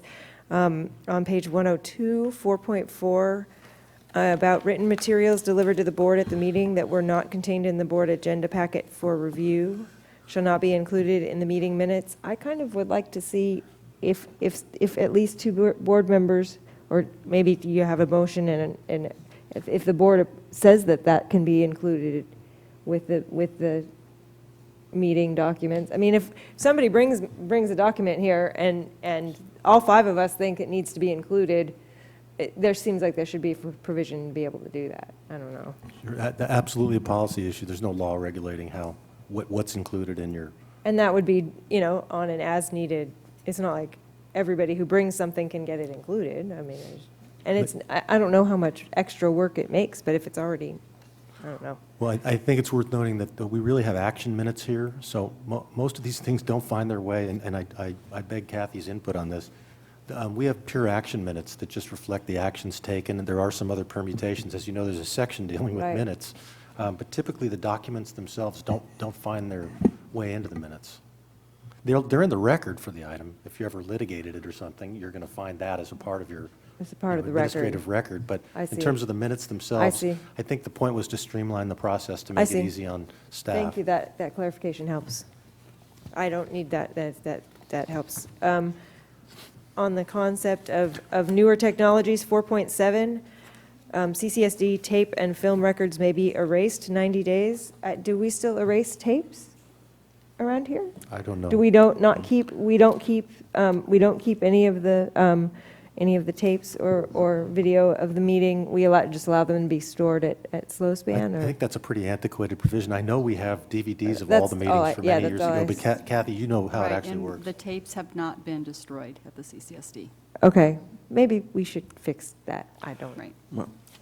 I don't know that it really matters. I mean, if we're not already doing it, I don't know. Do we, on our audiovisual stuff that we do we keep a permanent DVD of that? Currently, the DVDs that have been produced are in fire safe file at the CCSD office. So since we've been doing this, we have a pretty good record. And they're always available through AGP. So I'm sure we'll have the discussion when the retention policy comes forward about how and when we can destroy those. Because there is one resolution on record saying 90 days to destroy the tapes, but there is nothing on record at this time to destroy the CDs and/or the DVDs. Yeah, and I wouldn't think we would want to. Tapes. We don't do tapes anymore, do we? What's a tape? No, a cassette tape. Exactly.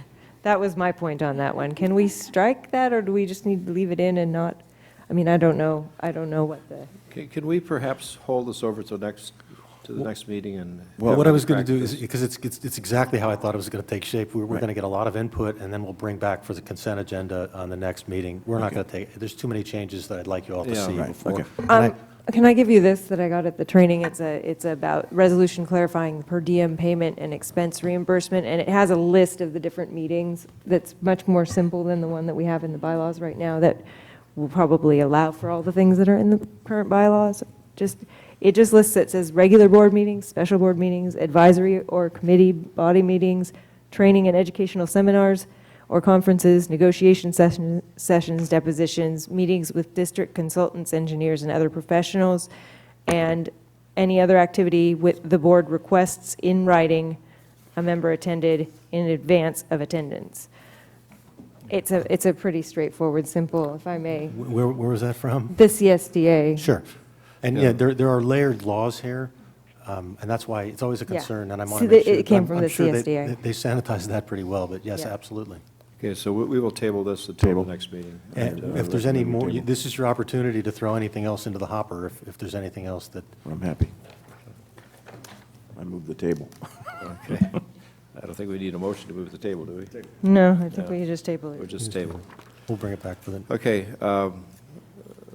Lastly, consideration and discussion to approve CCSD's revised comments to the administrative review draft of San Luis Obispo County Biennial Resource Management System Report. Mr. Gruber? Thank you, President Thompson. At the last board meeting, the board asked us to relook at this, specifically relating to the levels of severity. Just to note, we did meet with the Water Alternatives Ad Hoc Committee and discuss this. Staff has revised the report based on input from the board at the last meeting and conversation with the Ad Hoc Committee. And we just want to make sure that the language that is being proposed to the board is the exact language that you want, and the level of severity is what you want, and that we, again, are sending a clear, consistent message to the county.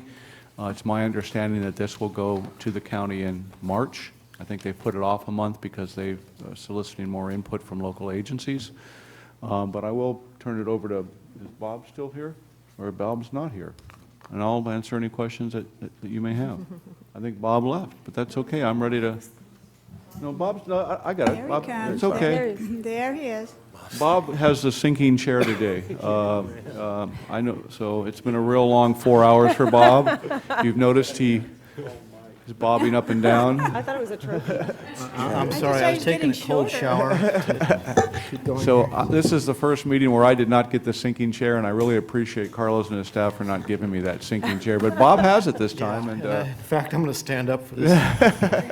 I think it's permanently assigned to Bob. But Bob's not as graceful as I am lifting the chair. It's a struggle for Bob. So Yeah, it's thank you. been a challenge sitting through this meeting because all of a sudden it goes. So I thought I would just stand up for this since I need to keep going here. So excuse me while I find my page. So have we started? 9G. Are you ready? I've got my book. I'm ready to go. Okay. This item is a continuation from your last meeting, and it is on the county's biennial resource management system report. One of the interesting things we learned is biennial is once every 2 years. So we had a little debate. You might have seen biannual referenced in some past documents. We corrected that. Under fiscal impact, we say there are no direct costs, but we know this obviously plays a pivotal role in Cambria's economy if it does allow some limited future connections, which we get to in a minute. Basically, the county is in its 2-year cycle of updating its resource management system report. And in the years past, this has come up at the Water Resource Advisory Committee meetings, and currently Jerry and myself are listed as the CCSD reps at those meetings. It's been handled ministerial sometimes in the past, as far as the county planning staff asking us for, do you have any comments on this section of the report? And in more recent years, it's become much, much more elevated in importance. And in this case, I am relieved that we actually are having these on your meetings, so that as we go as messengers at times to indicate what the board's desire is, we are being accurate in what we're reflecting. So in this case, I do make reference to the fact that the Madaus Water Management has been working for us on water conservation. And as Bill pointed out earlier, at approximately 75 acre-feet per year in conservation savings was determined through his modeling effort, and it's about a 5% increase above what you adopted in the past in the 2010 Urban Water Management Plan through his additional measures. I won't get into a lot of the details, but some of that is because of the Cal Green, the 2010 Cal Green standards. You have 1.5 gallon a minute shower heads, which we talked about earlier. The county has incorporated certain parts of Cal Green through Title 19. So there's a lot of things driving the momentum on conservation. The industry, I'm sensing there's been a little bit of a shift in the industry because of the adoption of the 2009 Water Conservation Act. That followed a state mandate by then Governor Schwarzenegger that you reduce your use by 20% by the year 2020. So it's an offshoot of that. Other considerations that are written into the comments include the community-wide condition 4B, which the Coastal Commission essentially inserted that into the local coastal program back when they were updating the North Coast Area Plan. And 4B basically says if you don't have a coastal development permit obtained for a new water supply project, any new connections have to be offset by conservation. So that's the gist of this. We modeled the 1% into the growth rate, as mentioned in the earlier conversation on Staff Report 9B. And just as a reminder, that evolved partly because that was the last allowable growth rate for Cambria before the moratorium. Back in the day when connections were occurring, it was 2.3% countywide. Then it progressed downward to 1%. And then finally, when the board declared a moratorium in around 2001 or so, it became 0%. So you do have that provision if you can create additional water through conservation and offset it, and that's why we talk about 1% in this particular report. We have discussed this in the some of our ad hoc discussions, and you know, we kind of, I was going back and forth a little bit between level 2 and level 1, but the direction we have is level service 1, and that's what you'll see in the markups, the red lines of the attached pages to the county's RMS report. Again, this is going to go to the county at some point, you know, based on your direction. The county may edit it further, and of course the Board of Supervisors are ultimately going to have the say as far as any growth rates and that type of thing. But I also attached a page there from the April 2012 board meeting that had summarized reliability considerations over a 1-year period, 10-year, 20, 40-year period that would show, you know, partial, whether the aquifer is fully recharged or not, and what the probabilities of those were for each aquifer. So with that being said, I won't read the all the markups unless you wish me to. They're attached as a green page, and we also, and I have to thank Mahala Burton in particular for having a real sharp eye on this. We have some bright lime, if Tim, you don't mind holding that color up. We have the bright green lime color. That is the most recent version, which you should all have, hopefully, on page 125 and page 126, that took care of some corrections there that were not in your original board agenda packet. So with that said, I'd be glad to respond to questions you may have either now or after public comment. Thank you. Okay, we have two members of the public wishing to speak on this item. First, Mahala Burton. So much for TV. Mahala Burton, Cambria. Well, just a month ago, Engineer Greshams had the level of severity at 3, so I'm not sure what happened in 30 days to make it a recommendation of 1. And a 1% growth would be, if I'm right, about 40 new intent to serves letter per year.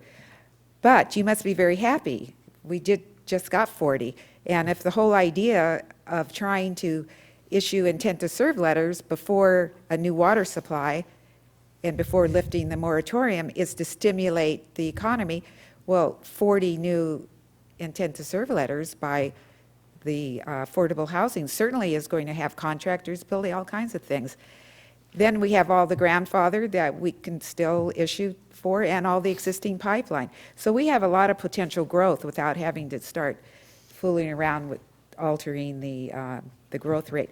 What I'm really concerned about, and I've talked about this before, is because we have a very finite amount of water with no storage and apparently nothing on the horizon yet for a new water supply, that at any time we can have our supply decreased, not just by drought, which we can't control, but by habitat unknown. This is a PowerPoint by the CCSD. The Fish and Wildlife Service can come in at any time and curtail our water. Agricultural needs, the ranchers and farmers have priority over our use. They can switch their crops, and then they're going to be pumping more water. That means less for us. If there's more straws in the creek, then we're really going to be in trouble. And we can have some catastrophic events. Now, nobody can stop that. We've already had some here. We had the tsunami. We shut down San Simeon well field. We had a chemical spill that shut down Santa Rosa Creek. We had just a few months ago, we had Santa Rosa Creek shut down again because of mechanical problems. We have earthquakes. You know where I'm coming from. I'm for growth. If we had a water supply, if we had some storage, I'd say go for it. We've got the water master plan. Someday we'll get the BRP. You're going to increase the building, $35,000 for a permit. But we don't have the storage yet. We don't have the supplemental water supply. I don't think the Army Corps really wants to deal with this, and I'm really feeling that. It's some things that I found out recently tells me that, my intuition. But thank you. Thank you, Ms. Burton. Next, we have Mary Webb.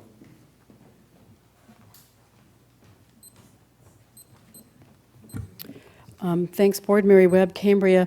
I'm only just wanting to point something out here that I'm still confused about, and I have tried to understand this many times, and I still don't really understand. When you read the county growth management ordinance, they talk about the 1% or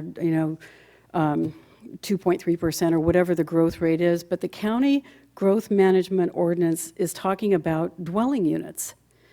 So they're not talking about connections, they're not talking about population, they're not talking about number of houses, they're talking about dwelling units. And I've had this question before because I don't really understand what a dwelling unit is. If it's a single-family dwelling unit, well, anyway, I don't expect you necessarily to answer that question right now because just in the conversation that we've had today, when we talk about affordable housing, we were talking about 16 affordable housing EDUs, which is equivalent dwelling units, but equivalent to what?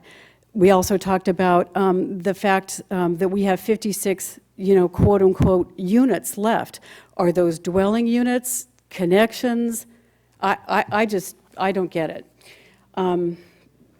I think it's really important that we make sure that we do understand what we're talking about when we're saying we're going to have a 1% growth rate of what.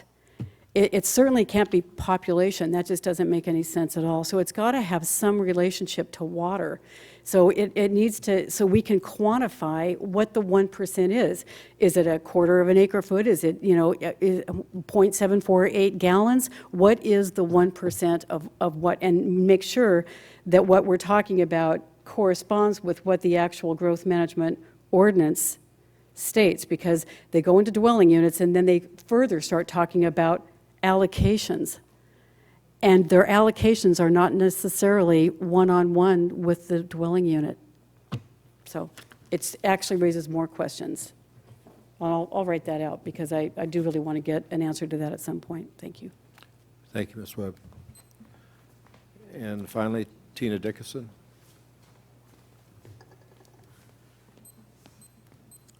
Thank you. My comments are very short on this. When CCSD was in touch with Tom Luster of the Coastal Commission last year, early last year, and I believe he sent a letter to the CCSD.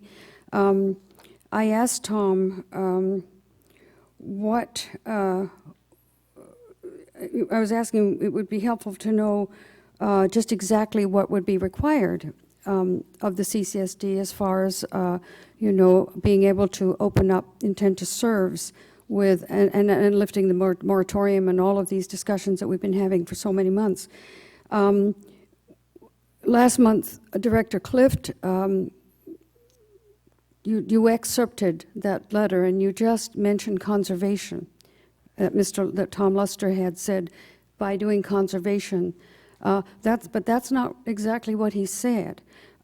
He said that we discussed what options the CCSD might look into to provide all or part of an additional water supply, including several other than desal. For example, increased conservation, recycling, changes in well operations, etc. So to just, and I'm thrilled that we're looking at conservation and being really serious about it. But to just solely depend on conservation is not the answer. And it could get us into a heck of a lot of trouble. I mentioned that earlier today. So why aren't we looking at other alternatives, well, not even an alternative, but because conservation we now say we're going to be doing. But there are other options, and he's listed two here, recycling and changes in well operations. So I don't see legally how you can get away with lifting the moratorium when you do not have a new supply of water. I think that's what it's going to take. And I may be wrong, District Council, but from my reading and understanding, for you to lift the moratorium and then open up the water wait list, you have to have a new supply of water, and conservation hasn't really begun. And when Mattis talks about starting in 2013 with a 1%, I don't see how you can do it, because you have no track record of what that conservation will bring to you and the number of acre feet per year. So those are my comments. Thank you. Thank you, Ms. Dickinson. Bring it back. Mr. Greasens, did you have any response that you wanted to give before we bring it back to the board? Just some thoughts on some of Ms. Webb's questions. As I recall, before the moratorium was declared and we used to go through the wait list on the growth rates, it was based on the number of connections and number of residential connections, not on population. So my understanding, just based again on my experience and seeing how the district administered the wait list before the moratorium, is they would look at the growth rate and then figure out how many residential connections there were and then increase it by a percentage of that existing number.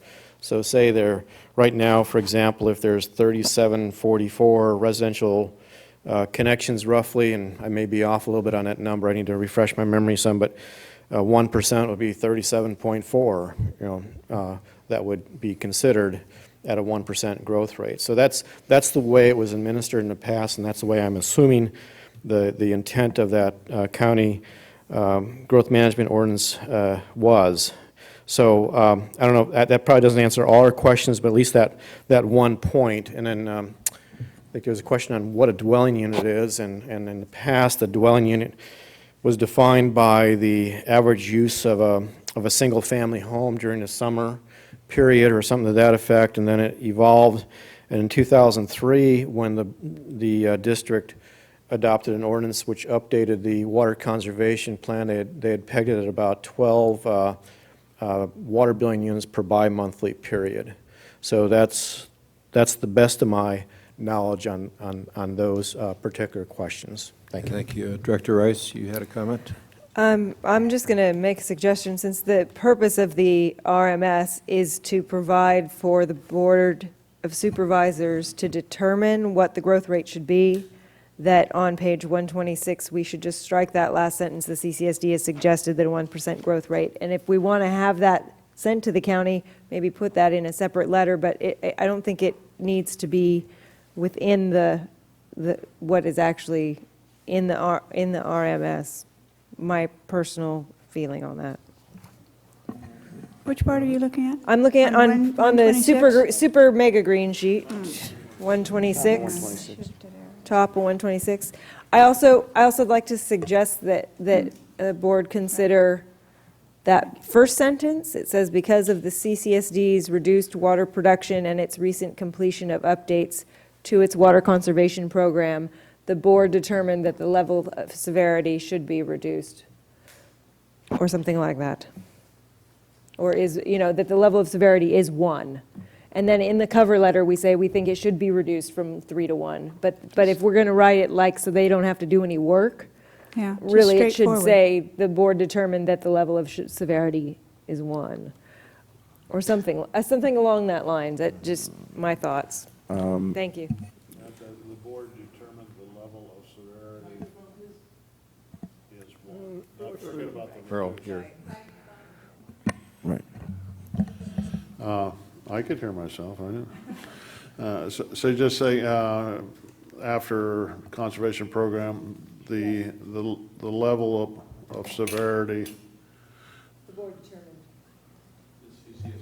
The CCSD Board of Directors determined the level of severity to be level 1. To be. To be. To be or not to be. I can go along with that. And what are your thoughts about striking that last sentence? I don't know what the power of a cover letter is going to be. I don't know that that it would hurt us to strike that sentence. The CCSD has suggested that a 1% growth rate be approved by the Board of Supervisors. And the last part of this, because we could come back, the Planning Commission and the board has said that at any time, we could come back to them with a conservation program and ask for a different level. Right. So that is in the record with the Planning Commission. When the Planning Commission said, no change for Cambria at the last time, but did say they have the right to come back at any time. Is that in the record? What? Is that part in the record that we could come back? Yes. And so striking that last sentence probably wouldn't hurt us and might save some argument over what is our level. Because 1% is fine, but I don't know that 1% is the right one. I could see where, because it really is determined based on what the conservation factors are. So I would recommend that we adopt this resolution based upon the modifications made by striking the last sentence and as stated by Mr. Clift on what the level of severity is. Submit this as soon as possible, because we don't have to wait till March.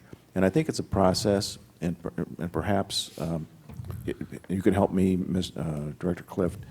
This is going to the Water Board. They're going to make a recommendation to the Planning Commission. The Planning Commission is then going to be making a recommendation to the Board of Supervisors. And during that process, we will be proactive in our position. Absolutely. I second the motion. Okay, there's been a motion to make some changes to the first sentence on page 126. And Kathy, do you have those changes for us? Could you please? Because of the CCSD's reduced water production and its recent completion of updates to its water conservation program, the CCSD board determined that the level of severity is to be level of severity 1.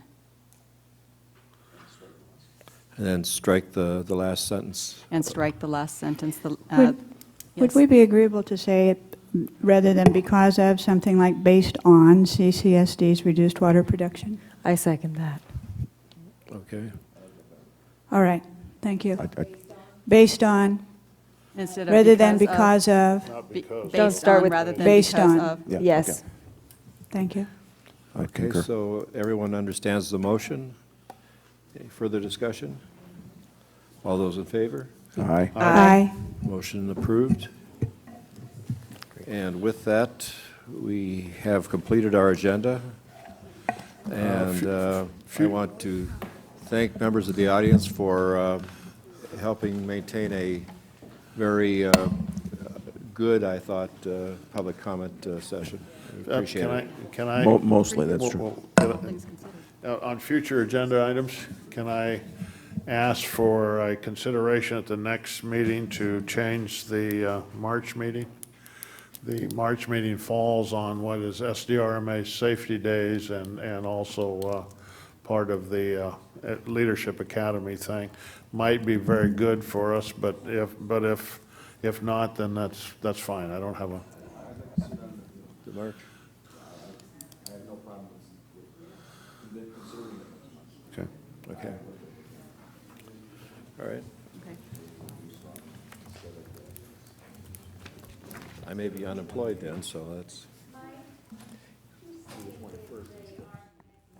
Pardon? Gail did, yes.